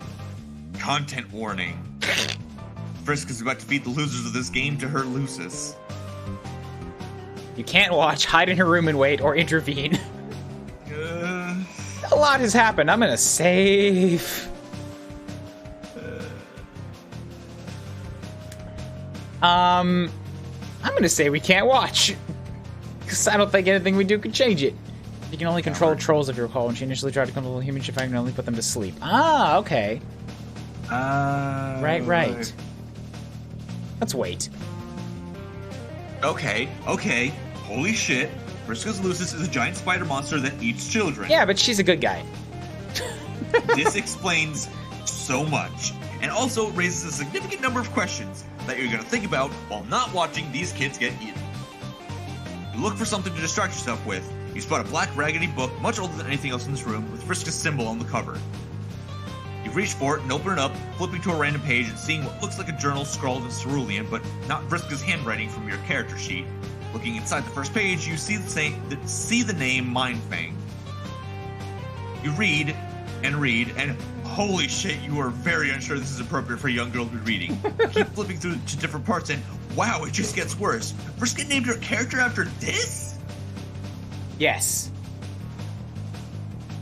You lose yourself in hate reading Mindfang's long stories about petty crime, dubious consent, and weirdly detailed descriptions of the outfits of a woman named Red Glare? Oh, it all just comes swarming back. Yeah. Oh, that's why Jade was narcoleptic. That's right. You're surprised then when Vriska walks up the stairs, hands in her pockets, looking at the ground. She doesn't even look at you before sitting down on the floor across from you, cross-legged and staring 1,000 yards into the distance. She rocks back and forth, hands still in her pockets. You go to give her a reassuring pat on the back, and as soon as you touch her metal shoulder, cold even through her shirt, she turns to you with a jumping glare and hisses like a cat before facing away again. You get the message. She takes an 8-ball out of her inventory again and then savagely, brutally beats it on the stone floor of her room until it's nothing but shards in a puddle. She's fine. She's fine. Then the two of you sit. She occasionally picks through the debris of the 8-ball and rocks, clenching and unclenching her fists, but as the minutes pass, her breathing slows bit by bit. You don't say a word or bring up what happened. She's the one who talks first. Earlier, you seemed like confused about why I care so much about playing a character. She thumbs the dog-eared edge of a worn piece of paper in her sharp-clawed hand, staring at the wall. She's still got blood on her jacket, blood that almost makes you retch with the memory of spidery mandibles devouring her spoils. One glimpse of it made you sick. What would dozens do? Hundreds? I mean, it seems obvious to me that the Marquise is the greatest and coolest character ever made. But I've been her for so long, it's sort of like a part for me. Everyone's throwing shapes every day and acting like something, right? But most people are so boring! They don't dress up, they don't act, they're always so obsessed with being the exact kind of troll they were yesterday. Maybe you don't have to be the same. Maybe you can go on message boards and try being someone new and find out you like it. Maybe it's nice to be called something Ulysses doesn't call you. And meet people who only ever knew you as the girl online or another ship who's like super badass and good at things. Come on, you can't tell me you've never wanted to be someone else. Vriska says trans rights. You've edged a bit closer to her during this rant and are looking at the sheet of paper in her hand. It's a spreadsheet-looking series of boxes she's filled in with red ink. Well, not just trans rights. I don't want to take away from that's an important thing, but like, dude, this was... That is the mentality that is behind, like, everybody doing RP on the internet for anything. That was half of World of Warcraft's initial player base, man. Fair. Fucking, yeah, it's doing that thing again where it just brings in something a little too home-hitting out of left field. God, why she gotta remind me about my giant spider feeding days? Escapism, man. Escapism. Escape. She is Alternia's greatest gamer, with all the baggage that entails. Name: Marquise Spinneret Mindfang. Class: Petticoat Seagrift. Gender: levels: all of them. She's doodled all over the margins. Art of her captaining ships and swinging swords and drinking out of goblets. Have you ever wanted to be someone else? The question makes you uncomfortable. Just pondering who you are now fills you with unease. Fuck playing a character. Filling out a sheet like this for yourself seems impossible. Stop. I like her just like... I just really like her like little grin. It's just like... I kind of want to like just make that a profile picture somewhere for a little while. Yeah. It's a really good little shot. Yeah.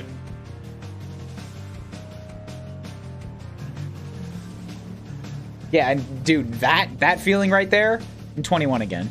This takes me back 12 fucking years. Piece of paper representing all of your physical and mental attributes. Blank canvas, the common outlines thereon defining the boundaries of every conceivable personality. You don't even know how you'd fill it in the gender box. You've been busy making friends, okay? Suddenly she turns on you and there's a desperate kind of crazy intensity in her good eye, like her gaze will burn you. You're gonna leave, aren't you? No, yeah, of course, everybody does. You think I like this? I used to have a partner. She didn't like it either, but she helped anyway. Like you, I guess, except she didn't puke when she saw blood, and also not like you at all. She made rules. She loves rules.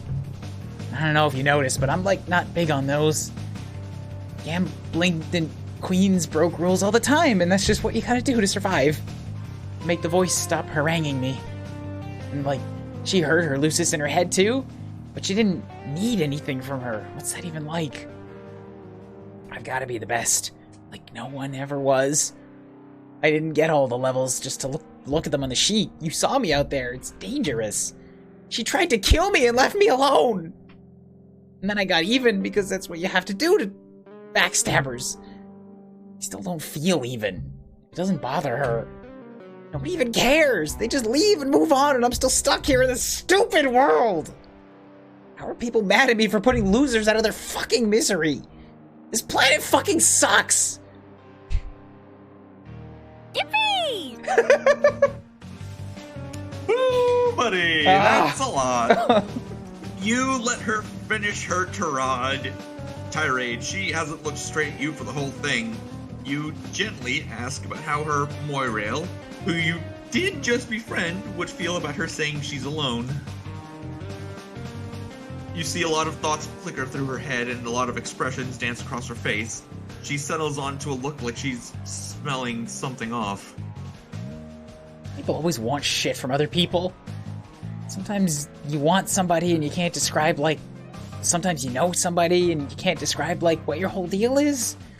You grew up with these ideas about what you're supposed to do and how you're supposed to be, and you get handed down these strict categories and tables in your player's handbook. And you read stories or journals or whatever that say, this is a mate spread. You feel like this about them. And you have a Moirail that meddles with you because you're just too broken for her and she just wants. Or you get told, oh, this is what a rival looks like, and then you look to your block date, and it's just an absolute repulsive slimy eel who always wants you to kiss him, and you... Man, I could really upgrade in that department. But then there's someone that comes along, and none of that stuff makes sense to you. You just like being with her. Or even not like, you just feel like shit makes more sense with her. I would say it's like you have this voice in your head saying you're not good enough all the time, but she makes it quiet. And I actually do have a voice in my head saying I'm not good enough. God, I'm not explaining this right. What I'm trying to say is, yeah, that's a doomsday device. Everyone leaves, nobody cares, and we're all waiting on a call up to war, and... Look, I'm ready. I'm the best at war. It's just a big flarp. But I'd rather just have a plan B. Hey, remember when, like, Homestuck actually acknowledged this side of Vriska's character and, like, actually, like, made this her character arc, and then the comic said, hey, actually, what if fuck that, and what if, like, none of that character arc was real, and actually fuck you for caring about that version of her?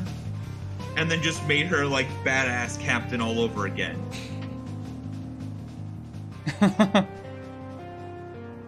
Plan 8, plan 1 to 7 didn't work out. See, it's complicated. She's complicated. I'm not gonna deny that she's complicated, but, like, even the comic is like, yeah, what if we discussed this and then just said, fuck you, actually, what if not? Like,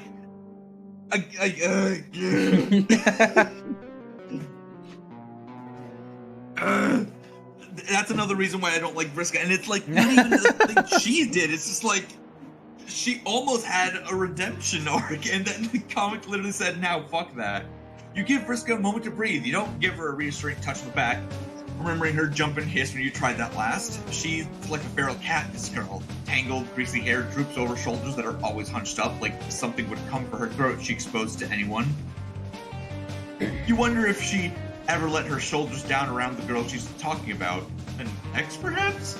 Of course she did. You wonder if she ever will again. You hear a psst in your ear and a squirrely little laugh, and suddenly remember a green room that you've had this thought before, and that you've had this thought before somehow. You ask her the question that's been consuming. Wait, can you go back to that? Wait. Nepeta? No. Right? It looks more like olive green than Kanaya. Yeah, but Boulder was the same color. Oh. I guess, yeah. Okay. I guess maybe. It's yeah. Ask her the question that's been consuming you, or more accurately, not consuming you. Why were you left up here when everyone else got fed to the spiders? She tenses up immediately when you ask this and takes some time to clench her fists, then releases them. Some people are off limits. She has to eat, but she doesn't eat my friends when I bring her enough food. And you're counted as off limits? You're one of her friends? Oh my god, don't get a big head about it. I wouldn't let her eat Carcat either, and he's not like my Beffy for life or whatever. Plus, you help me out, and that's the pirate code. Plus, Fussy Fangs would be mad. It must be hard separating trolls into two classes, friends and food, like that. It must be hard, and nobody understands. I mean, that's how it works here. Everyone's got someone to kick down on. Except Rustbloods, but them's the breaks. Somebody's got to be on the bottom to keep the whole shebang afloat. Killing people lower down than you is what all the school feeds say you're supposed to do. You get ready for a life of space war against... it mostly seems like they just kill more low-bloods. That's all it ever is. My ancestor... She looks left and right as though she's going to be overheard, and leans in smirkingly. She sounds like she's letting you in on a secret. Sure. Or a secret. My ancestor, Mindfang, she sailed around being the terror of the high seas for a while, but she fell in with a group that was gonna do something about all that. A bunch of weirdos led by a mutant who wanted revolution. I've always wanted to be like her. I liked using her name more than my own for a while, dressing up like her, learning to sail. I always end up back here with a pile of corpses. It's having a Lucis, right? Sometimes you don't get to do what you want to do. She talks to me, you know. It only stops when she's full. Always whispering in my head. Saying I was fatter than her, saying I deserved all the things that happened to me. Even when I was bleeding out on this floor.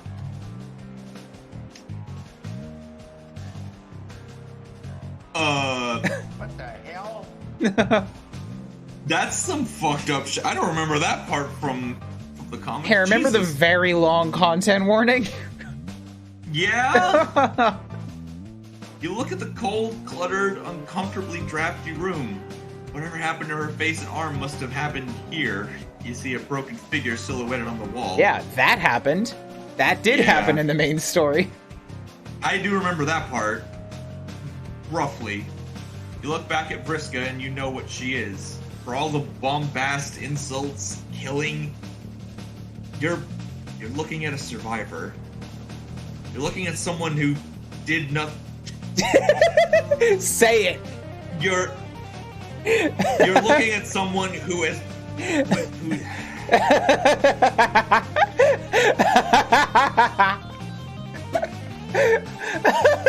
Fine. You are looking at someone who has been pushed to the edge and has been forced to do a lot of things that I don't think she is very happy to have done. Who did nothing wrong.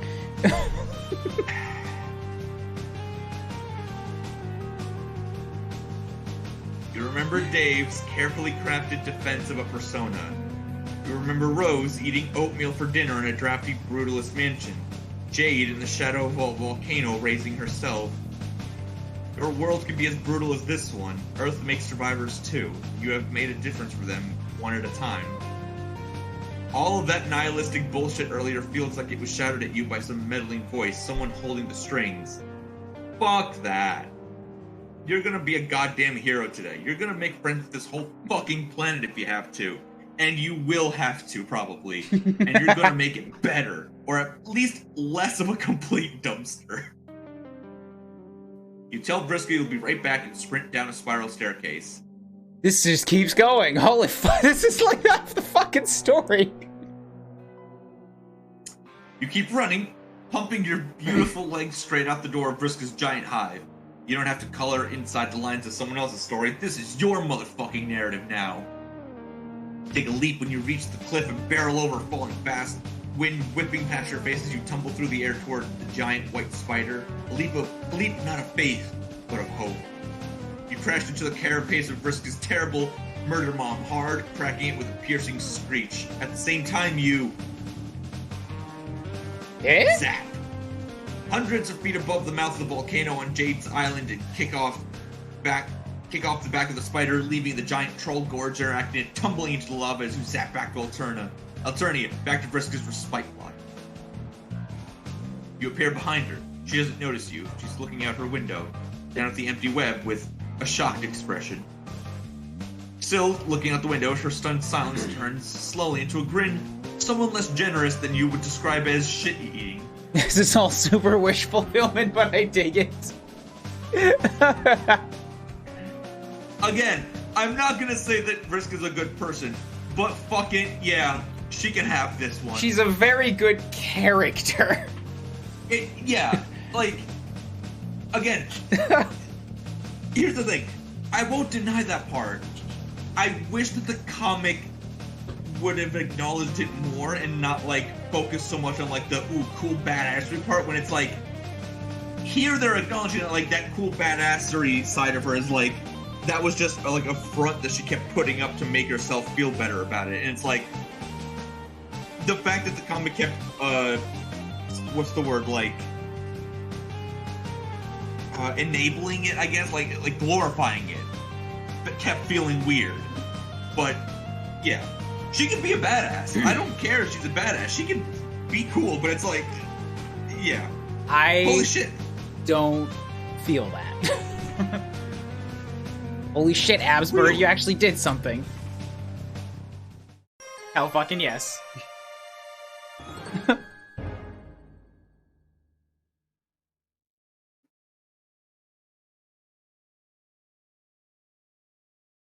There's like a part of me that's just like still bothered immensely by the fact that like she intentionally like what's the word? Orchestrated the events of things like every fucking time I forget the name of like the one Dursite person that like got the powers or whatever. Jack something.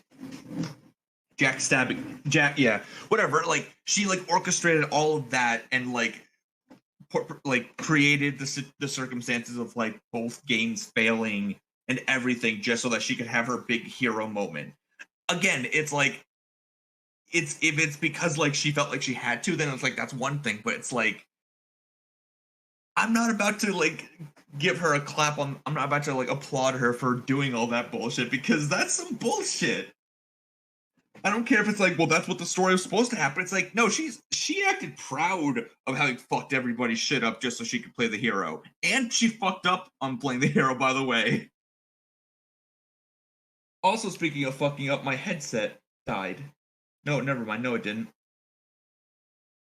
You just weren't talking. Yep. Because I'm fine with it. I'm 100% fine with it.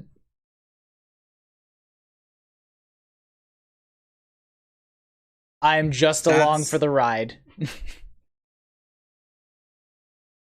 Okay. I mean, again, when I get invested in characters, I want to see them do well. And it's like, if I can see that, like, this kind of persona is, like, a front or something, it's like, I don't feel comfortable with that being the glorified, correct version of that character. But, I don't know. Maybe that is just me. I can't stop you from liking the character. There is a lot more to the character, I will admit that, and I guess like this path definitely helped me remember a lot of it, but it's like, yeah. Yeah. I don't know. I don't want to like, just like ignore the discussion, just be like, I don't like just ignore it and move on, because this kind of discussion is still fun, especially with friends and all that. But yeah. I'm just not that deep into all of it to remember all of the details right now. I do know that I had no issue with it. I just go along for the ride. Really, that's about it. Maybe for me it was just like, I think I'm kind of the same way, but like those particular details kind of stuck with me more than others. So like those were the parts that I remembered about her most. The fact that she kept interfering with everybody's life and was ultimately like the reason that all that happened. I'm like, damn, it really was just all her fault just so she could have her moment of glory. And like something like that just sticks with me in particular. See, like, and okay, finish your thought. Yeah. It's like, yeah, there's like a lot of details about like a lot of the other characters that I don't remember. Like I don't remember, in all honesty, I don't remember much about like Tavros or Equius other than like some of the more superficial aspects of their characters and stuff like that. Which is maybe why I don't have as many like emotions towards them. Of like, I don't really care. Like I remember Equius likes horses and he's sweaty, and it's like, yeah, that's weird, but like other than that, I'm like, I don't fucking remember much about it. Gamzee is a clown and he killed people, and it's like he just kept popping up and just kept being a weirdo, and it's like, I don't know.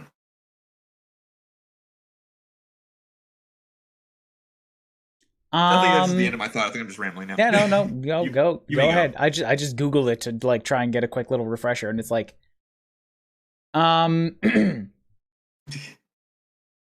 it's how do I say it's and we're not even done with her either, by the way. Like people have clearly showed up in other people's stories later on. Oh yeah. And it was in her story here that Mr. Cue Ball popped up again. Doc Scratch, yeah. So like, and I don't know. Here, let me just because here when I'm googling this, I got a Reddit thread that seems to summarize it pretty well. And like, how to summarize?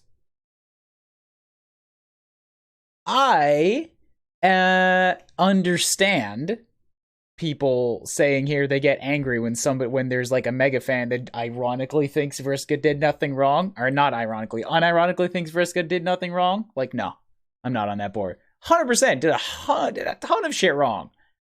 100% a bad person that gets away with it. But like, so is Malos. So are a lot of really fun villains to watch. You can like a character and not support them as a person.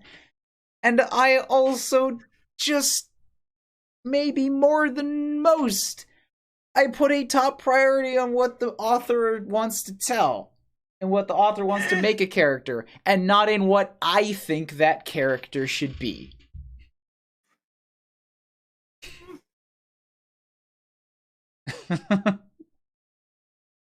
I am all on for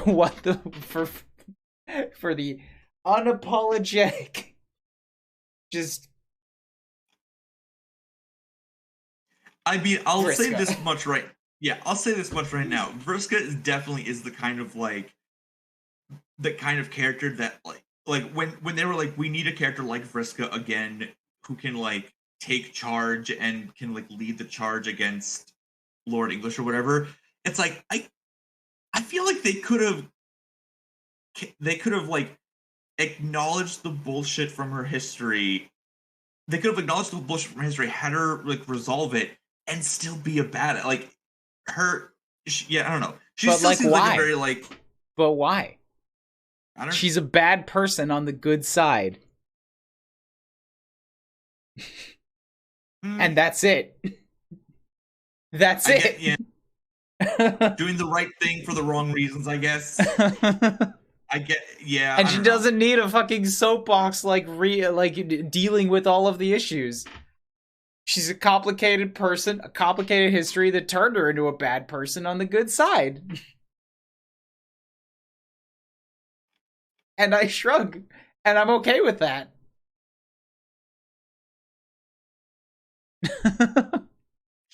I guess maybe I'm just the kind of person that like whenever I'm done reading like any kind of media or whatever, I'm the kind of person that likes to think about it beyond when I'm done with it, and I'm not just like, well, that was good. Anyways, like I like considering, I like thinking about characters. I like thinking about like what could happen. I don't know. I'm the kind of person that enjoys reading like fanfics or theorizing or whatever.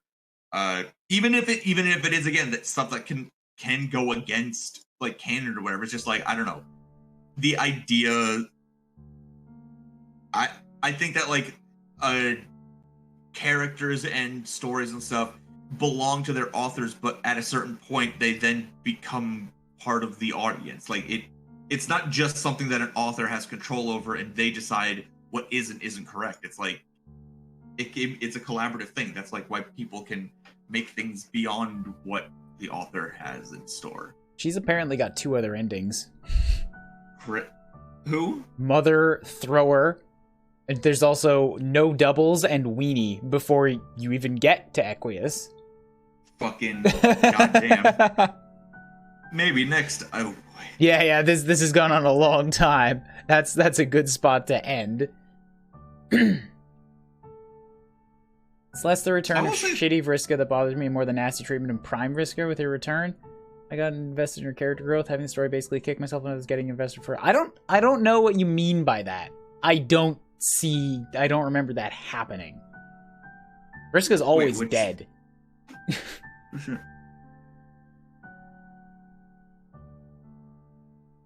And like I don't think labeling the one who got soft as Prime Vriska is fair either.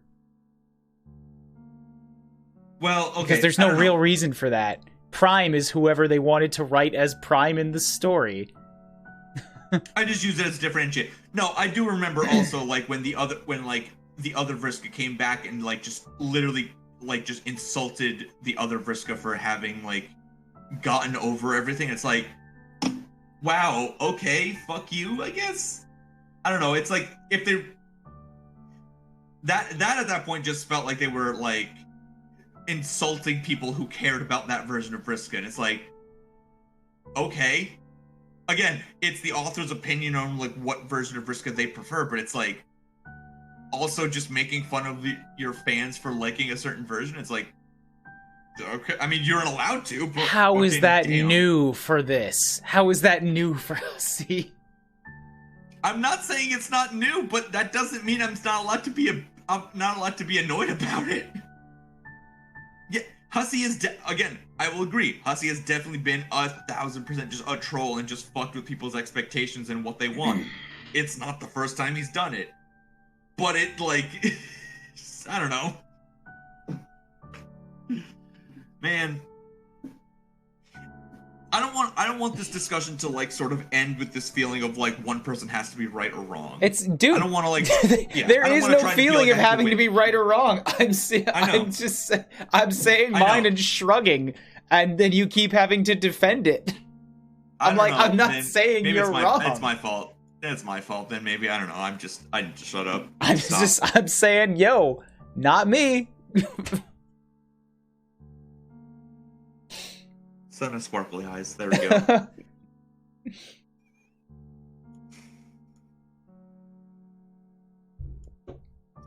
Thimbo friend slut. Yippee! So yeah, this was a good microcosm, a good reminder of how things splintered the fuck up towards the end of this story. There was a lot that is very impossible to tie up nicely for everybody. In an evolving story that goes along with people's investment as a part of it, right? Mm-hmm. So yeah, so raid message, right?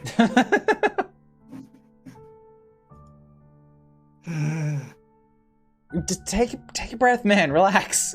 No, I know. I am like taking a breath to relax. I feel like I just want to get like a snack now. I just want to go downstairs and just eat some cookies or something and just like breathe. Dug up some old festering wounds, it feels like. I try not to. I don't like being like that a lot. But hey, Vriska is the best character because she brings this out of people. That's a weird way to say Nepeta, but you know, fair's fair. See, now, do you want me to troll respond or serious respond?